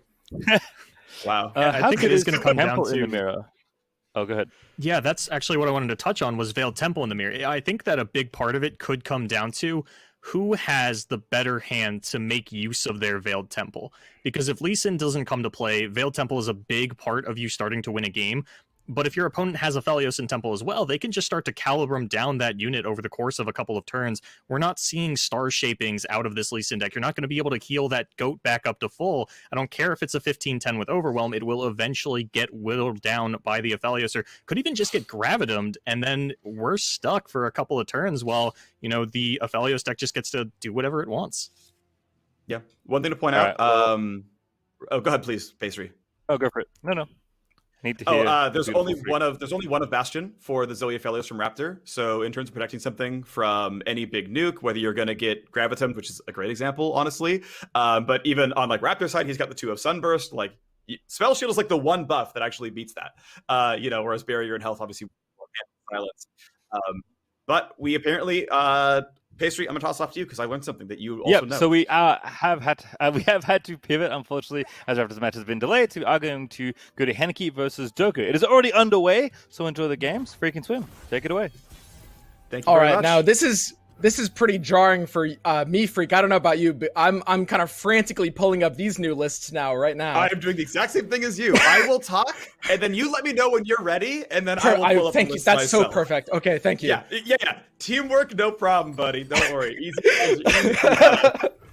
I will say personally, I have never thought Deathray was a good card because you're playing bad Blade's Edge, which turns into bad Mystic Shot, and it's like you're slowing down your other draws. But Doko obviously running it here with his Ballistic Bots. I'm curious if Victor is in the list. Again, Swim will tell me soon once the list comes up here. But against Draven Jinx discard aggro, which is really interesting. It's a deck that we saw some of in the last seasonal. I think the big win was the fact that it got that 1 mana burst spell you discard and it turns into card draw. I'm bad at remembering card names, but like that seems to have like really brought this deck back. But it means that you can easily run very, very aggressive lineups here. You can run this deck. It is the exact same regions as, for example, playing Vi Riven, so you couldn't run both those decks because you can't have the exact same 2 region combinations in tournament formats. So in a world where I've got everything. All right, go for it. All right. Okay. So to kind of like stall while you're also pulling up the lists as well. This is a fairly standard version of TF Fizz by the side of Doko. Sorry, there's no Victor here, unfortunately.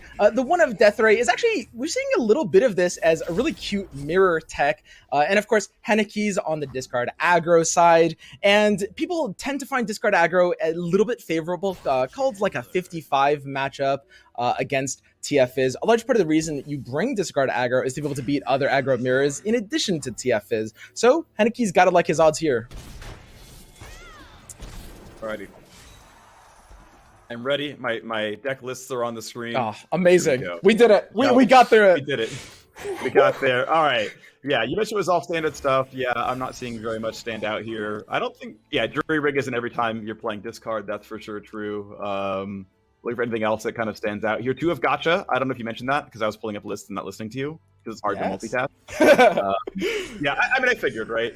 But okay, only 2 Pearl Cannons. I think that's kind of making room for the Death Ray. All right, so we're on to this one. 4-1 can be a bit scary, but it's obviously chump blocked by 1-1 forever, so it's never going to swing at anything the rest of its life. At this point, we also know that Death Ray right there was going to be somewhere in hand. I like that because you expect Vision to come out at some point, and you don't want this guy to challenge your Ballistic Bot and kill it for a 0-2 with Vision. So you just and we have a kind of notoriously awkward hand with Henneke. I wonder if he's going to take like a really aggressive augmented or something, maybe a get excited into an augmented next turn just to try to flip this board and stabilize this hand. But on Doko's side, he doesn't really have anything crazy either. In particular, no TF that's going to come down. I do love these. Honestly, I love these gotcha attacks in TF Fizz, though. I gotta say. Yeah, okay. Well, the discards are going to look pretty good. We're going to, get excited the 0-2 in, nuke the Burblefish to get out of the way. No mana for Iterative, which is actually a pretty big deal because now you can't generate Burblefish. Like, that's such a very, very big deal. Like, I'm curious then, if you were planning on using Burblefish, why bother wasting 2 mana when you were locked out of Iterative Improvement? Because now you can't get Burblefishes back out. Again, you happen to draw something else you get Iterative with Zap Sprayfin, but that sucks to not be able to generate a card back. Yeah, and we actually have a really interesting position for Henneke. He's going to go ahead and go for the Vision open attack. A really, really terrifying opening attack. This will threaten Doko down to 4 HP, but he does have a bit of a response as he's got Mystic Shot in addition to this Death Ray. Jinx will go down here because there's no augmented to level it. Yeah, if there was a Rummage, this was going to hurt a lot. You could still follow it with Mystic Shot and kill her, but it was going to cost you another spell compared to like always getting Draven. With the nuke, I think, again, definitely still correct to kill the Jinx. If you get unlucky, you have to burn another card, but in this case, it's the right target. Zap gets to come down. You get to discard your iterative, which just turns into a new card next round. So you're pretty happy with all this. Yeah, that's true as well. I actually want to talk about why Henneke decided to open attack there, because I think that when you're watching this game, it definitely felt like he could have used the augmented before the attack, and I really actually like the fact that he open attacked because he's trying to play around a Twisted Fate here. He's worried that Doko plays a Twisted Fate after combat, and if that happened, the augmented would be a great way to slap that down and stabilize this win condition. Because Henneke's correctly identified, Twisted Fate is kind of the biggest way he loses here. Doko's got a worse start than him. Mm-hmm. Right now, we're going to get some looking pretty big counter hits as well. Looking like 6/5s, unless they get nuked out. So, all right, some rummages, looking for options right now. You finally found TF. Sucks to find him after some of your card draw. Like, he can blue card. I mean, he can red card, he can gold card. Like, any of them are kind of possible. Yeah, you're going to go blue. You're going to go pick a card. But you have to, like, wait it. No, you can pick a card right now because you have exactly spell mana. They're going to hope you draw into, like, rummage iterative next round so you can flip him. There's your rummage, so you're looking for the rummage already. I think you're down to your last iterative, though. Or your stress testing. Stress testing. This deck only he's runs down to his last one. So you're looking at 4 draws across 20-something cards. Like, that's not super easy to find. Get lucky, you're huge. And that's pretty much it. I mean, he's super behind on tempo here. He does not hit the other stress testing, and this swing might be it. The vision is in hand too, so we can rummage into it. This open attack is really, really scary. Okay, you can nuke the 5, you can nuke the 4. So it's 7 overwhelm plus another 5 on top. Which, yeah, you've got to nuke the 7, nuke the 5, and then chump block the 4/3, and you live. Like, that's. But then doesn't the vision re-up exact lethal, or is that still 1 off? You should only be taking 7 here through vision. Yeah. Because you can Mystic, get excited the far right, and you can get excited the far left. And that means only a 2/2 and a 3/1 are hitting you. So you live, but both your hands are almost empty at that point. So it's not even that horrible. You're just sitting there at 2 life, hoping that they don't draw Mystic Shot against you. Yep. And this is the exact kind of hand. This is why discard aggro is said to be like pretty favored into TFs, because unless they get a really good gold card or red card off, you are pretty much sweeping them. You just have such efficient aggression. Oh, The right. crowd favorite he's is living here. Yeah, that's he was it. looking for it, so he's just dead. All right, Henneke takes an easy first win here. And keep in mind, Henneke also has the pretty aggro lineup. I believe we saw him on the Nightfall deck earlier. And we're going to see if that aggression continues to pay off. Nightfall aggro, TF Fizz, and discard aggro. Like, those are the three decks. I know, talking with you a couple days ago, you're saying that I thought playing lots of, like, I asked you what you would run to this tournament, actually. That was the question I asked you. And you're like, I would probably run 3x aggro. And I know you really thought that Endure would have been, like, your third. Like, everyone's running TF Fizz. Or something Overwhelm. Yeah. I love or either Overwhelm. Yeah, those are going to be your options there. Something involving Freljord there. But either way, aggro lineup is looking good right now. Henneke's up 1-0. And what up? Doko banned Henneke's Nightfall. That's what we're seeing here. Henneke's playing TF Fizz. I was getting ready to say Henneke's got to win with Nightfall. That might be scary against Doko. Doko is so scared of Nightfall, he's actually banned it instead of TF Fizz. Mm-hmm. Yep, I love it. I absolutely love. I mean, I'm happy these decks are getting brought. I'm sad they're not getting played. But it's like the only reason they're getting banned is because they were good choices, right? It's so intuitive as a viewer. You're like, oh, I'm seeing TF Fizz every game. It's like, yeah, because the other decks are scarier. That's the point. That's why you're seeing these decks played, because they're the lesser of the two evils, or at least the middle of the three. So it's sad we're not going to see our Nightfall aggro. That was a fun one to watch. But all right, TF Fizz up against Felios Zoe we're looking at here. Yeah, and this is a really interesting deck from the side of Doko. This is, it's a Tri-Beam Targon deck, which we've seen like once or twice. Like, it's a very, very fringe kind of tournament style deck, but I really, really like it here. Yep, the Tri-Beam activators, by the way, that Doko has. He has 2 Get Excited, 2 Hushes, pretty easy to use, 3 Solari Priestesses, and 3 Sump Dredgers. So Tri-Beam obviously hitting off the Sump Dredger here. Has a second Sump Dredger in hand, otherwise right now doesn't have good fuel for that card, but you'll need to hit for like 3-ish damage because nothing you play in TF Fizz has more than 3 health. Yep. For the most part, we're actually seeing a decent amount of creativity in these Aphelios decks, just because, you know, there's this kind of like meta deck of Aphelios TF, but because you can't run it with your normal TF deck in this tournament because it's champ lock, we're seeing a lot of players do some very creative options for how they're going to run their Aphelios. Like, we've I think seen nothing that's been brought more than twice of different styles of Aphelios decks. And I got to point out, by the way, that ban on Doko indeed was running Fiora Shen. Fiora Shen is out there. So, you know, there was some spicy stuff out there. We don't get to see him run. Unlucky, but that's just the way we're in. And all right. Well, as we saw, TF got nuked. I pick a card. Still going to stay in hand. You know, try to hold on to that until you find TF yourself. But second pick a card. At some point, might start burning through that just to find your big win conditions because you've got very few units left to play. Yep. How big are these tri-beams in hand? Is it just the Sump Dredger this game so far? Yeah, I think it's just 2 damage. Because I believe we only saw Sump Dredger, and he hasn't put the second one yet. We haven't seen Get Excited, haven't seen Hush. Aphelios obviously can build you some more... Or not Aphelios, sorry, but Zoe can invoke you some 3s. So now it's 3 damage, summon a 3-drop. And the second one is damage, summon a 2-drop. So you could elect to kill the bot now with a tri-beam. I think that's what he's going for. It's not bad. Do you need to kill these bots early? Right. I mean, ultimately, right? This thing 3. Yeah. Recall your hand. Okay, I tried. Honestly, lifesteal's not bad. Yeah, sure. I mean, that's actually going to be pretty annoying because Henneke kind of has to shoot that or block it. Sure. Some of these cards look pretty good, though. I'm going to bump it up to a little bit more attack just so it can heal for a bit more. It's like, that's good enough for me. We're going to hold it to 5 mana. And I think this pretty much is a forced Mystic Shot by Henneke. At the very least, forcing a Mystic Shot on somewhere that's not your face is... You consider that a success if you're playing against Fizz TF, so you don't have any problems with that. All right, so, yep, going to make a copy of Burblefish. Obviously, an outstanding card. Turns out 2 mana to summon a 4/2 elusive is a very, very good card. Who would have thought that also draws you a card? Iterative, you know, outstanding target there on 0 mana elusives.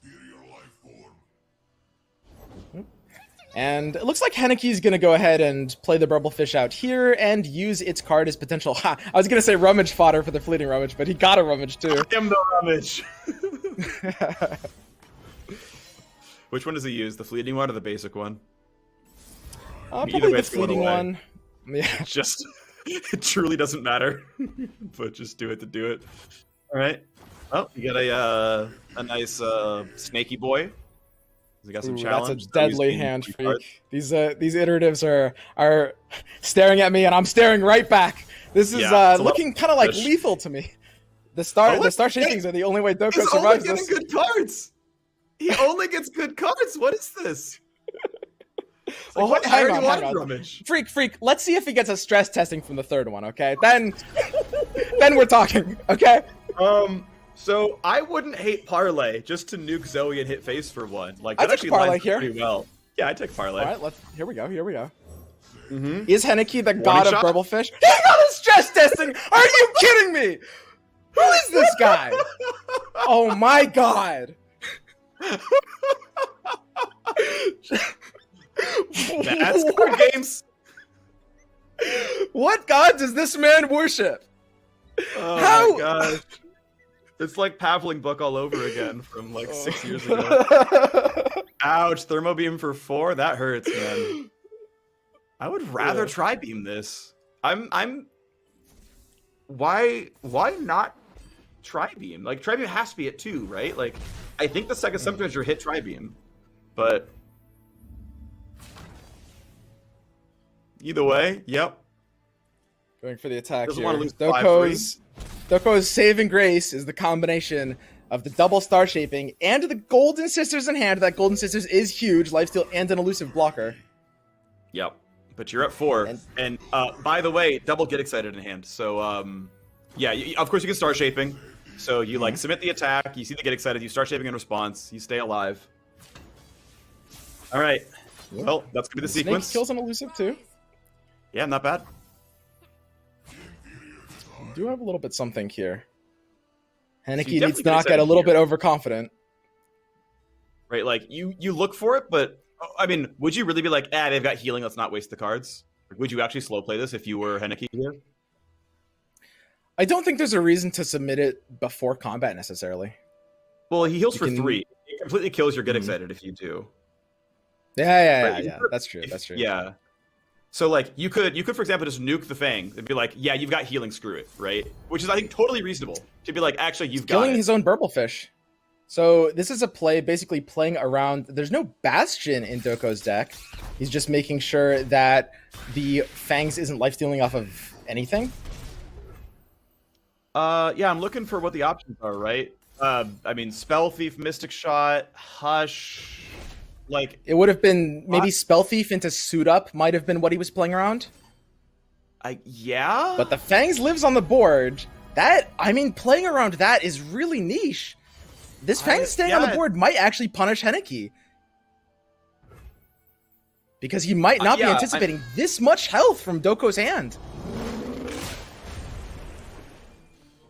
Yeah, I'd be curious to figure out like what that thought process was, because you'd have a 4-2 right now, and it would be once again lethal on board, because this attack is Fizz, it's a couple of Poros, it's a Zap Spray Fin, there's like 11 power out there, but it's going to be 7 instead or something like that. Yeah.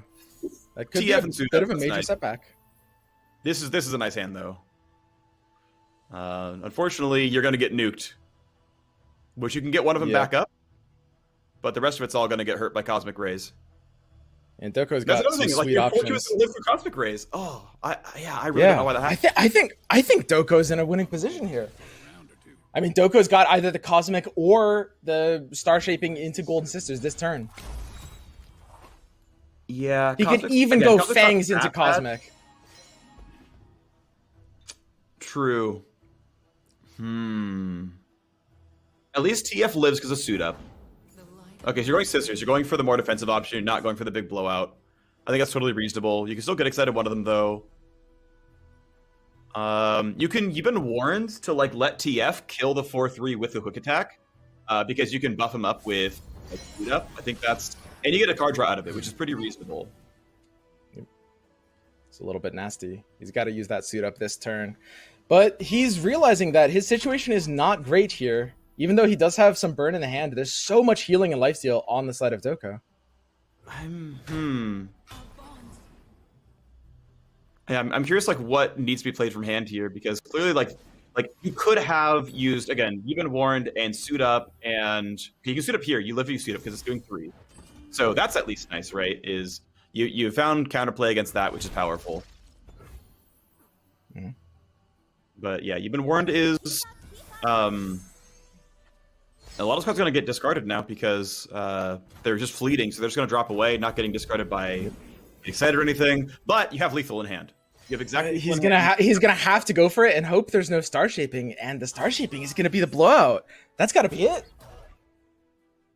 You're going to take 4 damage here for sure. So like if you go face, you're dying. If you go for the units, you can kill them and live, but then you have no cards left. Yeah, and there's just no way he can make that call. He has to just go in for his best bet here. Unfortunately, the Star Shaping in the hand will shut this down, and that will have to be it. You don't even need to declare blockers because it wouldn't matter. There's Star Shaping, there's game. All right, Doko did it. Yep. And we're going to game 3. So a little bit awkward. Yeah, go ahead. Yeah. I would love that because there's no we can see this is an open deckless tournament and there's no Bastion or anything for the get excited onto the own unit. There's nothing like Sunblessed Vigor, so he must have been playing around Spell Thief into Suit Up, I think is the only thing, which is very fringe. There's the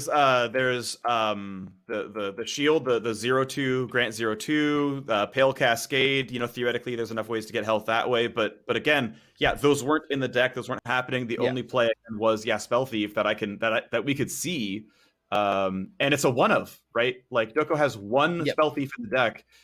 Yeah, if you have it, it's guaranteed to hit, but that felt so weird. I don't know if it was a misclick or if we missed something, but we are in a game 3. We're not going to dwell on that one any longer. We are into the last one, and look at how similar those cards look.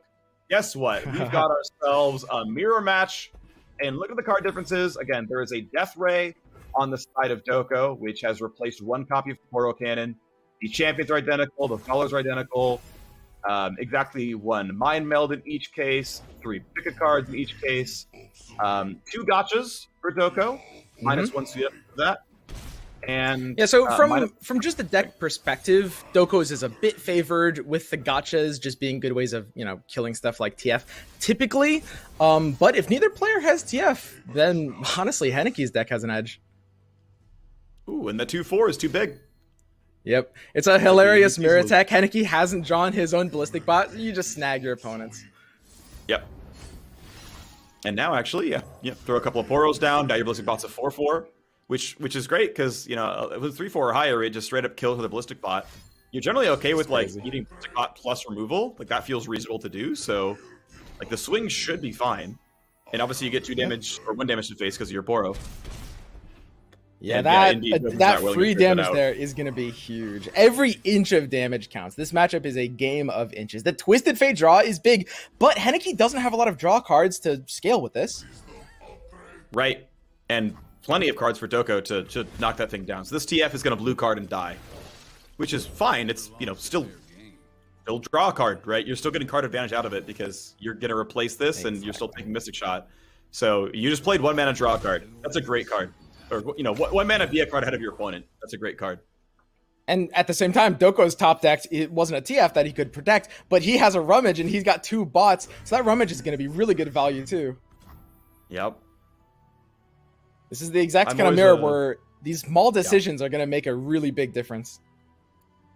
Decision here around, do you suit up for 2 to make a 4/4 elusive and then swing next round? Like that's going to feel pretty good. Do you and then you can like Poro Cannon your fleeting card you're going to lose anyway, or are you going to play more for damage efficiency and actually play your Ignition right now? Yeah, going to discard the Ignition, get some more. I think Poros, you have to suit up, yeah.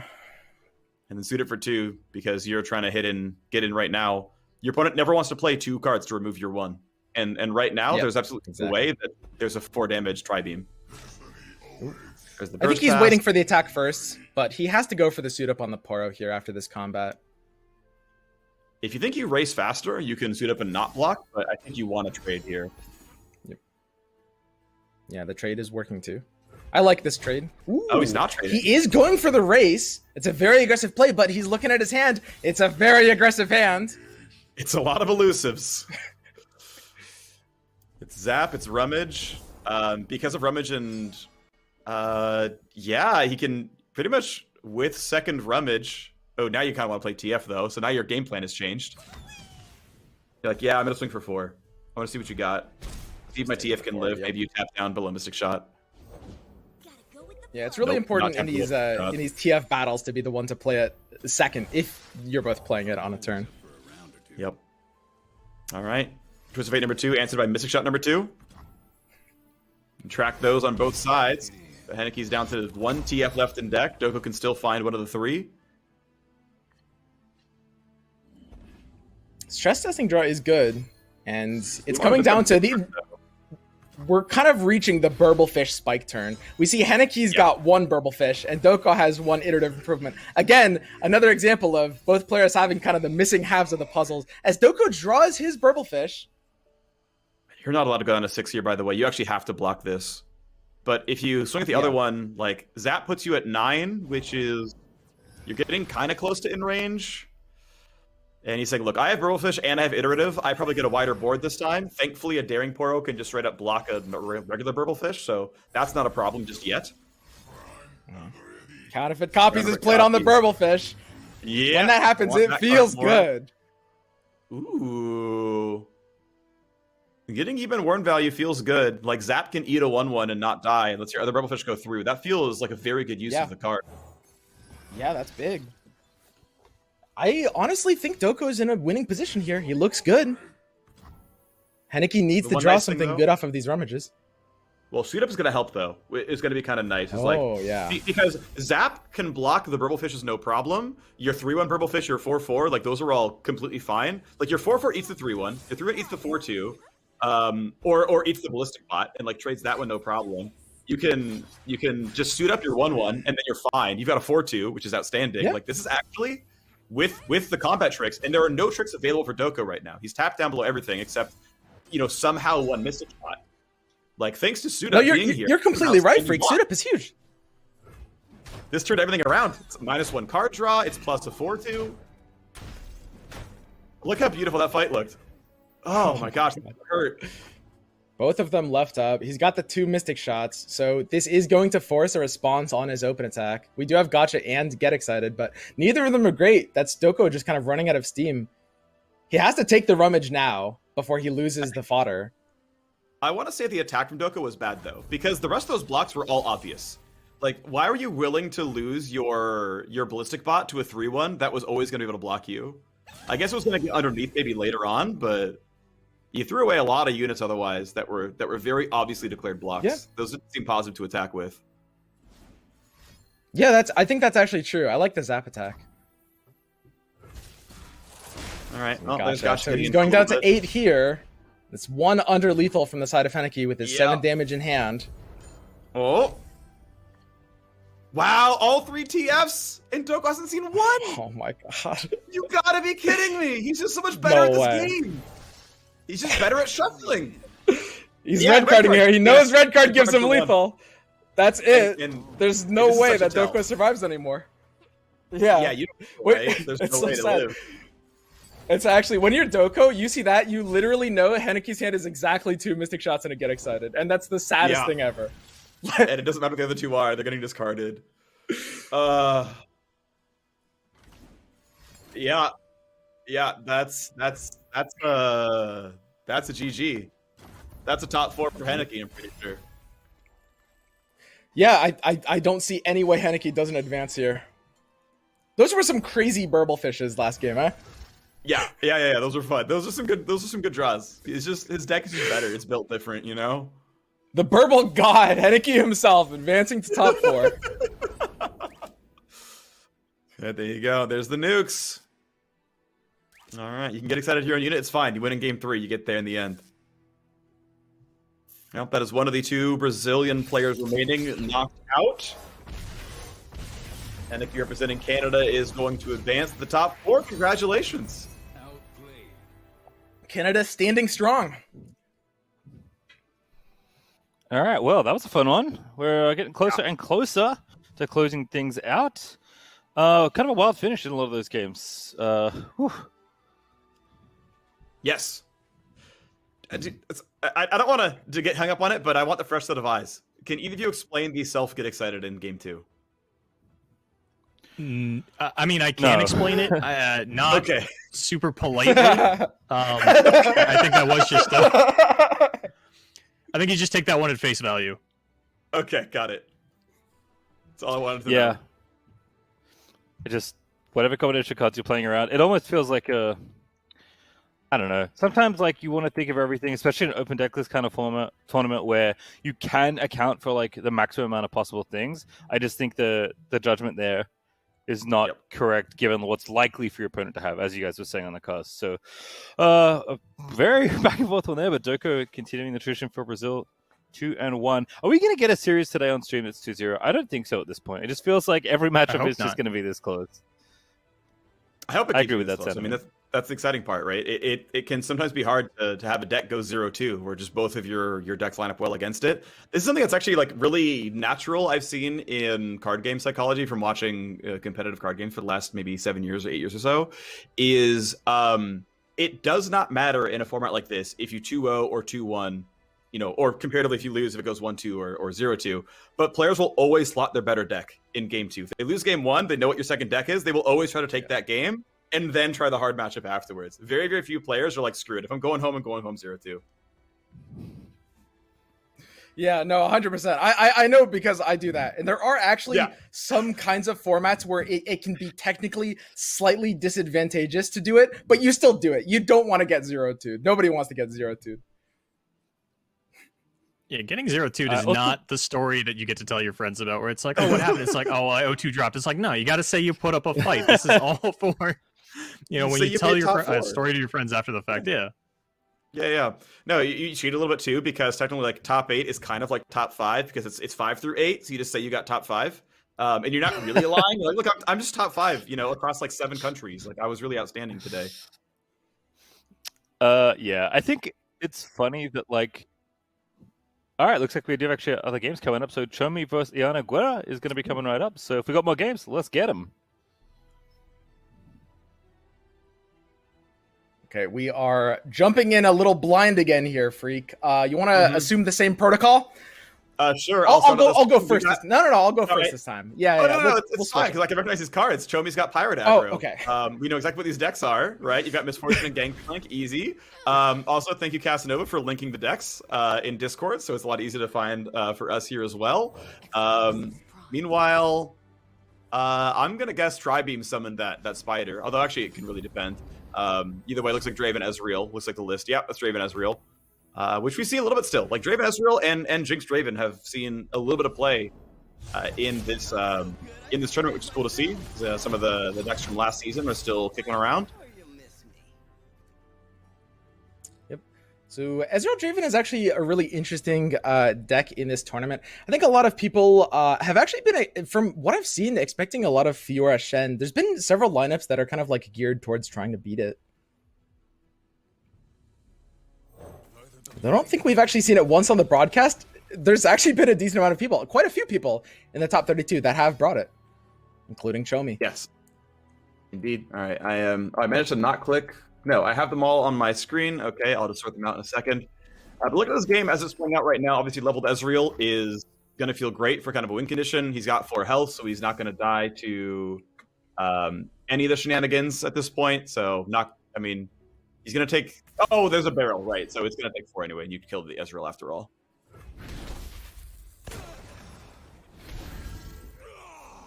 Whoa! Oh. That's on the attack turn, Freak. The Winter actually... Game. That was almost game, if anything. Yeah, that's... I mean, if it's not this turn, it is next turn. Oh, that hurts. These blocks were flying up until exactly that happened. Yeah, because Chomi was basically hoping for a Fron, but now even that's not good enough.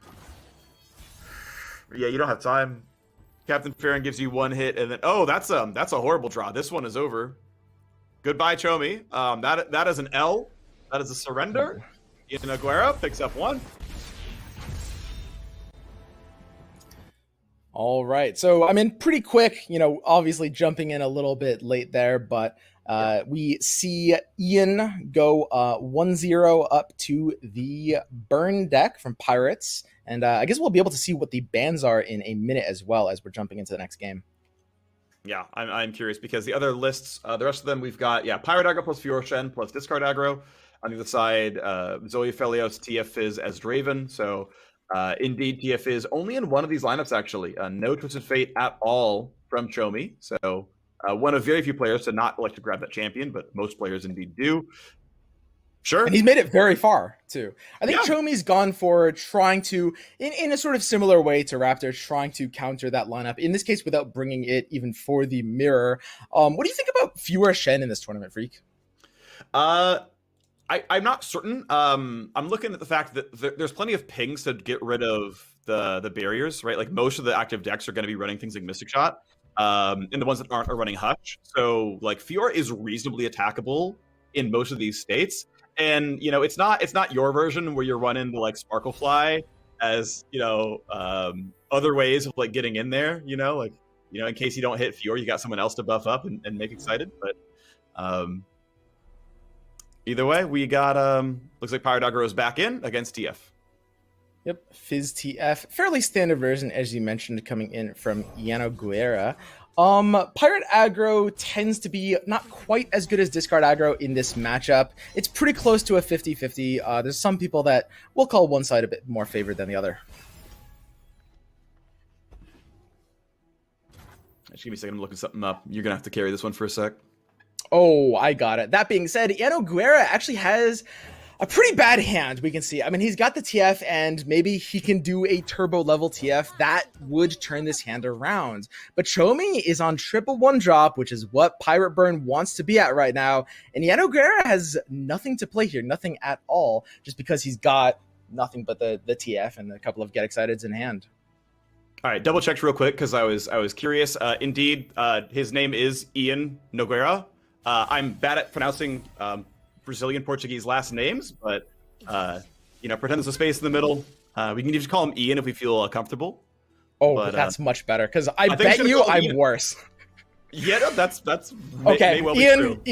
we'll both call If him only Ian. Mock It'll be here. fine. He pretends to be Brazilian. It's great. He could do it. Yeah. I saw Chad ask for him earlier. You know, he is the light after all. But yeah, pretty big hit. A bunch of 1-drops. Someone's going to come through.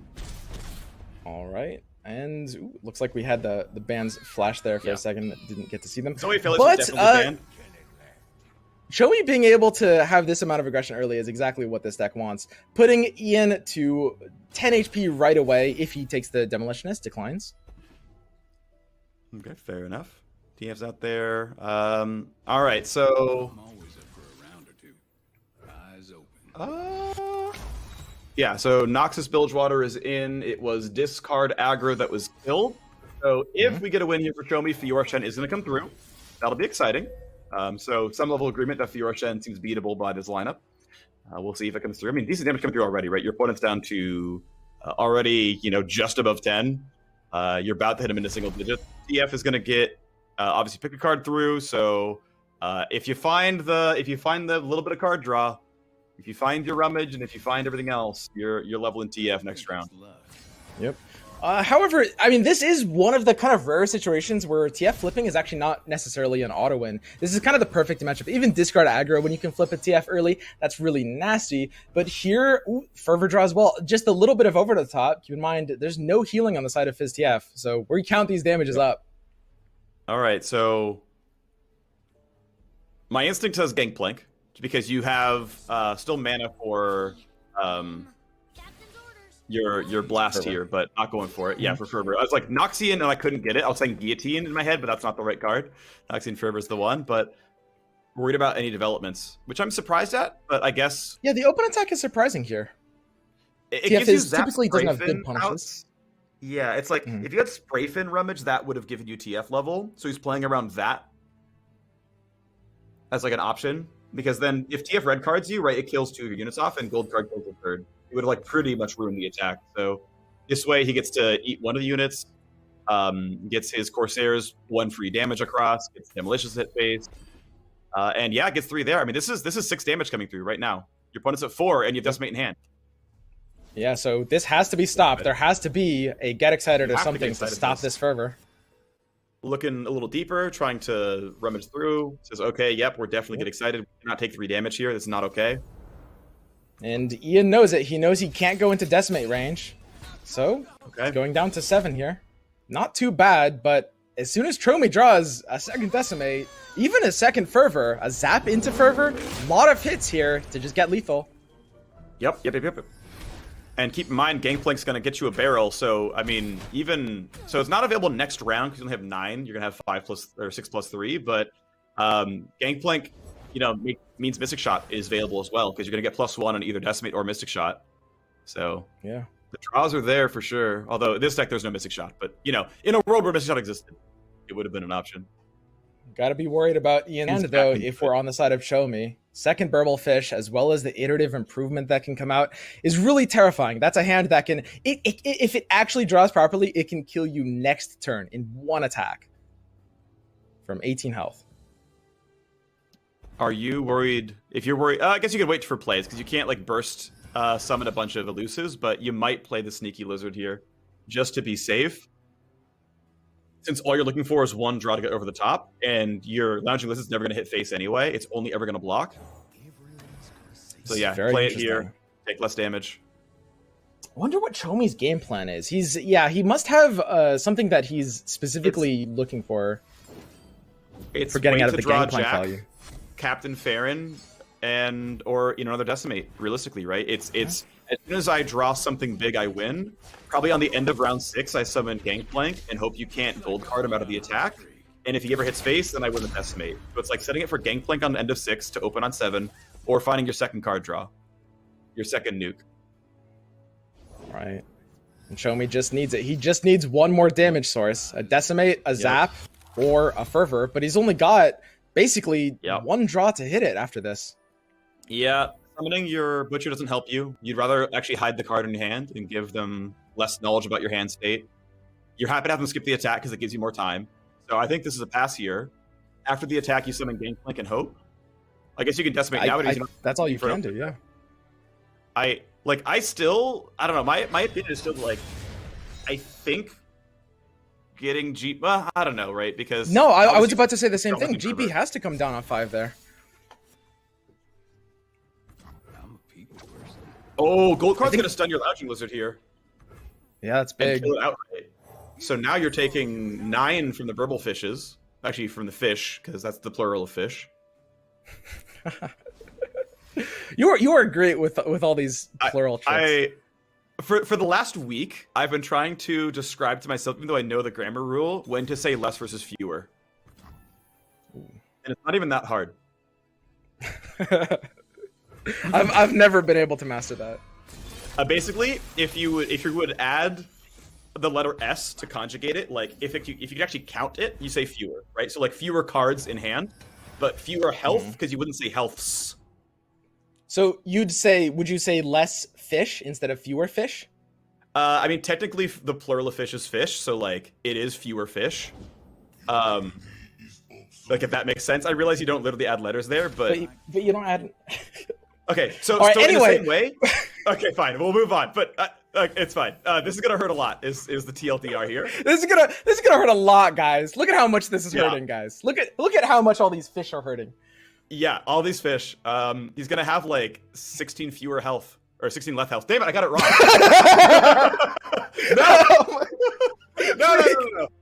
16 fewer. Oh my god. Come on, man. Wow. Okay, let's move on. How are we gonna learn from you? I'm so sorry.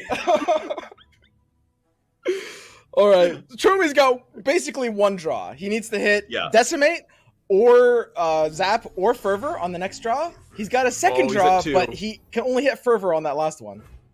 He's at 2 because the Burblefish generated that card, so it's +1 there. It means Mystic Shot is now an out as well. Grenadier doesn't quite get there. Grenadier is not enough. He now needs You're to at hope to 1. draw Fervor. All right. Well, is Gangplank actually enough? Wait, no. Does no, Ian have anything you're about dead this? to red card. No, you're dead to red card plus the Boombot card. It's actually over. Yeah. This is actually Yeah, really that's it. sequencing. Ignition. Yeah. Ian playing that card last round was actually a really, really big deal. Getting stress testing out and get +1 damage meant that he could play for red card Ignition as lethal. There's no way out here. This is definitely a win. We asked for a 2-0, we got it. Oh, that's it. That is so sad. But it's exactly like Boulevard was saying. Ian is one of the names to be looking out for in this tournament. He has just such incredibly consistent tournament results over. I mean, the last year he's been playing from the start. Yep. So there's few ways to play this one. I think you definitely want to sequence Ignition inside of this combo. But, maybe for good measure, you nuke the GP on top. Ultimately, so here's the funny part. Is there a way to play around Get Excited here? Sorry, that's not Get Excited, but you know what I mean. The Noxian Fervor. Like, if that's the top deck, is there a way to play around that? That's what he's thinking. And there's really no way to get that kind of damage out.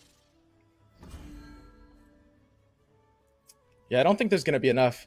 Did he need to Ignition, though? I guess, the gold card is hitting either way. Right, if you're going to get the gold card off, you're fine regardless. So this lets you nuke the keg for free. This way he's actually getting rid of the Ignition, so he's actually playing it. Yeah, even the gold slower. card is effectively doing the same thing here. Yeah, but so here's the problem though. He now outright loses the game to Noxian Fervor by sequencing that way. The Death Sand is deal 3 in the hands, right? That's he I think got that's one the mana level back. 3. So- Oh, not he got the Victor spell. The blue card gave him mana back. That's right, but it meant during the sequence you couldn't do it. I guess it wouldn't have changed anything because you could have Noxian Fervor in response to whatever else. But like before that stack developed, Noxian Fervor could have killed you. But there was no way to play around that anyway. I think is what happened there. So I guess, And that's really nasty. Even after the great start, and that you hate to see it. You hate to see the Decimate draw when it's just too late. One card off. And like the guy would love to show you this is in my hand, but at GG, that's top 4. Congratulations. Yep. And Ian's going forward as well. Well deserved.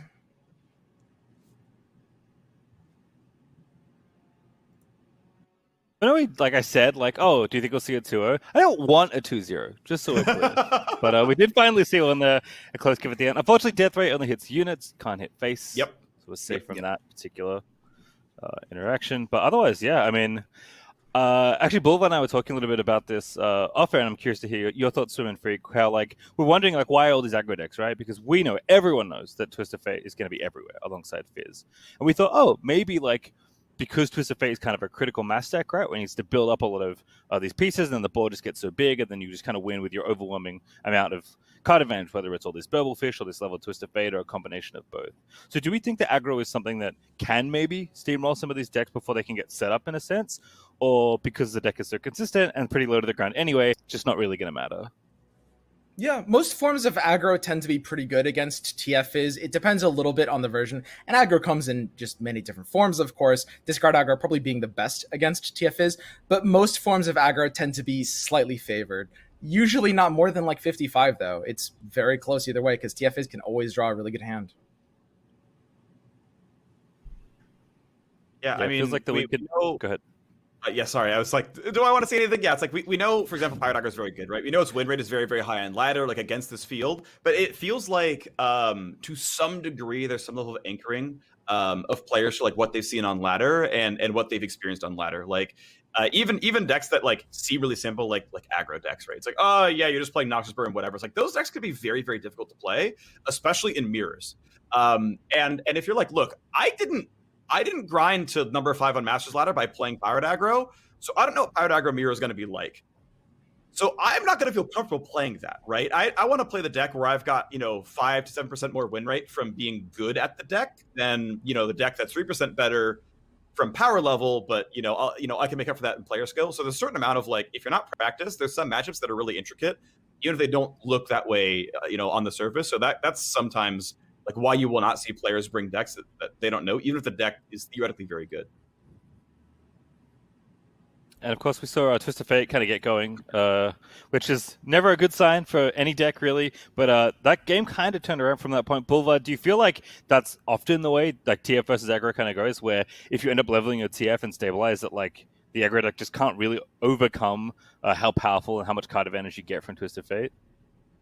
Anytime that you are allowed to blue card against aggro, the aggro player should be terrified. You should be forced to red or gold card a lot more often. So when the Twisted Fate levels, even if it's on turn 5 or 6, Pirate Aggro, Discard Aggro, these are decks that play a lot of 1 HP units. Those red cards coming out of a consistent Twisted Fate are going to do a lot of work. And then generally you have one singular large unit, be it Gangplank or Crowd Favorite. So as long as a deck like TF gets to continuously fire off its burst or fast speed spells with a level TF, you're basically never going to get to touch their life total with units again. And I don't think these decks, barring having a level Jinx on field, are going to have enough burn to consistently take you out of the game by then, because generally you're going to be able to stabilize around 10 or so HP. As Freak had mentioned, this TF's deck is pretty low to the ground. It's able to match the aggro decks on board, and you don't really care about throwing away your resources in the early game to match them card for card, because eventually you're going to fire off a pick a card and just be up for the remainder of the game.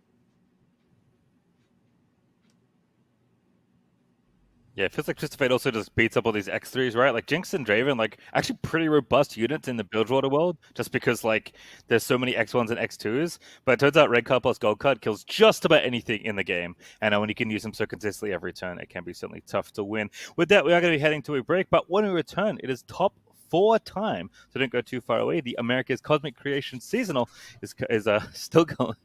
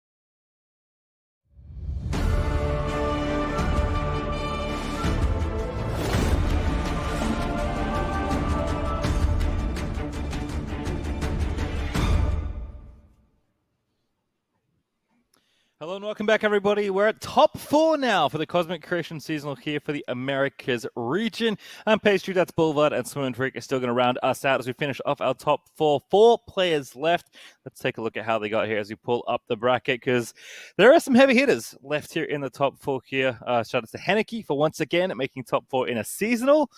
Could obviously do better here, but Margin Bay versus Cyphron at one top of the semifinals, and Henneke versus Iano Guerra in the bottom half. So the battle for USA in the top, as you guys mentioned at the end of your last cast, and then Canada versus Brazil in the bottom. And I can tell you that the matchup we are going to be kicking off with here is the Americans in the top half of the bracket. It is going to be Margin Bay versus Cyphron. Yeah, I'm excited. I'll jump into this one. I mean, Majin Bay is the first player to defeat Raptor. I know Raptor came into this bracket undefeated. He 10-0'd the first run, if I understand it properly. Or no, was he 4-1? Was he the guy that got dropped? He was 4-1. 4-1. Oh my. Yeah, okay. Just kidding. Ha ha ha. He's the second player to beat him in best of 3. But this time, he's actually knocked out. Majin Bay, though, playing really, really well, obviously. Has a cool lineup. Has Fizz TF, of course, has a Zoe Lee Sin, has an Aphelios Kench, which we talked about a little bit before. Like, we talked about his decks already and then didn't watch the matchup because it wouldn't get played. But we're going to watch him for real this time in his top 4. Yeah, also Pokedeal, which is pretty cool. Probably makes you better at playing Twisted Fate, I have to imagine. His opponent, though, of course, is someone we haven't seen yet on stream. As we actually look at Margin-based deck list first. So kicking things off, it is Aphelios and Tom Kench. This just seems to be the thing, Boulevard, that everyone saw, and if they hadn't swapped already, they were absolutely swapping to this for top 32. Yep. I am definitely surprised. Oh, go ahead. Oh, I was just going to say, just to kind of like recap how Majin Bay's lineup is really working together. It's kind of trying to tech against like slower decks like Aphelios Mirrors or Targon, and it's a little bit vulnerable to aggro because of that. That's just like, you can see that across all 3 decks of his lineup. Yeah, looking at the deck lists that are kind of left in the tournament here, that Tom Kench is going to be able to kill 1 unit, and that's really all it needs to do. If it can kill the Aphelios or kill the Twisted Fate, that's going to work out great for you. Freak, I know you had mentioned that 10-0 run earlier. This is the lineup that went 10-0 through Swiss on Kevwar's side, and I thought that a lot more players were going to net deck it because there was so much Aphelios Bilgewater, and I felt like if you wanted to run Lee Sin, this is the lineup that you're going to do it in. But Majin Bay is our last Lee Sin player in the tournament. But it's Lee I'm Sin in the curious top 4. as we kind of roll through the decks. Yeah, and look at Lee Sin here. Swim, what do you think of Lee Sin, honestly, in this tournament? Because for me, I kind of like harken back to the last season where we expected quite a lot of Soraka Kench, because that was one of the kind of the best decks around at the time, and it just didn't really make it all the way through. Do you feel like Lee Sin, not necessarily a bad call for this metagame, but maybe just wasn't performing as well as expected against this field? Yeah, I think that's very much true. It definitely is just a little bit inconsistent. I think a lot of players were worried about bringing it because not only is it inherently inconsistent, sometimes it just doesn't draw Lee, but also it's a little bit vulnerable to people trying to kind of like target certain matchups, right? It ends up having some of the similar weaknesses that the other Targon deck, Aphelios, has, and some of the decks trying to counter Aphelios decks would be inadvertently countering Lee Sin as well. And I think a lot of players didn't want to risk that. Yeah, the one thing I do like about this, though, because it's not ubiquitous in Lee Sin decks, is the 2-0 Sparklefly, also the Spacey Sketcher in there. Like, there are a lot of early cards to gain traction against decks. Like, just having a card out there that can, trade with a 1-mana 2/1 or something and keep yourself from just, like, bleeding out health. And also other good targets for Zenith Blade. Because as long as you play it kind of appropriately, it's going to redraw itself. And you only need one for the Lee Sin, basically. So, having one on the Sparklefly so that you can heal for 3 or 4 health every other round, and then, heal it back up. Or, just having good targets for Zenith Blade to hold you over until you're ready to, like, pop off on Lee. Like, it makes that lineup look a lot better. And I think it's part of why Majin Bay is this far along. Yep. All right, we'll take a look at his opponent for this round. Is Cyphron going to be up against him there? Did say in his interview that he's not just a handsome face. I could certainly agree he's a very handsome face, but pretty good at card games too, in the top 4 already, Swim. Yeah, I think that Cyphron's lineup is actually going to be really interesting to take a look at here because he's brought a couple of decks that we haven't seen in this tournament yet. Right up, we have They Who Endure, kind of like Shadow Isles aggro with the Endure Bomb finish, which it was mentioned before that I actually might have brought a very similar deck to this tournament. I do like its position in the metagame right now. What do you think about Endure, Freak? So yeah, it's been around for a long time. It's been a bane of my laddering existence for a while. I think it's actually like very good all around. I know, like Swim, we were talking about this. You were bringing it up because I know you do a lot of win rate investigations. That like the more Targon gets played, and everyone's like, oh my gosh, how can you play Endure against Hush? It becomes 1-1 no trample. It just dies for free. Like you can't use Atrocity. But from your research, like the win rate of this deck goes up the more there's Targon because Endure is the but there's a bunch of other cards. This thing has 6/0 drops. Like, this deck has tempo, okay? This deck has cards to play. You have 3/3 Bark Beasts, reliably, Aristocrat and Prey give you more cards afterwards. Like, you have like 1,700 cards you can play in the first 3 rounds, and then other stuff comes over the top. Just calling it specifically only 2 Wraith Callers. Like, the Fearsome package is not that important here. So, you know, oftentimes you're like, oh, I'm basically mono Shadow Wilds, but only 2 Wraith Callers. It's very, very low to the ground, but with enough card generation through Glimpse Beyond and even Warden's Prey to a certain degree, and your Stalking Shadows that, you know, you're going to just jettison cards out of your hand until it's finally time for an Endure finish. But sometimes you just kill them before then. All right, we'll take a look at some of the other deck lists here as well, because Saffron, of course, has brought more to the table, and I believe has some stuff that we haven't seen yet, even though we know it's around. It is, I guess in some ways, the Swim special. It is Fiora Shen Boulevard. What do you think of this deck here? Because quite a few players brought it to top 32, but I believe this is the first time we're seeing it on stream today. Fiora Shen is supposed to be like the safe deck of Legends of Runeterra. If you're going into an unknown meta, this is 100% the deck that you're going to bring in. It has really close to 50-50 matchups against just about anything that you can bring. Even has, you know, a pretty close to 50-50 against TF Fizz. So I think that it's got a good matchup spread and just a really safe pick to round out the lineup. All right, well, good news, everyone. Yeah, the game's not starting, so you're free to consume. Once again, take it away. Thank you very much. We are to the game here, the start of the top 4 here at the Cosmic Creation Seasonal Tournament. And I want to point out that both players banned the Aphelios deck from their opponents. So Cyphrin's TF Aphelios is gone. Majin Bey's Aphelios Tahm Kench is gone. So Lee Sin Zoe on the one side, alongside Twisted Fate Fizz as those 2 decks. On the other side, we have Fiora Shen and Solo Callista. That's going to be fun. We're going to see some new stuff here. Cyphrin's decks are all going to be basically new to the stream. I don't believe we've watched either deck so far this stream, so that top side, innovation the whole way through. Yep, and it's going to be a little bit awkward for Cyphrin's decks just going into this matchup. Majin's decks are actually really good against a couple of Cyphrins. In particular, the Fiora Shen is actually something that Majin's lineup is actually kind of targeting pretty well and is going to be very hard for Cyphrin to get through. All right, tough for Cypher, but we'll see what's going to happen here. Zoe, you know, going to get an easy swing on start of 2. Wanted to play it a bit, playing it here on round 2. Okay, so not going to go for the nuke on this, because obviously you could have just simply gone for, 2 damage or 1 damage right there with Unspeakable Horror. Doesn't go for it. And I like this play. You have to play around Pale Cascade, but more importantly, you're in this position. You've got the Blighted Caretaker that's going to come down this turn. That's going to threaten the Zoe anyway. And you do need to play the proactive, just aggressor in this matchup. Yeah, it does allow your opponent to draw an extra card virtually. There's a star chart right there. With mana left up, I mean, Moonglow is going to keep Zoe alive. Okay, yeah, not going for that play style regardless. But allows, let's see, you could, you could like, make your Hush cheaper, but that feels bad, so it's probably not the play. Yeah. But let's say we're not. Yeah, a lot of early aggression here. Very, very good start for Cyphrin. This is basically exactly what you like to see. However, the Hush is a little bit awkward, the 2F Hush in this deck, because it does mean that on the eventual Endure, there will be one way to stop it. I really think you Moonstone here on something like Lee Sin or the Stones, because I think you really want to generate the 2/1 just for lifesteal. I think so okay, it's on the Hush, which is fine. All Cypher knows is something is cheaper. Knows is the far left card on the hand, so whatever that is, knows to, play around whatever that is. That will come into play at certain points in time, but it's like, okay, is Hush cheaper? Is Atrocity cheaper? Is Deny cheaper? You won't know for a while, but certainly knows that it wasn't a playable card yet. Yep. Now, Imagine does have the opportunity to buff the Dragonling with the Mentor if he really wants to, just to try to have a little bit more lifesteal. It looks like Cyphern is thinking about having basically a way to stop this attack from happening. Yeah, what's coming out? Just waiting. I mean, we're just waiting for this cog. I don't even remember which card got pulled out from the top, so... I'm going to be honest with you, Freak. I didn't either.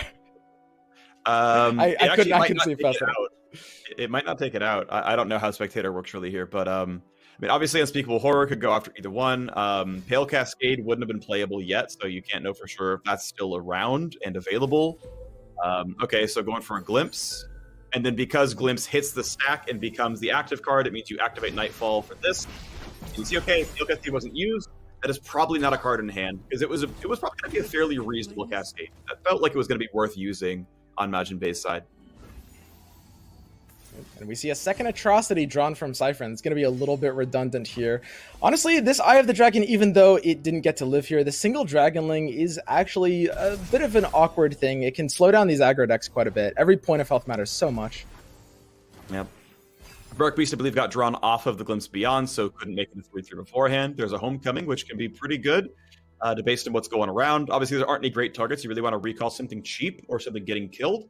Homecoming, though, is going to be one of the big answers to Atrocity. Very rarely is Cyphern's deck going to have a way to like pick off whatever is on the other side of Homecoming. And unless they have 12 mana, can't just re-up the Atrocity. So that can often be a really big saver in case you're ever going for the Atrocity lethal. Obviously, if you're using it to like get rid of the Overwhelm, you still have the Atrocity reaction to kill, but a little bit of defensive options available. Obviously, Deny can do the same thing. Or at least some similar a things. really nice thing here for Imagine is that because it's, an aggro matchup, we can just use the Lee very defensively. We don't have to be worried about what's in Cyphern's hand right now. Usually, you have to be a lot more careful with these, but just playing it as a blocker, there's no combat trick that's going to ruin this or anything like that. He's got a second one anyway, even if it dies. Yeah. And there's no, damage for 1 mana here, so you could greed out and block the 4/3. And just, really aggressively block things out, because once the next round starts, like right now, Pale Cascade can't be played, Stalking Shadows, Unspeakable Horror can't be played, and then, look, you're going to have the heal anyway, you're going to have Guiding Touch, so this Lee Sin can knock down something large. I want to say Wraithcaller is the better one to kill in case you ever have to actually force recalls. Like, if you somehow have the Homecoming to stay alive at some point in this game, I don't think you want to give him a Wraithcaller back. It's a really, really small optimization, but it can exist. Yeah, I'm a little bit surprised we didn't see that Bark Beast on that attack, because, of course, attacking on the end generates a bit of a free value since he doesn't really want to have to take blocks on both. Cyphern's playing a bit of the long game, though, prioritizing the stats. Sure, yep. Gonna make sure it's a 3/3 and make sure it's comfortable. I guess the thought is maybe the 1/1 chumps the 4/3 and then Lee Sin eats it, and, you didn't even take any less damage. Okay, so there's the attempted Atrocity. Deny's not going to fit here. You can Hush, but that's not enough. Guiding Touch is not enough. Yeah, the second Lee Sin is the only thing that saves it here because he needs the barrier. Yep. That's a nice one. That's a nice read. Good job. All right. Barrier for 3 mana. Pretty outstanding. However, I really do want to point out, I think that Atrocity was a really good play. It identified correctly a really, really rare position where we can actually uniquely punish every hand except for a second Lee Sin because of exactly the 3 mana and the exact health amount there. And this is just like the board dying and Lee Sin just being a 6/3 or a 6/2. Like, this is pretty outstanding here. Yeah, the ability to save that Lee Sin might actually just be the deciding factor of the game here. Well, you're down to 1 Atrocity, and that's known, by the way. Like, this is open deck list. We know there's only 2 Atrocities brought in, and there's no way to generate another one unless, Warden's Prey gets you the 1 mana 1/1 that generates a 6+ cost spell, which generates another Atrocity. That's the only way around Experimenter, I think. That's not going to happen, really. So, you're running out of nukes. You've had probably about, I want to say 5-6 units die, so Endure's not small, but I think it's 8. It's 8? Okay. Yeah, so it should be a 9/9. But it's still not going to be big enough here. The scariest thing is the fact that Lee has 3 gems means you're going to die really fast. All right. Well, once again, Siphon has absolutely no place. Siphon does not have any fast speed spells that cost less than 2. I mean, they're Glimpse Beyond, Stalking Shadows, Unspeakable Horror, and Atrocity. But none of those are, going to be all that scary all the time. Going to give Lee Sin a bunch of health. With Gems, trying to get him up to 9 attacks so we can block safely. Some overwhelm will happen, but not enough to scare you that much. And yeah, up to a 9-6 means he's going to wait and say, if you want to attack, I'm killing this. Do you want 3 face damage? That's what it's going to cost you. And it looks super bad for Siphon. I do not think he's able to really race down Majin Bay just because of how fast this Lee Sin is threatening lethal next turn. Yep. The open attack is lethal. You can Atrocity your card away to not get kicked to the Nexus, but that gets denied. Yep. And with Hush here as well, I mean, I think this is inevitable. I don't see a way for this out of Siphon. Let's see. Is there some kind of play? No. Yeah, if you get the challenge off, you are just dead to kick Overwhelm. So there's the Gem. Lee Sin's going to be a 12-9. You don't care about Barrier because he's going to kick it away regardless. Mm-hmm. Atrocity keeps you alive at 1, but like, who cares? Yeah, and that's just Lee Sin as a deck, really. It's, we've seen it in some games. It can be just like really anemic if it doesn't draw properly. Yep. But when you hit your cards in the right order, it is crazy. So Hush is going to just let Lee Sin go ahead and go for it. It's still not going to kick into the Nexus. Okay, hushed and denied. I guess it doesn't matter. Again, there's something that can play at 1 mana, so you're like, look, I'm going to show you I had everything. There's no way around this. Goodbye. Demoralizing his opponent. It is. That's slotted in and fast. Now, yeah, it's up to Siphon to make it past these next. Make it past with both of his next 2 decks against Majin Bay's TF Fizz. Pretty rough. Mm-hmm. Yeah, TF is definitely a very, very strong one. Has an Aftershock in that list as well. Otherwise, very, very standard stuff going through here. Double Zonite Urchin otherwise.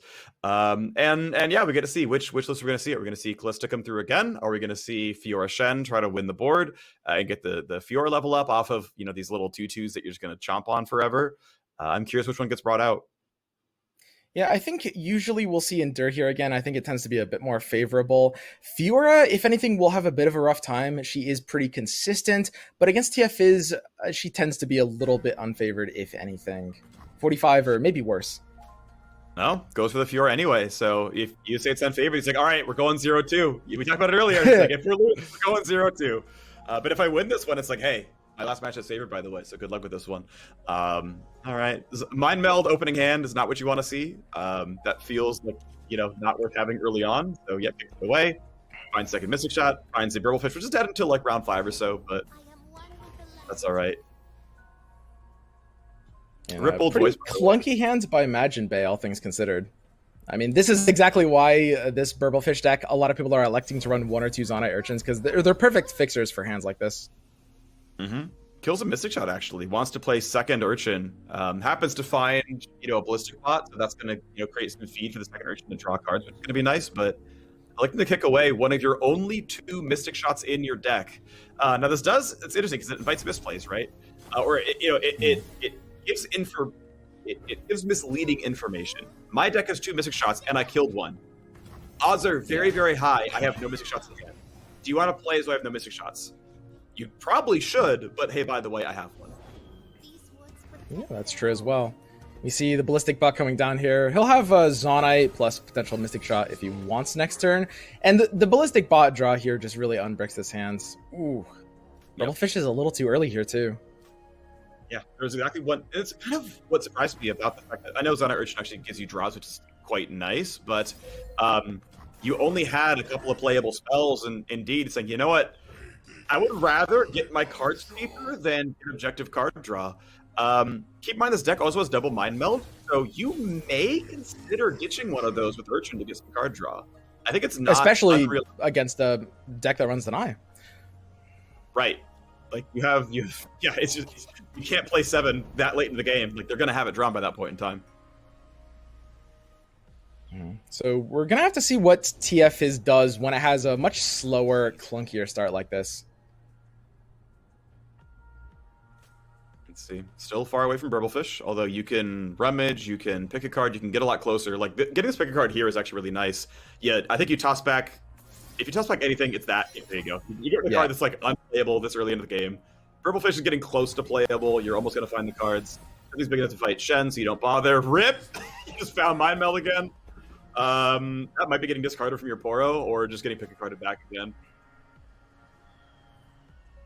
Yeah, that pick a card does a lot of work to Magin's hand now. He can definitely discount these Burblefishes really, really cheap and double play them as soon as next turn. Now it's up to Cyphrin to really match this pressure. And I gotta say, in this matchup, one of the defining factors is Relentless Pursuit, because you need to be able to race them down. And without a Relentless Pursuit in Cyphrin's hands, he's gonna have a hard time doing that.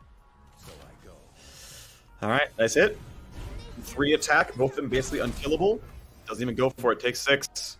Oftentimes, I mean, face damage is not exactly how you lose this kind of deck. You know, either Fiora gets you or you get just overrun by right steel formation. So being at 20 is the same as being at 14 in a lot of times. And besides, your whole game plan is elusive, so you kind of race them there regardless. Bot comes down.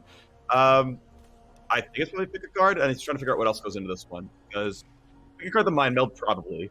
That feels correct. And then you have enough to either turn your Ignition into Poros, or you play Ignition to deal 1 to face. Yeah, pick a card Mind Melt here as Forest. The only awkward thing is it's fleeting, so it'll stay fleeting if he draws it later off of anything. Oh, that's funny. Well, but at least Burblefish is playable. One of the two. I think it's playable at 2 mana. Maybe you want to wait and just put your 1/1s dead and wait a little bit longer. You'll be able to draw and get them 0 mana next turn for the attack. Yeah. That's the thing that's so powerful about Burblefish, and it's really like the pick a card synergy that accelerated Burblefish to the next level, because they work so well with each other. You always pick a card into a developed turn, and you're always going to develop before wanting to attack with the Burblefish since it's an elusive. So you can just get it for 2 mana so easily, or sorry, 0 mana so easily. Sure, yeah. Alrighty, 5 units on board, half of whom not blockable. Okay, bunch of Ignitions, you got a Fizz, he's going to be elusive, and I mean, a 3/2 as well, so... Cool These stuff are here. very scary draws. Yep. Concerto Strike obviously gets pretty well removed. No Sharp Sights. It is 3 of Sharp Sight, by the way, in Cyphrin's deck. Hasn't drawn a 1. Now, thankfully, you know, there's no 4/2 Burblefishes yet, so, you know, you're not running into the really big beaters, but, I mean, Fizz is going to have 3 attack. You know, Burblefish themselves are still going to be 3/1s, which is, you know, some going through, and it's getting scary. Yeah, and these Ignitions are popping too. Like, these little bits of chip damage. 2 damage every turn is definitely nothing to scoff at. Yep. So you can play either the Rummage or the other Ignition to get the Burblefishes down to 0 mana here. Yeah. Now, there are 2 Spirit's Refuge in Cyphrin's deck, so Barrier plus Lifesteal. I mean, you're going to see that, you know, already she's got 5 attacks. She's going to go to like 11 pretty soon. Like, you can full heal if you find Spirit's Refuge. Imagine Bay doesn't know he doesn't have it yet, but that is a real consideration. Is I have to imagine is like 1 or 2 spells for leveling here. I don't know if you need to generate the stuff in your hand, but you know, 1 more damage is obviously useful. Yeah, and again, imagine Bay just having a really, really favored lineup into Cypherins in general. I think both of Imagine Bay's decks, actually almost, arguably all 3 of the decks, are double targeting 2 different decks on the side of Cypherin, those being Fiora Shen and the Aphelios deck as well. Yeah, well, Fiora, the Aphelios Shen, though, or sorry, the Aphelios deck got banned away regardless. Unfortunately, Endure couldn't slot anything there, but here we go. The ring comes down. I mean, not the literal worst card, but not a great one. That's, you know, tough caps there. Yep, and the only question is, do we just override something? He declines to play the other Burblefish for this attack, valuing these blockers, I think, against, you know, Demacia. Each one of these 1/1s can stop an entire attack. Yeah, there's really no overwhelm kind of anywhere there. That's the one downside. You don't really become elusive. You don't gain overwhelm. The units are, in some ways, incredibly fair, you know, on Demacia. Like, unless you're running something like Misfortune or Quinn, where you get the extra attacks and they go through for 3 anyway. Like, that's how you kind of get unfair attackers in that deck. But without finding Fiora or getting the challengers online, I mean, we're going into round 7 and we're going to find our, like, first challenged attack finally. Oh, by the way, freak. Yeah. Oh, no. Like, really think he has nothing? Maybe you had to, but there's no way this doesn't just completely ruin your face. Yeah, I mean, I don't know if there's much of an option there. You can use it on the Burblefish instead, but I think Cyphern just sees that he has no way out of this situation. Yeah. Again, Spirit's Refuge and Sharp Sight are kind of the cards you need. Honestly, Relentless Pursuit gets you pretty close as well, because, again, none of your blocks are good. But here's the weird thing. Like, you've got this 4/5 dragon that will eat Fizz next round anyway. Like, why did you nuke a 3-attack unit that you're gonna kill regardless? Like, that concerted strike is the strike of a man who's resigned to his fate. I feel the dismay that he's experiencing from here. Against TF he doesn't really have the Fiora early, like you were saying. That's one of the things you need. There's no Spirit's Refuge in hands, no Relentless Pursuit to race down, and I mean, you're vulnerable to chump blocks, whereas they're not. I'm gonna be charitable here, okay? Let's pretend he actually nukes the right unit the first time and his health bar is actually at 12. Okay, like we're gonna start there with our expectations and look at the rest of the hand states. There's not a lot of card draw left for Majin Bay. Like, Dia's coming down with no run rummage and 0 pick cards. In fact, 2 pick cards already been used, right? So like, not gonna find another one for a while. Like, these attacks all look good. Like, Shen's gonna get his barrier, whatever. He's gonna be happy. Like, you know, they can switch places and stuff. And you can nuke down most of this board, and then like single combat the next Burblefish that gets played, and now there's like 3 power left in the board, and you stabilize, and as soon as you find Spirit's Refuge, you heal to full. Like, with a decent set of cards, like, there is a way back for Cyphrin. He's not going to get there, maybe. I mean, it definitely was not like, you know, a give up moment. I do agree that there's not really a reason to go for the Fizz there. Like, everything is going to stop it. But I don't know what else he really could have been thinking. Because it's just such a rough game for him. Okay, it keeps Shen alive. I guess the 7-1 lives as well. It's obviously miscuttable, but it would have been anyway. Still has mana for Stand United, so if there is a big nuke coming through, you can just block that real quick. Yeah, triple drawing the Shen was really, really painful for Cyphrin here. These 2 Shens Stand Uniteds in his hand in this matchup are just so dead. Yep. Cyphrin wants to see Spirit's Refuge or Relentless Pursuit on one of the next 2 draws into like Phalanx on 9 or Formation on 9. Attack, everything has like +6, and you just lifesteal a full and then swing again and do it another time. Like, that's what this game's gonna look like if Cyphrin's gonna even live. I'm not even sure he's going to. You can Aftershock face for 3s. Like, this is almost over. Yep. Red card is coming out. This has the ability to just like pick off the Green Glade Elder for free. There's not much Cyphrin can do. I mean, he can save it, but it's just going to get chumped out anyway. There's not really any way for this to swing for lethal or anything like that. Nope. There's still the 2 Mind Melds in Majin Bay's deck too. Alright, well, you level Shen here. You keep your 7-1 alive, but this actually hurts your card draws. Obviously, now you have a chance at drawing the Shen again instead of drawing at your out.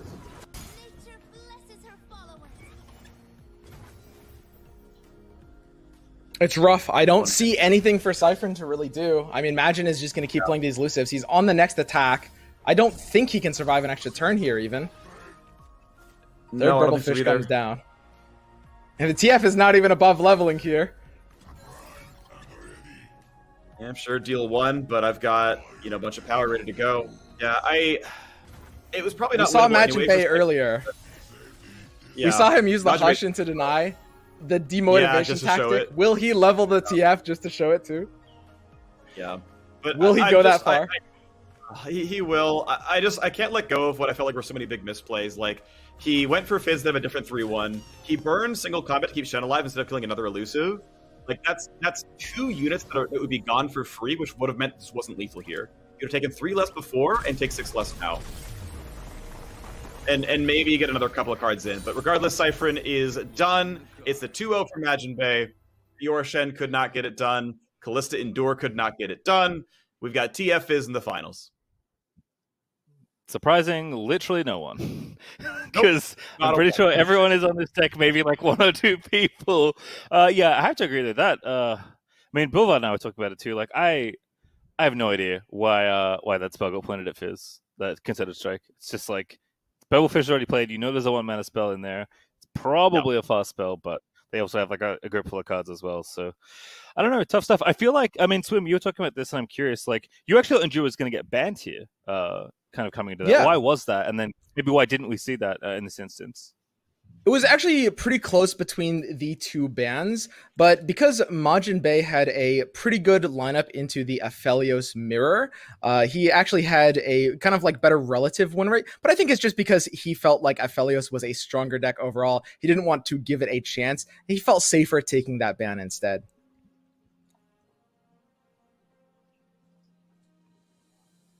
Makes sense. And then I guess Boulevard, I'm curious what your thoughts are on Lee Sin with that game, because we kind of joked about it. But Lee Sin looked pretty good that game. It's funny that we spent like a whole segment being like, yeah, maybe Lee's not that good this tournament, kind of inconsistent at times. And then turns out when the Lee Sin hits, it hits pretty good. Yeah, the thing about inconsistent decks is you never want to ban it because the deck can kind of lose to itself on its own inconsistencies, but then you run into a game like that where the deck functions and functions very well, and it just feels like there's nothing you can do. I mean, it looked like Majin Bey was toying with Scythrin through most of that. I did really like the sort of tempo atrocity that they had tried to throw out, because that's just kind of the hand that you were dealt. But we talk about Lee Sin being inconsistent. I mean, Endure runs into a couple of the same problems, right? Sometimes you don't get these early game combos like the leveling your Callista with your Blighted Caretaker, or lining up your Cursed Keepers and your sacrificial cards, and things just really not working out for Scythrin. And then actually game 2 was great. I know you had mentioned that you didn't like the Concerted Strike onto the Fizz. I loved it because on my bingo card here, I had cast a stress testing, and I get to tick that box off, so that was great for me. Mm-hmm. Well, good job on that one. Is your card filled? Like, have you gotten like the X down the side? Do you have like the full blackout? Like, how close are you to done? I'm like missing one on any kind of bingo, and I'm hoping that we can finish this off for me in the finals. Okay. Did you have a follow that's stronger than Diana? Because Diana's actually been pretty decent. Just want to say, like. We've been seeing some shade, but I've got some opinions about Diana. I wish she was on bench more often than not, but sure. So you're excited for Nightfall Aggro to potentially win another seasonal? Then is what you're telling me. You're really jonesing for that. Mm-hmm. All right. Well, fun one there. Majin Bey though, just playing real nice. Is it? I do believe actually we are going to go on to game 3. The other semifinal is going the distance. So Swim Freak, you get a little bit of bonus content. Enjoy. Great. I'm looking forward to it. Mm-hmm. All right, so this should be the set versus Ian versus Henneke. Henneke, who we actually both of them we saw before. As Freak and I are pulling up their decks as we have the time. You get to see me flashbang my face with the sheet with all the deck lists on them, and then get the rest of it going on. So the battle of, I mean, there's 3 countries remaining, right? We already knew we were going to get an American in the final. That's happened. The other 3 are gone, but Henneke representing Canada, Ian representing Brazil after knocking down an Argentinian a bit earlier, and here we are, the last spot in the finals. This is game 3, and we've got ourselves Diana. Is Diana making the final? Is it gonna happen? It could be. I was saying earlier to Boulevard, we already have a Nightfall winner. We already have a Nightfall winner in the other seasonal region by Mr. Bear. If Henneke wins this, we have 2 Nightfall decks winning this seasonal. I just want to point that out. Yep. Great. That's all I want to see. All I really care about, legitimately, it's not that I even care about Nightfall. It's that I am always, I know there's a name for this, but I don't know it. I guess it's hipster, but I just want to see decks that people don't think are good, or cards people don't think are good, just actually take over. Just seeing the satisfaction of the undiscovered power. Yeah, it's something that I think is probably my favorite part of watching these tournaments as well. And we actually are seeing a pretty decent amount of deck diversity. Sure, there's a lot of, Fizz Twisted Fate, but in terms of the other slots in these decks, we've actually seen almost 0 real overlap between, different versions of many different archetypes. Alrighty, well, this is a fairly difficult attack to deal with. Going to chump block a 3/3 and otherwise eat 1 others. One of the problems, though, is Pale Cascade makes this real rough. This is going to be some punishment with your ballistic bot dying. I feel like it's worth playing here. Yep. And Henneke might actually be favored. Really good position for this matchup. This is exactly where Nightfall wants to be, up against TF Fizz, who's on a bit of a slower start. Yeah. There we go. Pretty good trade. Cannot play second Cascade. That's okay, though. Yeah, there's not much else to do here. Obviously, the 3/3 is too healthy to die to Death Ray, so just pain. Thankfully, Twist of Fate's going to be playable eventually, but you want to hold on to your card draw as much as possible to get TF that experience. So you kind of want to wait on Urchin, which means you're really limited in your next round's play. It has to be TF Urchin. Yeah, and we see here's an awkward matchup for the Death Ray. Again, he has to just discard it here because it's basically completely useless. He can play out a couple of Poros, but not enough spells for the Burbles. You can see the bans that came through. I think that was probably discard or pirate aggro. Discard aggro because that wouldn't have been pirates. But all right, he's got some elusives. Twisted Fate is obviously playable. I'm gonna play that pre-combat, and that likely means blue card indeed. There's not really a lot unfortunately, of. This is one of the few matchups that can race you down so fast that even a TF level up might not be the end of it. He needs to draw pick a card. There's a Rummage. It's a good start. The level TF is how he wins now. It has to be. He has to hit a pick a card off of this Rummage. What comes down right now? You would love to see just a way to get a little bit more power on TF, just to threaten the 5/3 and make that a little more difficult. It's not going to happen here, but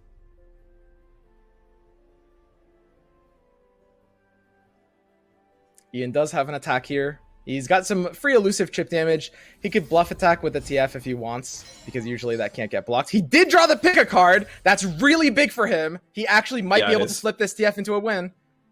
Okay. Yeah, he's seen 3 card draws. He's going to be 1 short on round start, I believe.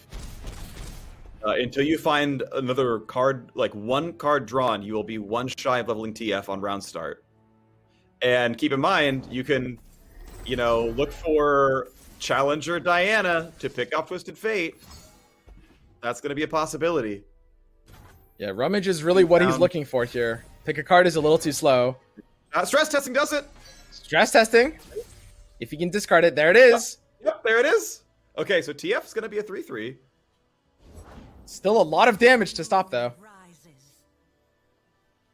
Oh, and gonna activate Nightfall enough to flip Diana. Doesn't need to get her Nightfall effect now. Can instead level her up and then use Pale Cascade as a second Nightfall trigger to get that we're gonna going. see a double Pale to save this Diana here, actually. Yeah? Because the thing is, Ian knows that there's enough Pales in the deck. He has to go for the Diana to play her on the Pale, but there's a double Pale in Henneke's hand. There's still a Mystic Shot, so it's still going to go through. And with TF flipping, I think right now, you even get red and gold cards. At least you get a blue card off of Mystic. Yeah. Yeah, he could get all 3 cards depending on what he draws. Yeah. Right now, the pick a card's looking pretty dead, and so is the Mind Meld, but just getting a red card off of pick a card is going to be enough to kill Diana. It depends on what he thinks is going to happen, right? Because Diana's going to have 4 health right now. So you're like, okay, I'll just pick a card and then deal 1 with red and we're fine. And then he's like, no, second Pale Cascade, it's actually going to live. So if you Mystic Shot, Diana dies. If you pick a card, Diana lives. So what's the choice here? Well, it's also a little interesting because, first of all, you don't know what you're drawing off this blue card yet.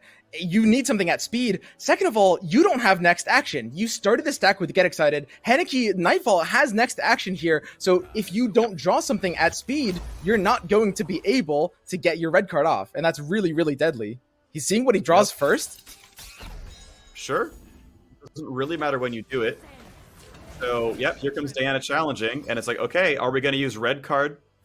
Oh, right, because Pale Cascade wasn't used again to try to bait out red card. Doesn't give Diana Challenger, which actually, it means you either have, no Nightfall cards at all, or you're holding Pale Cascade as a combat trick. So, yeah, this Pale Cascade as a combat trick, I think that might be a great call by Henneke, though. He's actually stopped, instead of killing TF, he held Pale Cascade as a combat trick. That might be about to blow out this game. We're going to see it he's save. Almost dead. No, yes. He's gonna, this Mystic Shot is 11 to face.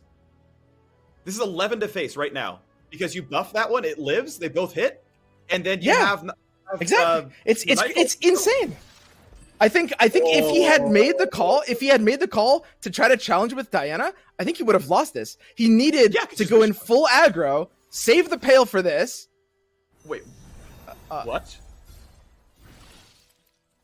Oh, he thinks there's a gold card. He thinks TF can gold card here. That's why. He's like, you for sure have something. There's no way you have nothing that can go here. That's why, right? He's like, I want to keep the goat alive. I want a gem so I can Nightfall next round. That's why this happens. That's really interesting. And have a gem target. I mean, what are the odds that Ian has a gold card though, right? It's got to be reasonably high, right? Yeah, it is reasonably high. Yeah. I understand the play. If he was cheating, it was the wrong play, but he's not cheating. There's no way to know. Yeah, it's very, very unlikely that you do have the ability to get the damage through there. I don't think the GOAT is going to be providing very much value, though. Yeah. But I think the GOAT would the GOAT have taken the gold card? No, right? Because the GOAT was just got 6 damage in hand. The Doom Beast cloned off of Shadows. He's needing 2 more damage for lethal here. He's definitely living for a while. And then Nocturne comes down, makes things fearsome. Like unless he is and a bunch of burst speed spells, he can't stun in time. But thankfully there is some, right? Like you've got iterative, you've got pick a card. Like gold card is pretty much free next round. Yep. Anything you draw, you can turn into gold card. Because the other, like, you have 3 burst, something to target. The 1 gem does give this Crescent the ability to survive to next attack's red card, but it still will absorb the gold card right now. Probably. So I'm curious, like, this is a real thought. Do you care about making a Burble Fish here? Because, yeah, I guess you're just gonna gold card and hit that guy, and he's just dead. You're just gonna kill the 5-out Overwhelm, so yep. You have to play around that, so that's easy. Do you care about making another gold? For it. Scary. Because Nocturne scary is the problem. Okay, Jettison is. There are worse cards. Because it's burst speed, you can get a gold card out of it. It's actually a really big deal. Very true. And just like you mentioned, these Doom Beasts are doing a really good job of keeping Henneke alive. Like, his health isn't necessarily high, but it keeps him out of kill range this turn. So Ian needs 1 more attack, and that means Henneke is only getting 1 more attack. Henneke's got 1 more turn to cross this 6 damage. You'd have to get really bad draws. Okay, you're fine. You have a gold card. Yeah. Ian should feel very safe right now. Because Nocturne is getting gold. The Unspeakable Horror draw freak. He's 1 short. If he gets another Unspeakable Horror... Oh, you're right.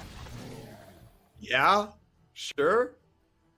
Oh my gosh. All right. You could get there with top decks alone. Can you win with a Doom Beast, an Unspeakable Horror, something fun like that?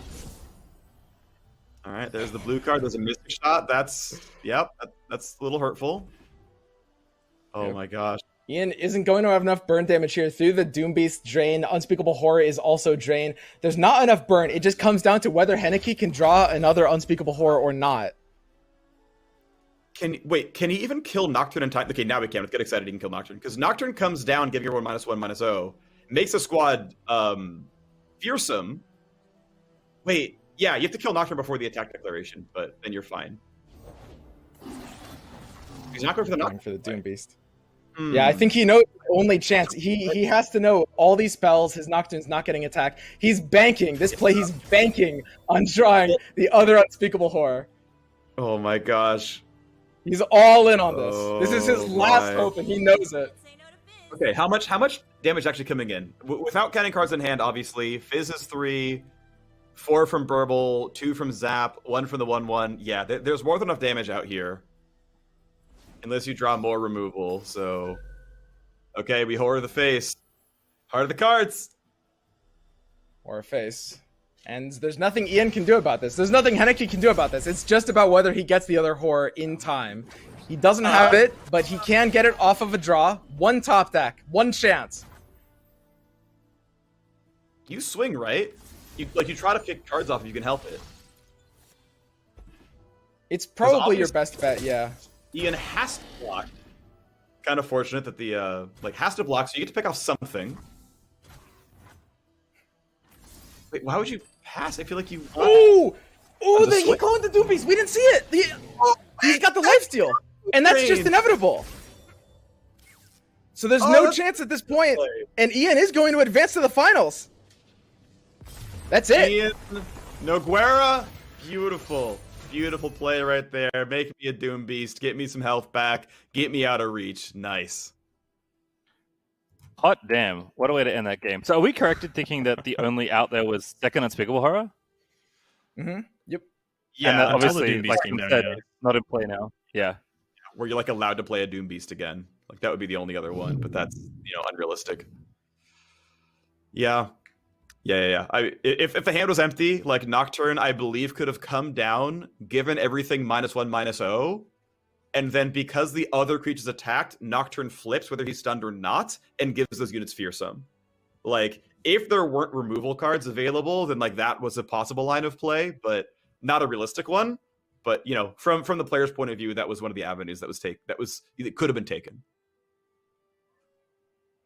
Yeah, a lot of like 3Xs around too, so like kind of hard when you can't play a unit for Nocturne to even help push through.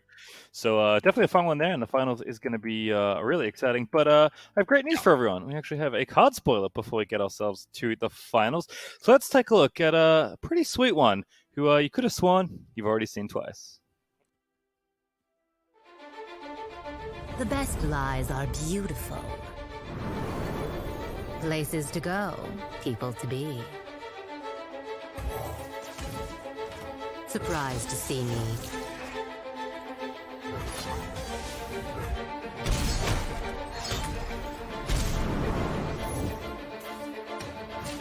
Are you certain?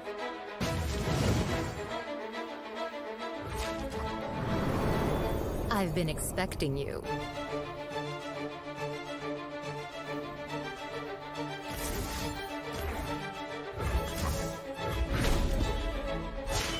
I am everywhere. I am everyone.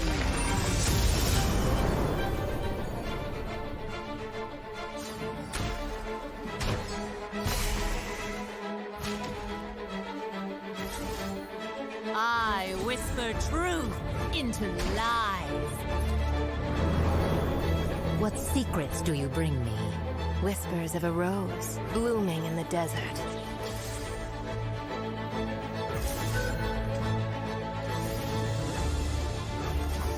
Right where I want you.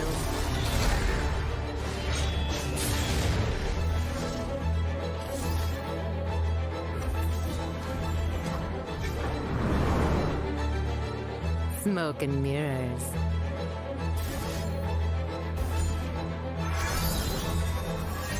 Seeing double. My move. Another rose for the garden.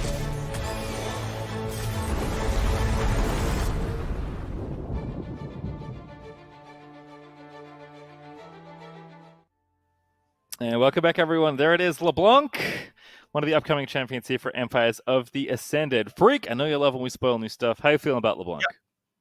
It looks cool. I had exactly one champ spoiled for me, which was Sivir. Thankfully, that was already teased earlier today, like officially. So I've mostly been entirely unspoiled. This is my first time knowing it was LeBlanc. Obviously, we saw some of her cards earlier in the day, so I'm like, I see LeBlanc in card art. I think we're seeing LeBlanc today. I was right about that one, but at least that was intentional, right? That was the intended followers coming out. It's interesting. It's another champion where it's like it's the deal damage mechanic. So that's not where I was expecting LeBlanc to go. It's cool though, because like Sivir has some teeth there. It kind of fits alongside Swain a little bit. Like it's part of the 5+ synergy with reputation going on. So you've got the sort of like Trifarian Assessor thing going on. So yeah, I'm more to think about like what kind of decks I want to go in, but I'm definitely going to include Sivir alongside it though. Yeah, I really like that they're giving kind of like Control Noxus more options. A couple of the kind of like supporting cards we got there, I believe they're called Whispered Words and Bloody Business, are really cool cards for any sort of Noxus archetype that wants to be built in any way completely different from just your conventional aggro deck. And then this is my This is my favorite kind of champion where, looking at it, there's no obvious existing deck where you just like throw this in there and call it a day and you don't really get to play with the supporters. This is like a champion that you are going to build your deck around.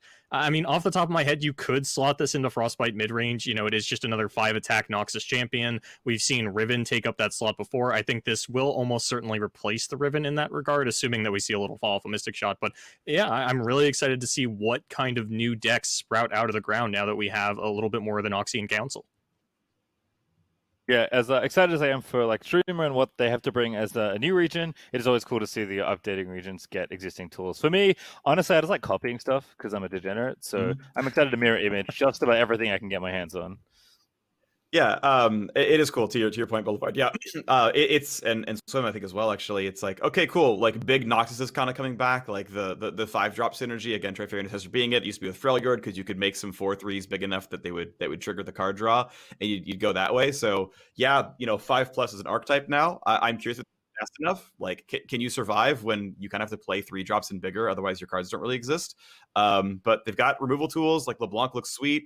You can keep her alive. Yeah, she's just going to generate cards for you. Yeah, I think generating cards, the draw cards are insane. The ability to just draw more cards into the late game is something that you can't really have a proper control deck without. And I think we'll see some decks because of that, like Shadow Isles Noxus, like semi-control. We've seen like Swain Spiders because of that they've just needed the draw, and this might push them there. All right, well, really cool stuff, and actually we'll have get a bit more insight into kind of the whole process. We are going to have Mark Sassenrath, the lead set designer for Empires of the Ascended, on after the finals, but we are going to go to a break, because coming right up, it's the finals of the Cosmic Creation America Seasonal. Don't go too far.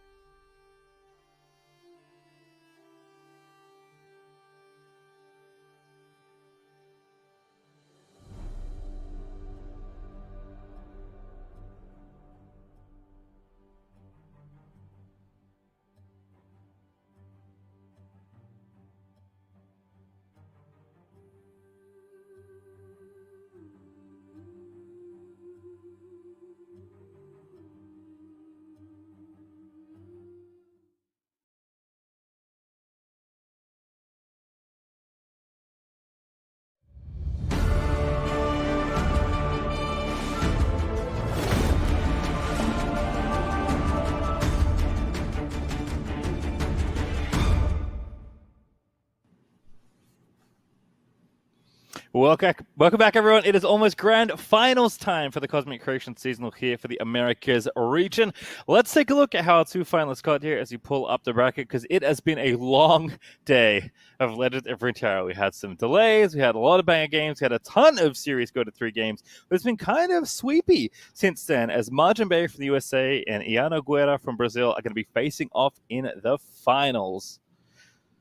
Boulevard, do you expect these two players to get here? Because I know you had your eyes on them. In fact, I believe you have predicted a seasonal finalist from every single seasonal. Is that correct?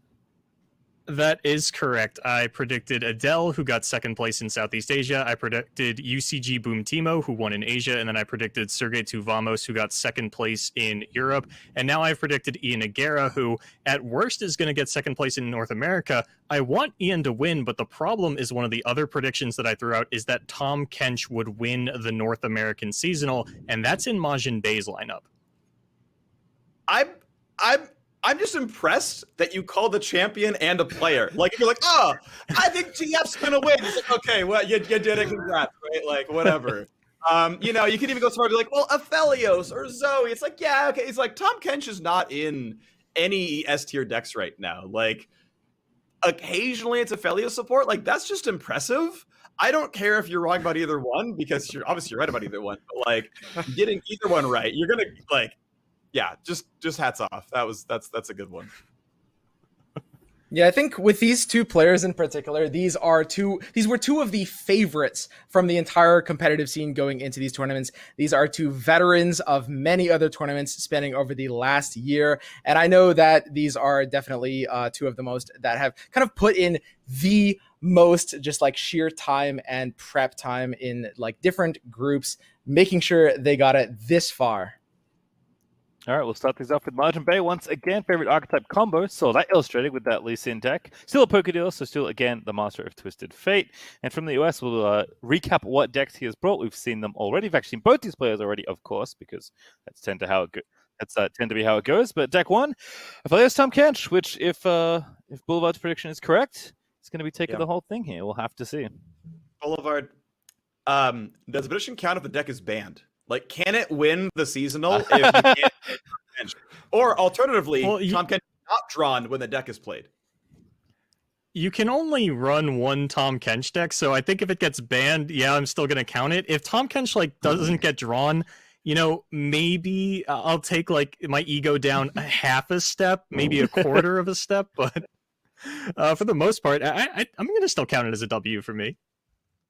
I accept. Spoken like a true literal world champion. It's good that I can use that now in both games that I. That's true, actually. Boulevard is a literal world champion.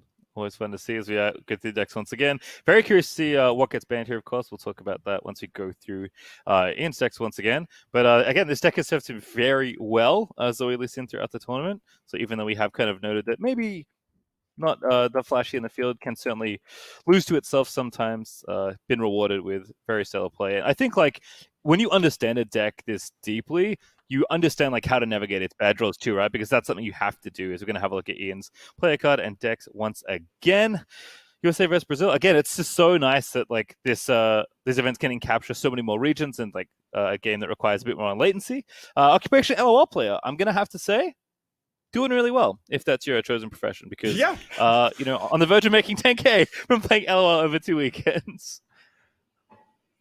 Yep, and we can see Ian's lineup as well, which differs a little bit. It doesn't have the Lee Sin. Here we've got a similar, you know, TF Fizz deck. Instead, we're going to go in a different direction with Targon. We've got the Zoe Aphelios with kind of the Boxtopus Splash. Pretty similar from the lineup that we saw with Raptor. And then to complete it all, the Ezreal Draven, a very interesting deck. Basuma, I do want to ask you, what are we thinking like as far as pick ban strategy goes for lineups here? I think that, so Majin is actually going to have, I think, a little bit of an easier time than Ian from lineup to lineup. He's actually pretty feeling good about both Ezreal Draven and Zoe Aphelios overall. I expect him to ban the TF Fizz because of that, though Zoe Aphelios there's a consideration for, whereas from the side of Ian, I think you're probably going to want to ban either one of Majin's Targon decks. I could see Lee, but I could also see Felios Kench. No.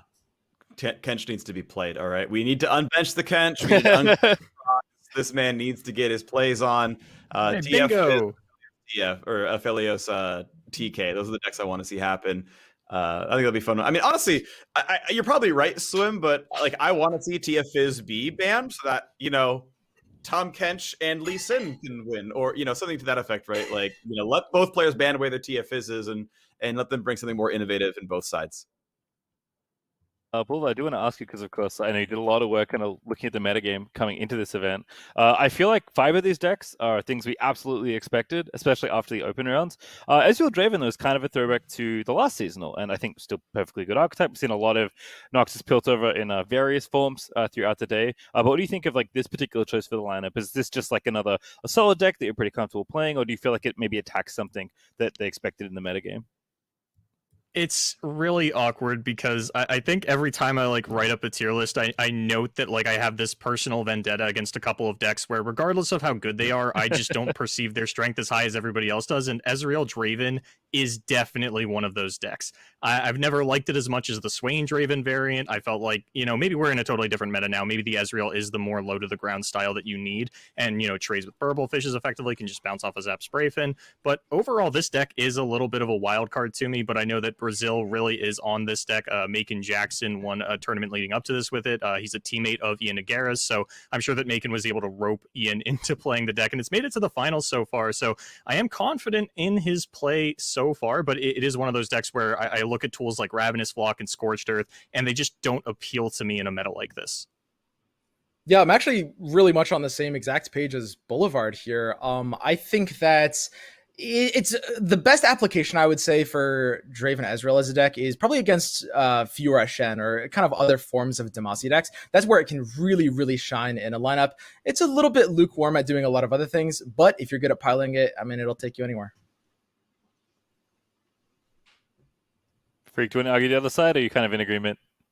I'm happy to see a deck from last season keep getting played. Like that's where my mind was. Is like it's cool to see a couple of things going through. Like I know plenty of people are not a fan of TF Go Hard, but I was glad to see some TF Go Hard be at this one in the top 32. People still brought it because it's cool to see the decks that are still viable, whether they got like 1 or 2 new tools in the case of things like stress testing, really lining up with any kind of like Draven discard situation. Like Draven Jinx got played a fair bit. I think we had like maybe 3 of those.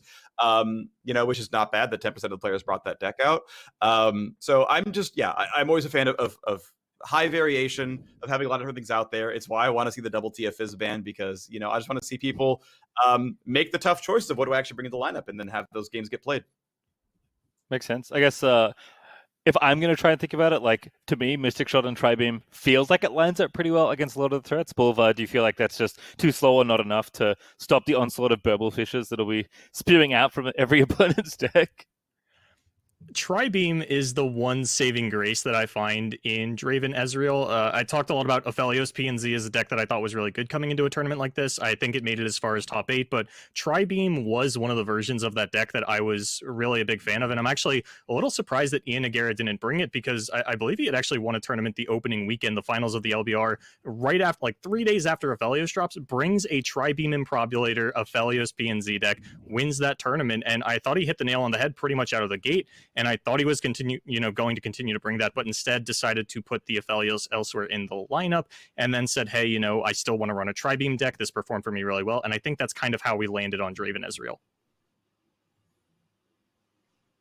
It's interesting super cool to see like Zoe's the better version of Aphelios here, because like he could have easily gone like Aphelios Tri-Beam and it's still got Draven Tri-Beam. Like it's not like you're going to double up on anything there unless you really, really wanted Draven in both those decks or something, or Ezra in both those decks more specifically. But you could have found a different version probably that would have worked for you. End of the day, I mean, you can still do Zoe Aphelios and still go Tri-Beam, right? Like you still just put P and Z at the end of that one, but decided no, I'd rather have just that little bit, right? Like there's exactly 7 cards in Bilgewater for this one. It's for Boxtopus, it's for Burblefish, and then one of pick a card just to make sure you got a little bit of draw to make that engine work. Decided that was the better shell, or like the better supportive roster to Zoe Aphelios, and here we are. Yeah, I think just kind of moving out a little bit, I do like, again, I've mentioned the regional diversity. I think that's so cool. But just thinking about, like, I'm sure a lot of these players like work together or test together, at least in clumps within their region. I believe this is actually the two highest represented regions for this top 32. USA was up by quite a lot as far as having the most players in. I think almost 3 times as many as Brazilians, but I believe they were in second if my memory of the infographic is correct. So I was going to ask you, Swim, if you are aware of whose Margin may be testing with and what groups he's with, but I believe the game is coming up, so I'll let you fellas take that away instead. Thank you very much. I know that Majin is one of the champions of one of the popular Masters Runeterra Discords, and I can tell you right now, everyone in there is rooting for him as we speak. All right. Well, you got a game on here. We are going to see Draven Ezreal on one side. We've got Aphelios, which I believe is alongside Zoe on the no, that's going to be Aphelios Kench, right? So Aphelios Tom Kench on the bottom side, Ez Draven on the top. Already fun to look at this. Already happy to see both decks here. Yep. And this makes perfect sense. I think there's a good chance that the Lee Sin is the ban because of that. Got a pretty nice opening hand for Ian. Yeah. All right. Well, there's the Kench. It counts. It counts. Does Kench win the game or not? That's the question. Is Boulevard going to be right? Always nice to see this kind of play. This is, to me, this feels like the ideal first 3 rounds for this kind of deck. Rip, Thermo Beam, JK, lol, no longer the best first 3 rounds, but at least some of the Boxtopus, that's still going to feel pretty good. Yeah, I feel like you summoned that one up. I'm curious. I think you go Crescendum, or sorry, Calibrum as your gun choice. Yeah, take the easy challenge. Your 2 was the 2/2, so optimal choices all around. Yep. The perfect thing, though, here for Ian is, I mean, he just kind of has a beautiful hand for this matchup. He had the kind of early start. He's got the Draven on 3, which is what you want. His Tri-Beam will grow to, I mean, at least 3 just off of his hand already. And he's got the Flock. This is going to be a really important answer to Tom Kench. So I think what's really going to decide this game is this kind of cat and mouse of the heal versus the Flock. Imagine has to sort of bluff or draw into a heal that can counter this Flock, because if he can't stick a Tom Kench, that's going to be really hard with his hand right now. Yeah, so Kench obviously can, go hit Draven on round start. You probably don't love blocking this, because you can just challenge it with your Boxtopus next round. But yeah, if you open attack with Boxtopus and just hold on to Star Shaping, okay, well, not going to happen here. You just block 3 and it doesn't happen anymore, but good card. And I think right? I like that. Just taking the Flock when you know that Majin has no mana, so there's no chance of, you don't have to worry about the Guiding Touch or whatever may come. Yep. Now of course, mana's going to be pretty tight. Can't really go into everything, so just going to invoke instead. Meteor Shower would certainly kill. Golden Sister keeps you alive if you need to really care about life totals. But hey, guess what? Here's a Culling Strike, and that's going to line up pretty well. So far, yeah, it's a beautiful top deck by Ian. Tri-Beam is doing 3 now, too.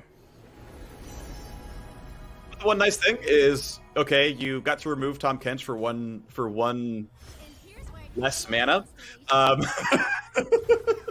But you got to still take your Devour and just turn it into an Evoke card. So here's the Mystic, just trading for the Bull. That's again another 1-mana exchange, flipping it back. But Majin really hit something very powerful here, which is the Golden Sisters off of Solar Priestess. Now I know a lot of decriers of Ezreal Draven, and I'm sure Boulevard would say exactly this. I'm sure one of his things is Ezreal Draven has a really hard time beating Golden Sisters, and that's very true. Once the Sisters comes down, the ability for it to just have the health, the double blocker, and the inevitability is something that deck has a really hard time dealing with. All right, we get to see a look at the bans real quick. It is the TF Fizz ban of Ian getting banned away. You were right, by the way, about the other side of it, though, where Lee Zoe is gone. So yeah, keep those that's exactly the bans that I think both players have to do there. You're so smart. You know practically everything about this game, and I appreciate that a lot.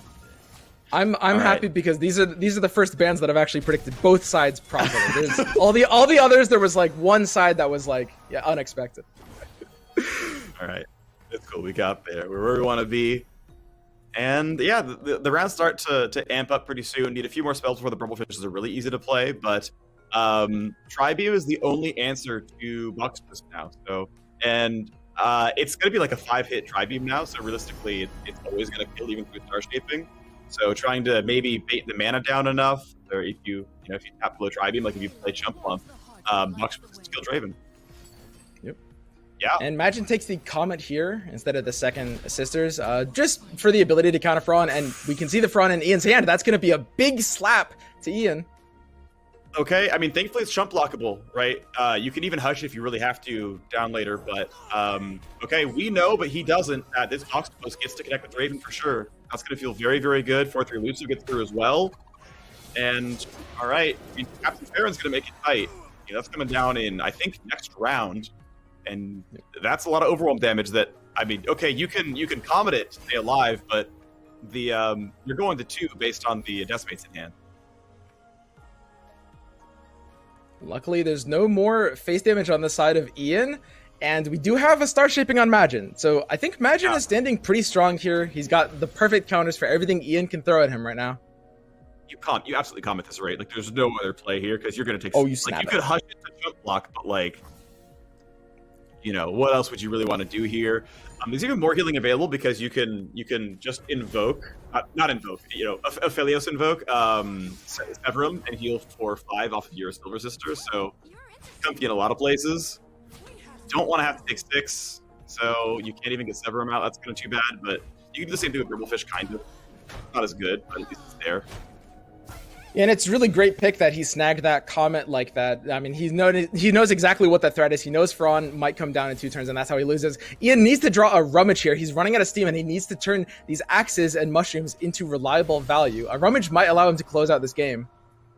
Okay, well, Calibrum kills a 6-1, which I think is pretty reasonable.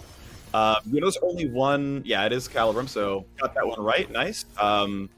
You can't get Severum in this round, so it's basically impossible. It doesn't matter what you choose unless you finally, because unless you don't Nightfall Aphelios, he's going to let you choose regardless, so it doesn't matter what you choose there. But can get down some 1-cost Purple Fishes. Could have chosen to save a bit more mana by Star Shaping first, in a world where he needed all the mana there. I think he wanted the ability to play the 3-mana unit off of Spacey Sketcher. Hitting the Parlay here is actually really sweet. You have no problem just sending that into the Arachnoid Sentry. Yeah, so maybe we see second Bribblefish first, but it doesn't really have to happen. Very clean, though. Good luck there for Majin Bay. Good old 0-mana Bribblefish. This is perfect. And this is tight sequencing. It's a little bit better that he didn't use the Star Shaping this turn, just because their Brubblefishes and the Spaceys could get you something that actually you want to spend the mana on this turn. And Right, there's maybe an example of that right there off of Spell Thief. That's pretty very, nice. very usable. Yep. Obviously can't get like a Crescendum because it's his opponent hasn't played one. There's no way to know that's Spell Thief in hand, so you'd never run a bunch of axes down to try to make that card quality worse. And yeah, I wondered, do you want a random spell your opponent's played, or do you want a random Celestial? Well, cheap Celestial. My brain kind of says cheap Celestial, but I guess you can wait to be sure and decide later. Yep. There's no reason to use it proactively, and you also might draw something that gives the Celestial enemy. I want to talk about Majin's decision of not playing the Sketcher yet. He might have to do it now that there's 2 blockers. The reason he attacked first is because he was playing around with the second Thrawn. Now that he's seen that mystery card in Ian's hand was a Chump Wump instead of a Thrawn. I mean, keep in mind, if we're Majin, we're looking at, we can see the entire opponent's hand, save for that last top deck. We can be reasonably confident there's no second Thrawn and discard our Hush. Beautiful plays. Okay. Nice stuff right here. Pretty sizable board. Everything can block, obviously. If you get unlucky and Farron shows up, you're pretty rough. But Draven's not going to go over the top just yet. What's nice is you have a 2-attack clock on Overwhelmed Draven. So, play him, toss down 2 Spinning Axes, level up off of that. Because right now, based on what we see, that's not going to be stopped. And then on round 11, or round 12 rather, Draven has Overwhelm and can actually get the rest of the damage in with Despy doing the rest of the work. Yeah, so we're going to see Ian optimizing a bunch of mushrooms here. Ian's in a bad spot right now. Majin is just outside of his kill range. As mentioned, drawing a Rummage would be great, but he's going to be relying on a bit of mushroom damage here. Yep. And right now, I mean, unless you get absurdly unlucky, right? Drawing 2 of 5 mushrooms off of 1 draw with 25 cards in your deck, okay, to be safe, we'll do this here. Yeah, there's the Cosmic.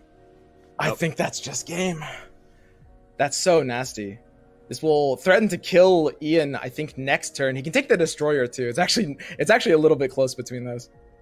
The only problem with Cosmic is if he's got something like Mystic Shot, you can kill Static, the puppy and go off, right? So there are ways to get rid of the Celestial that you'd have to see. So yeah, we're just gonna take an Overwhelm with Spell Shield, and okay, cool. We block Baron easily on top of that. We're good.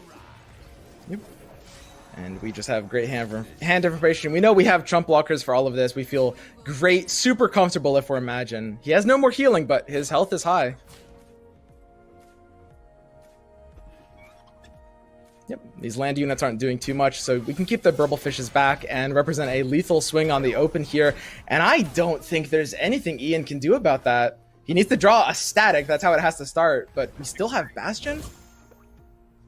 Well, he took one. He was nearly dead without Star Shaping.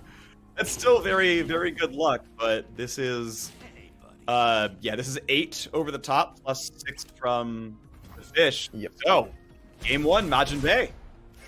And that's game 1. And yeah, this is exactly what I was kind of talking about earlier in Boulevard as well. Draven as well, it's really good against Fiora, and I think that it's got good matchups. Against Majin's lineup in particular, though, it is going to be really awkward. It's unfavored against all 3 of those decks. The reason Imagine kind of had to ban the Fizz TF is just because he's actually favored against both of Ian's other decks, including Ezreal Draven, probably the harder one to scrape a win with. Yeah, rough. so, I mean, maybe you back in, you try again, you take the bad matchups first, and you hope it goes through. Swim, I just realized I have the exact same panda as you over your right shoulder, the lower one. Oh. I just noticed that. I have the exact same one, so... Wait, that's embarrassing. It's like when you show up with a friend and you're wearing the same shirt. That ever happened to you? Yeah, it's like we have the exact same panda, dude. Yeah, I don't have the same jacket. Maybe we're soulmates, freak. I mean, I'm glad we've been casting together. Maybe we really are. Although I really enjoyed our very times together. Me too. Oh. I'm having a great time. All right, we're into this one though. We get Twisted Fate and Fizz down here for Majin Bay. Indeed, yes. Tom Kench, he was culling struck, but he was played and he won. So Majin Bay is 1 game away from Tom Kench winning the Americas plus Oceania Regional, US versus Brazil here in the final, and Fizz down on ready to attack. And Freak, I gotta say, this is looking really, really good for Majin. It's a suited up Fizz on turn 2. It's Fizz, so it's safe from removal. He can't kill it this turn because there's no flock. He needed to have the Mystic Flock now. Majin's gonna be able to protect it after this, and it's already a favored matchup as well. And look at Majin's hand! It's the perfect hand here. You pass on 3, you play a bunch of stuff on 4, and RNG's probably in your favor on 5. And you've won the game. Ian's gonna have to pull out quite a trick. It's just the dream hand for Majin. Everything is going his way. All right, there is one thing I will say though, because all of round 4 is basically spoken for. Like you're playing TF and you're playing pick a card, and you're gonna be out of mana when that happens. I guess you can pick a card first, and then you have 1 mana back after blue card, and that means you can use Rummage to keep Fizz alive. But otherwise, you actually have a bit of action. Yep. Usually in this matchup, I mean, it really depends on the situation a little bit, but you don't really necessarily have to try to like level the TF. It's good playing him if you're just getting the blue card. It's not bad if he's removed, but you don't have to commit for the pick a card in a matchup like this if there's something better to do. Yeah, and the gold card I think kind of shows that as well. All right.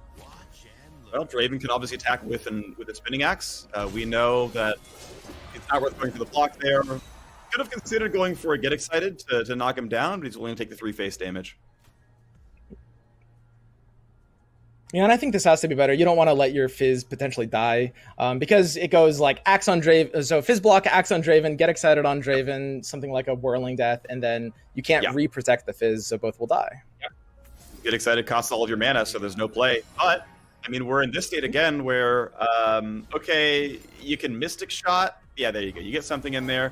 Could have chosen to Mystic Shot the Fizz. I'm not saying it's correct, but, there's, unless you got exactly... one of your 2 Poro Cannons, like that's going to get through and you're going to hit.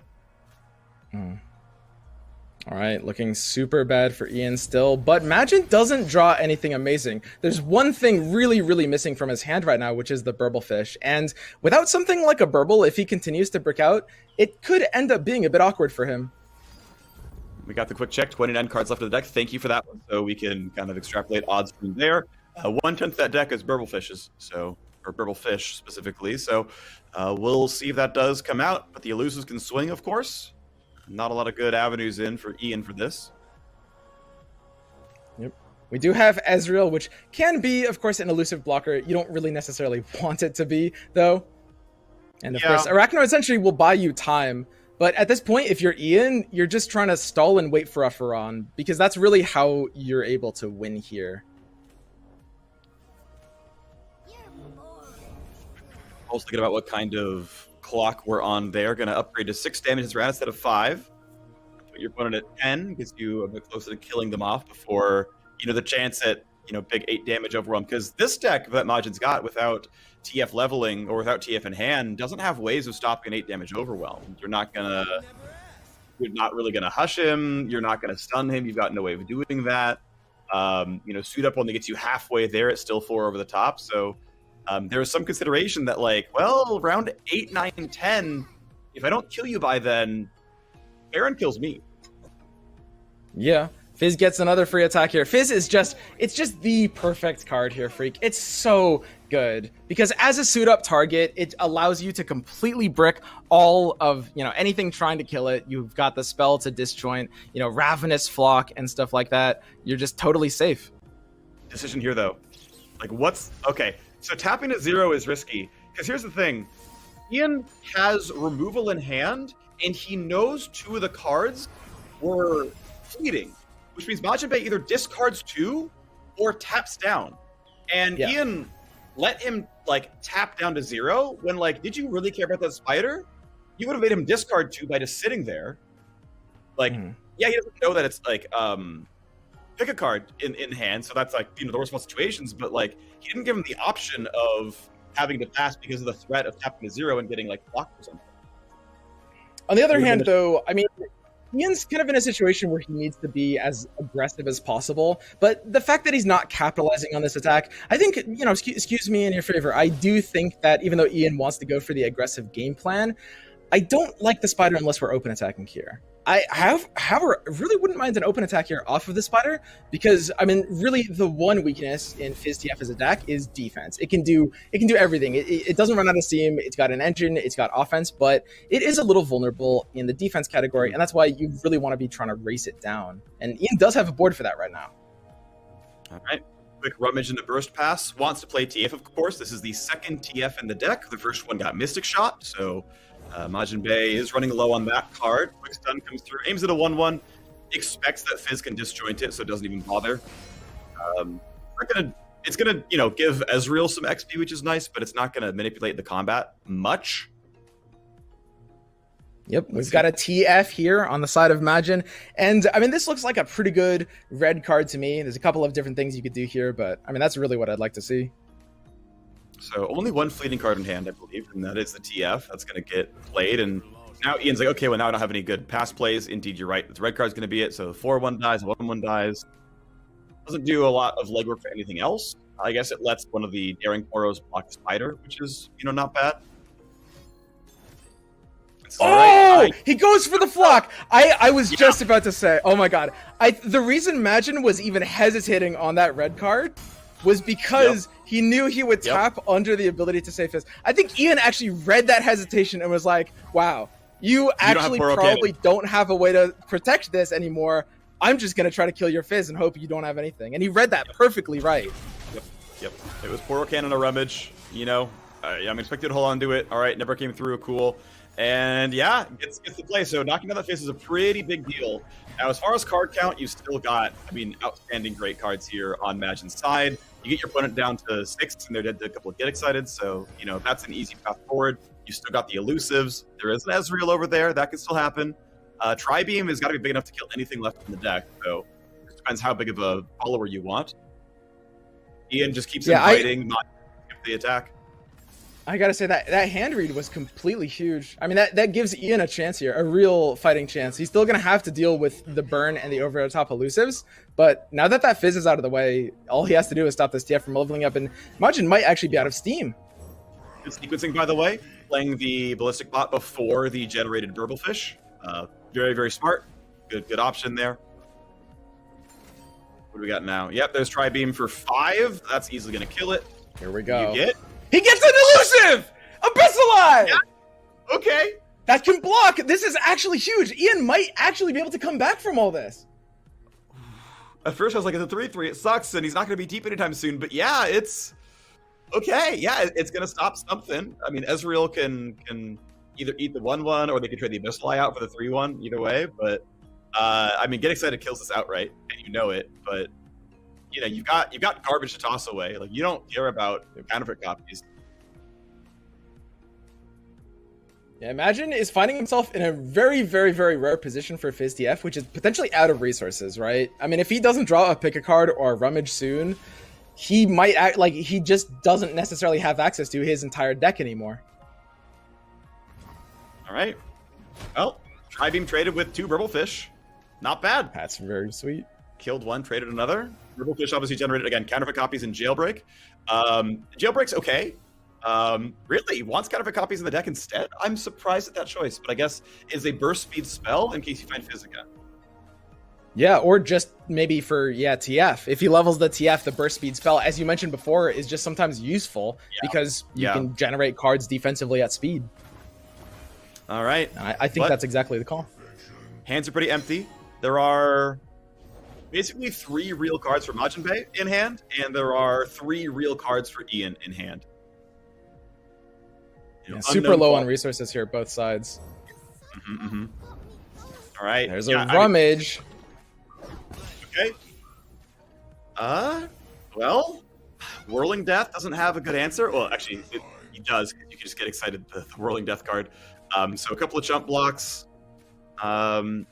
Yeah, who are you willing? Because keep in mind, right? Because they're spinning axes, TF will die to anything he blocks, and TF's kind of the way you win. Like, if you trade your entire board out, how do you survive this game? If you're Majin Bey. You basically just have to draw into the elusive kill combo off of Rummage, but with Ian actually being able to stabilize at an impressive 15 health, I don't know if he can do that.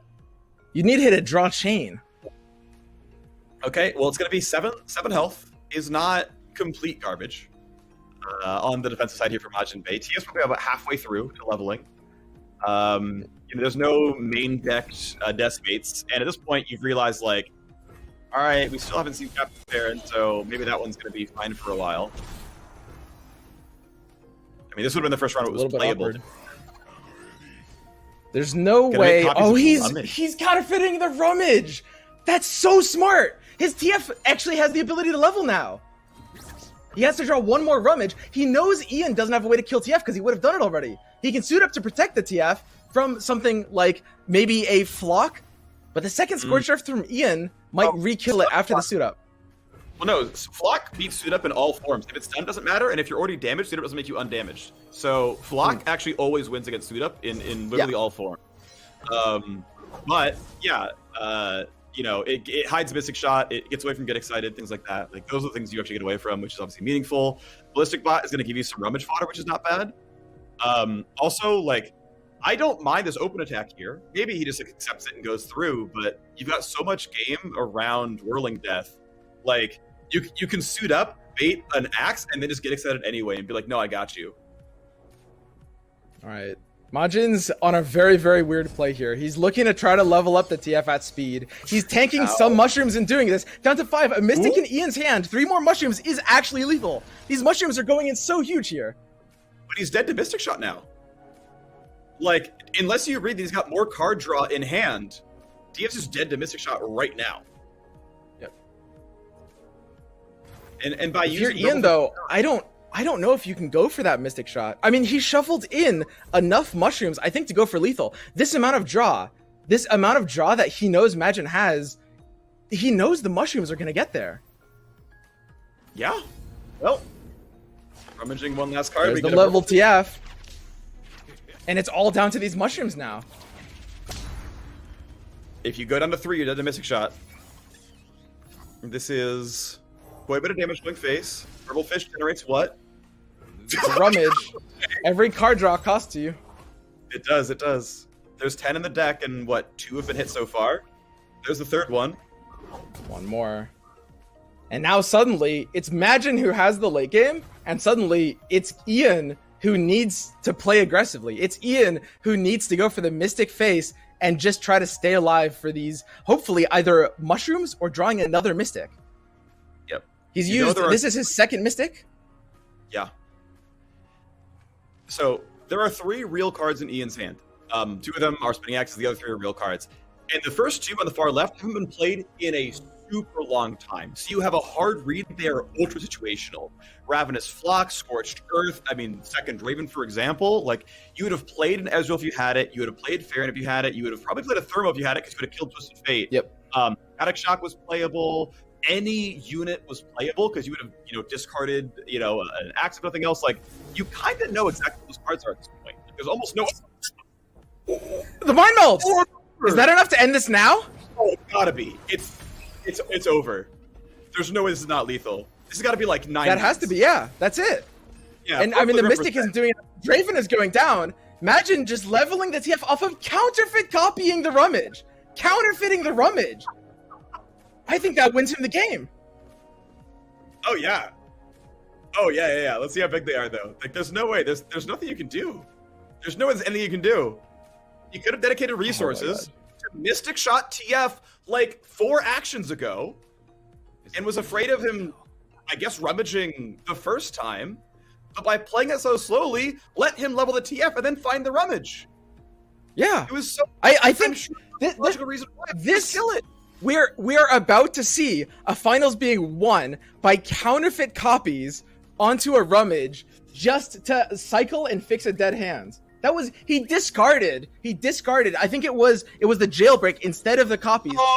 He went for counterfeit, and that's it.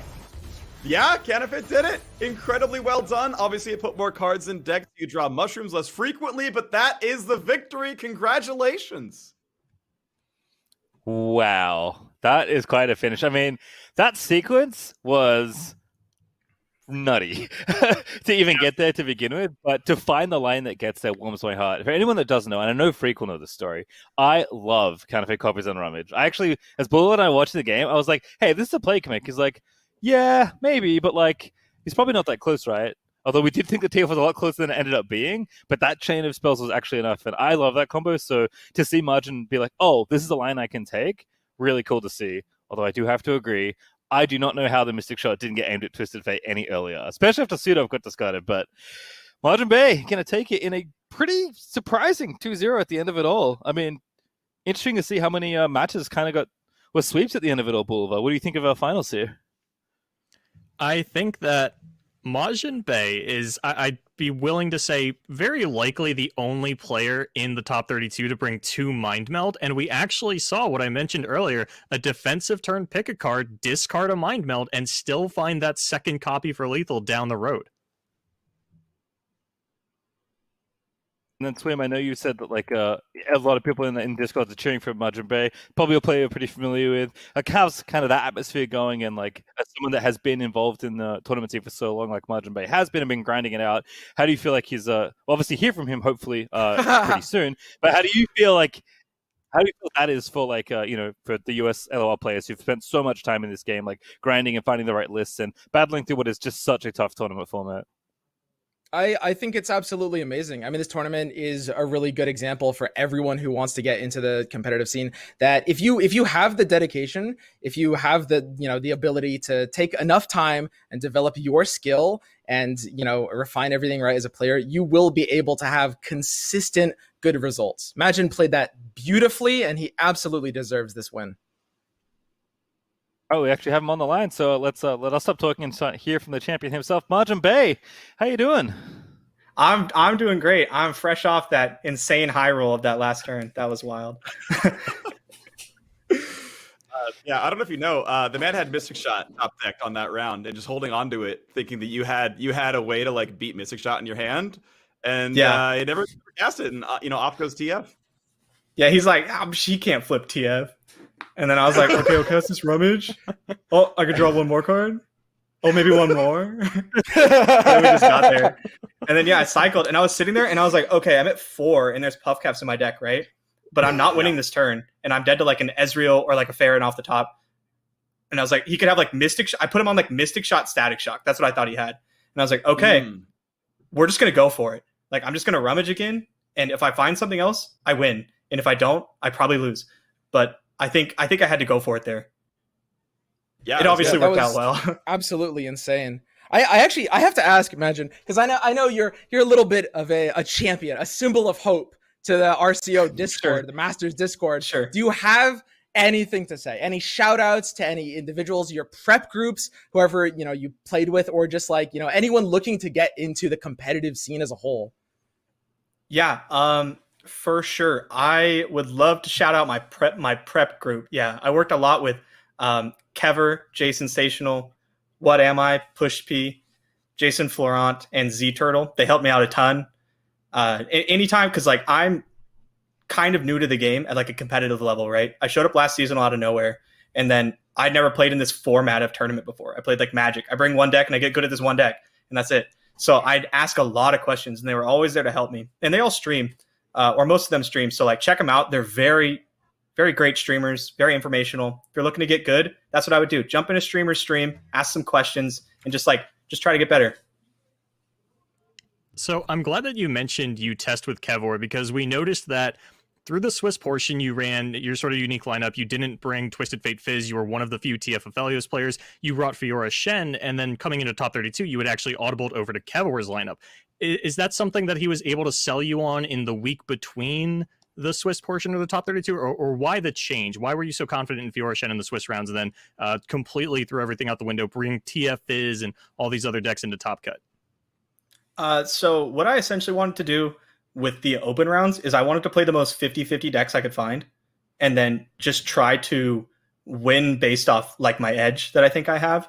And then once I got to top 32, that felt less viable because everyone's so strong. These are all incredibly strong contenders. So I wanted decks that were I wanted to do the most powerful thing possible. So I brought the most powerful decks possible. I brought Tom Kench Aphelios, which is nuts with Boxtopus. I brought Fizz TF, which just coin flips your way to victory sometimes. Sometimes you just win. These decks are just so powerful, and they have the ability to just steal wins, and that's what I was after here. I know, your top 4 round, we didn't get to watch it, but you were up against the man who took down number 1 seed. He had all his aggro decks going on as well. He had the Vi Riven. Raptor. Yeah, Raptor. Thank you. Sorry, my brain couldn't find the name. What was that matchup like? Because we missed it on stream, and I mean he had been taking names the way through. Like, what did you ban, and how close did that series go? I banned Fizz TF, and my plan coming into this tournament was I'm going to ban Fizz TF, and I'm just going to do more powerful things, right? And then so I sat there and I was looking and I was talking to my chat, and I was like, all right, guys, we're going to ban Fizz TF, and we're just going to hope he doesn't draw Riven and also Vi, and that's how we're going to win. And so I jumped into the game against his Vi Riven, and guess what? He played Riven, and then he played Vi, and I died. And then we had to win with our other decks. Quick shout out to Raptor, though. My Lee Sin list, if you saw it, is a little wonky. It's a little different than you'd expect. That inspiration came from him. He was kicking my ass on ladder with the homecomings and the temples, and I was like, all right, this man knows what's up. Like, I'm gonna. So we took the list and we adapted it and brought it into our own lineups. Kever and I being R. Yeah.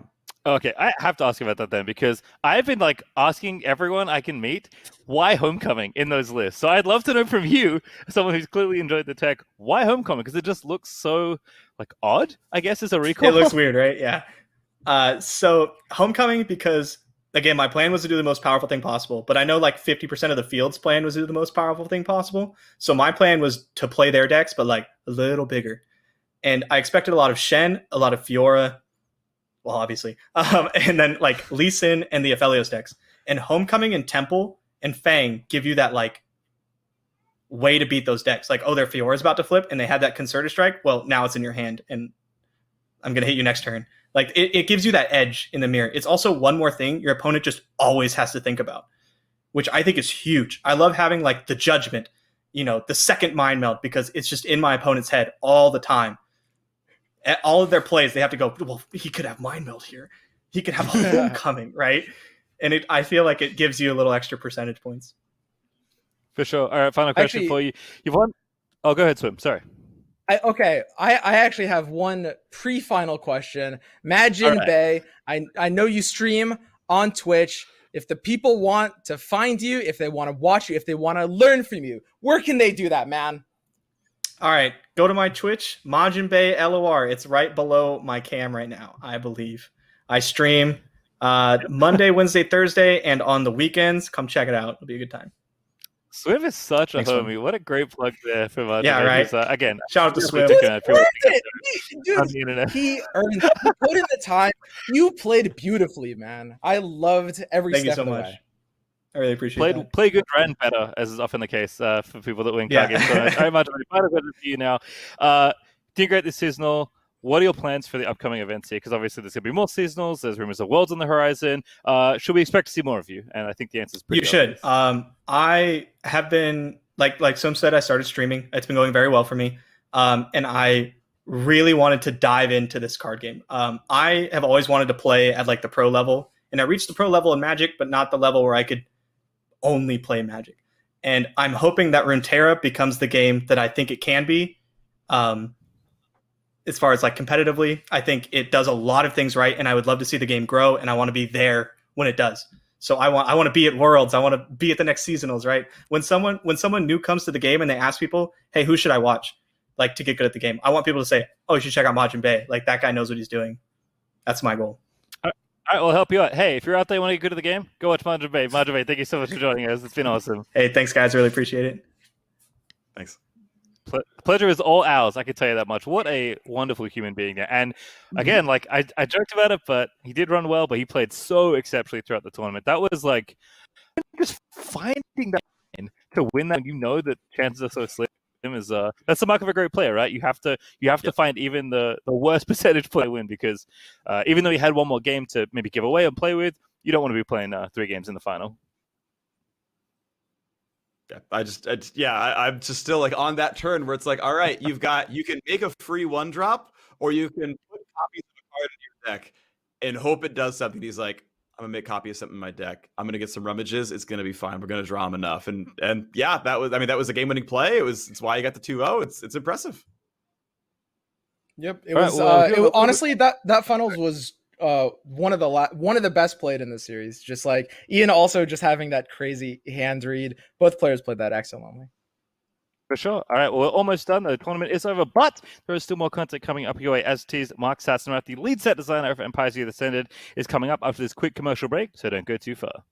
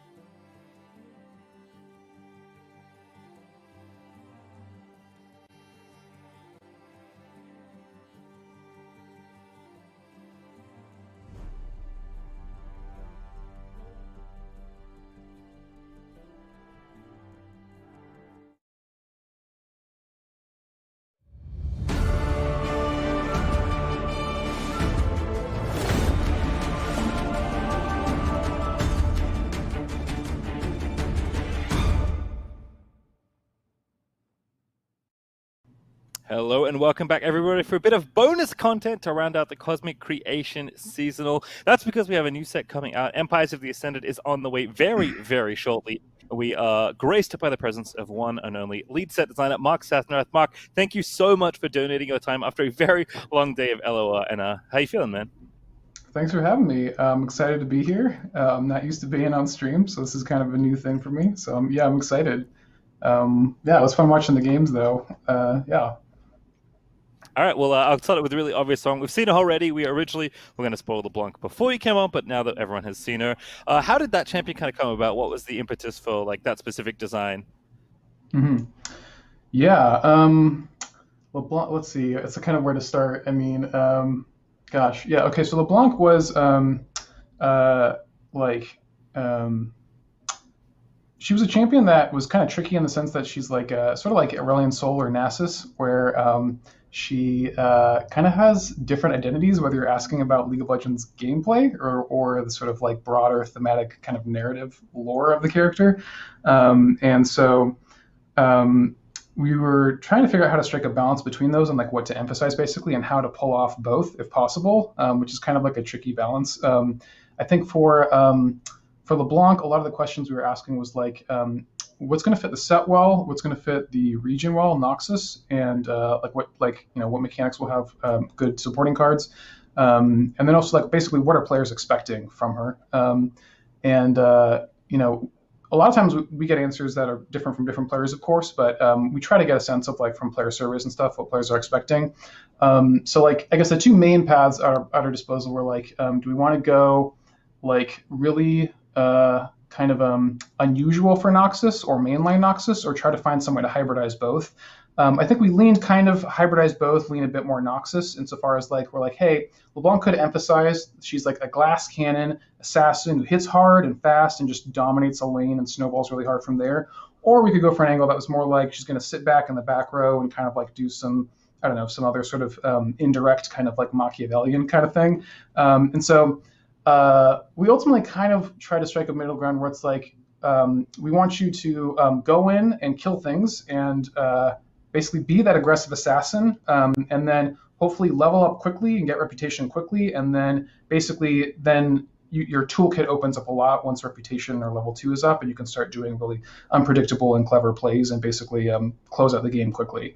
We were kind of inspired by the sort of like Trifarian Assessor kind of space where it's like it's about these like high power, like heavy hitting units, but like Trifarian Assessor is kind of like you kind of have to assemble a very specific board state, and like often you don't want to attack early on in the game because you're trying to like keep those units alive. Whereas this one, it's like, no, let's build a glass cannon deck that actually gets to go glass cannon, actually hits hard and fast like LeBlanc does in League of Legends.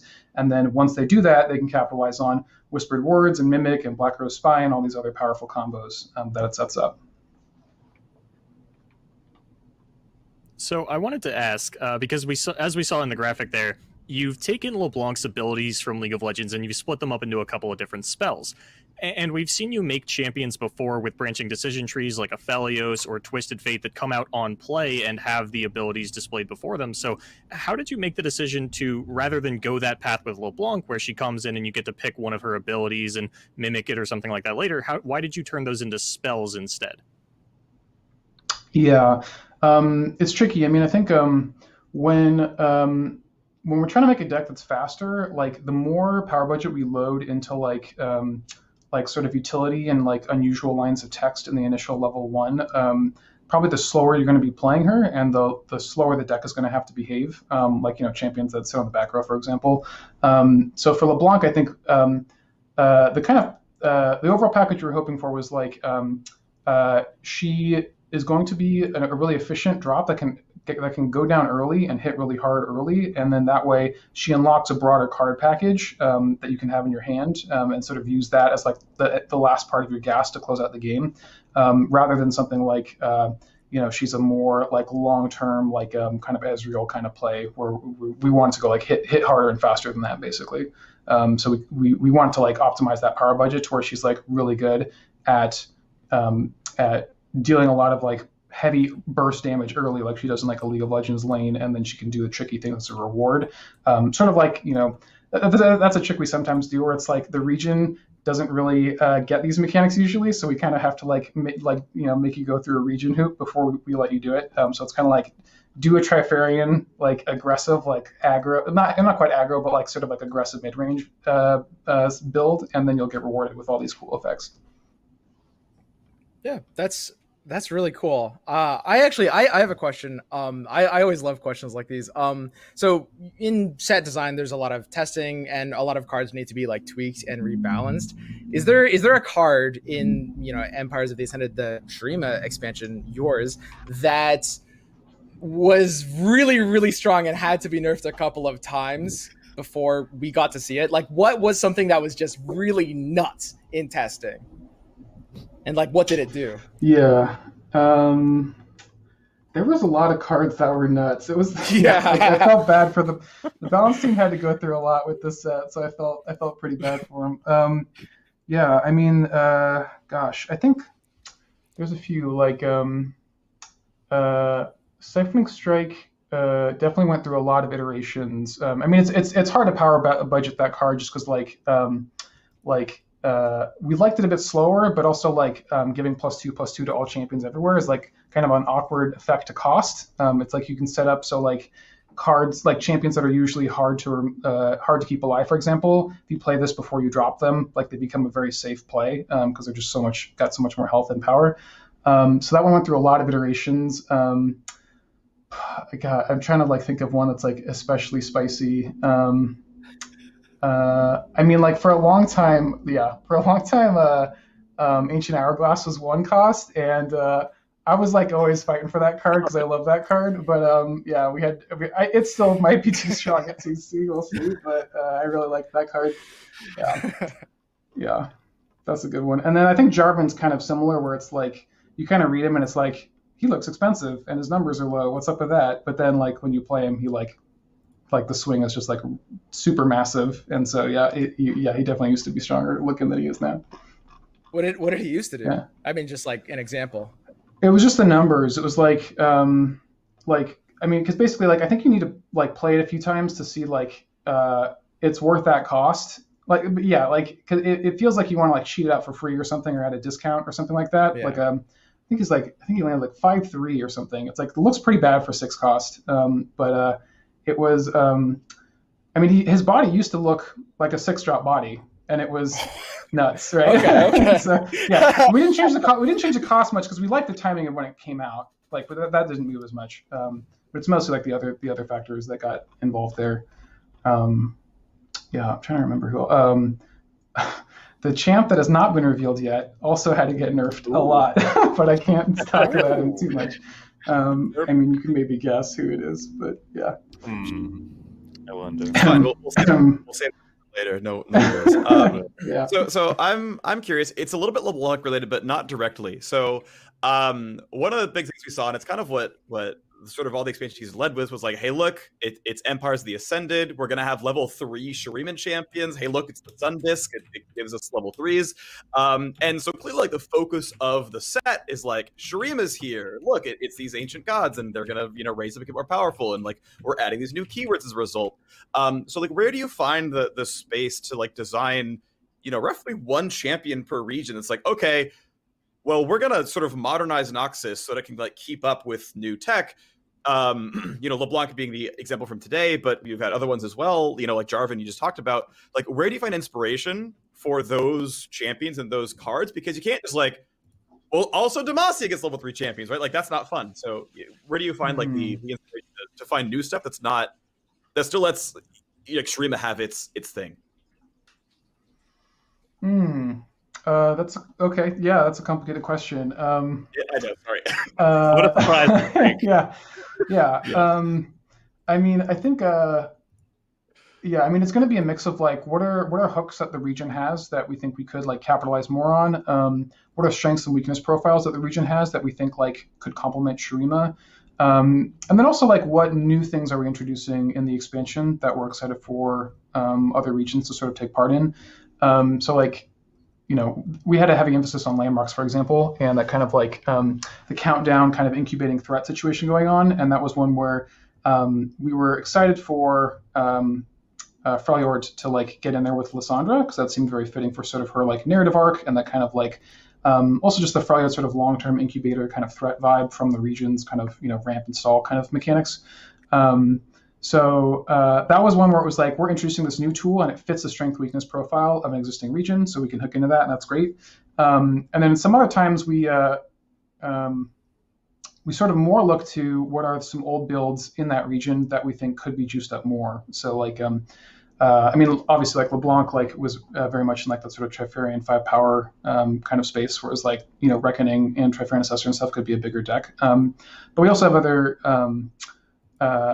I mean, yeah, sometimes it doesn't always work out. I mean, like at one point, like we were given like Shreem a lot of like elites actually in its military, but it started to get really weird. It started to get weird. Yeah. At a certain point, you sort of like start crowding out like old tools and start changing what the flavor of the whole thing is. So it's like when elites start feeling like Shreem is a big part of elites, I think it risks making it so like Demacia kind of loses its identity. So you have to be careful about that. Anyways, I don't know if that answered the question, but I kind of rambled there. It actually, yeah, I really like that. Yeah, as a very, very quick follow-up, so you maybe alluded to it, maybe I read into it too much. Like, are you kind of starting with, okay, what is Shurima? Okay, we like that Shurima's going to have landmarks, because, like, literally, like, I'm just, like, imagining the real-world influences of, like, Egypt's known for its big landmarks, like the pyramids, like, yeah, and it's like, well, yeah, landmarks make sense. And, is that usually how this works, where you're first imagining the new region and then, like, tentacling out? Yeah.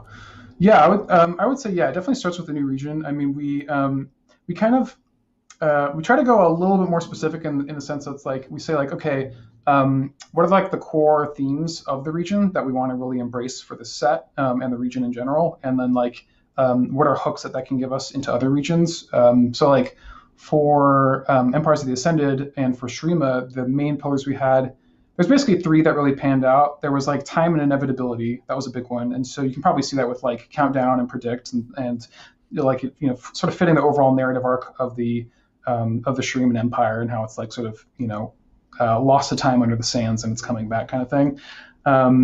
Another big one was like glory and like the glory of the Ascended in general.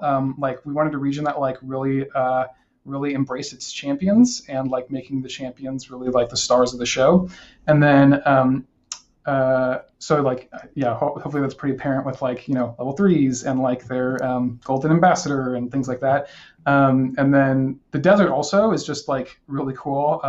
We have a bunch of I don't know how much concept art is out, but like it's like I would describe it as both like awe-inspiring and also a terrifying place. And so that kind of like mixture of like terrifying wilderness and like Mad Max kind of space, but also like a really cool place to like surf if you're Talia and like see all these amazing vistas and old landmarks and stuff. And so like those 3 pillars were areas that we kind of built on and like looked for hooks in existing regions. And then also sometimes we try to like get some variety in there. I think Talia is actually kind of an example of both, where it was like Talia kind of hits that desert note and like indirectly through countdown some of the time notes, but also like tonally and aesthetically, she's very different from a lot of the rest of Shurima. Like she's very like upbeat and warm and optimistic, and there's a lot of these notes there that like if you just look at like the core Ascended champions and you just like look at Renekton and like Talia brings something different to the table that I think is kind of refreshing in a lot of ways, and so. We try to get a balance of both, where it's like there's clearly some coherent themes, but also people who are champions that are like adding things to that roster, so it doesn't feel too one note. I'm glad you brought up the 3 pillars, because I wanted to ask, is there any of those that you personally wish was explored a little bit more? For example, you're looking at this full set and you're like, I just wish there were like 5 more Ascended cards or like 2 more landmark cards or something like that. Yeah, I mean, to some degree. I mean, it's a little tricky because we, the upcoming expansions will be exploring some of those themes as well and fleshing those out.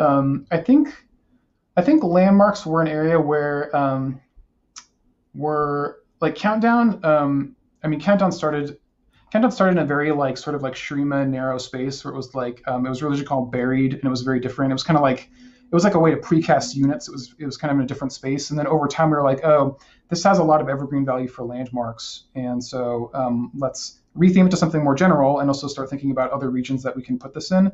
And so I think like in the long term, I'm excited to see Countdown sort of like become more of an evergreen thing and like appear in other regions more. And then as we add more like Countdown interactions and tricks in Shrima and other places, it starts feeling like a more cohesive kind of thing, just like that's like permeated all throughout the game. But obviously that takes time and card pool expansions and stuff. So we'll see how that goes. All right, Mark. Well, thank you so much for donating your time. I think I speak for everyone when we're extremely excited to play the set, but we'll have to wait to get our hands on it soon. But seriously, thank you so much. It's been a pleasure having you on. Thanks for having me. It's been great.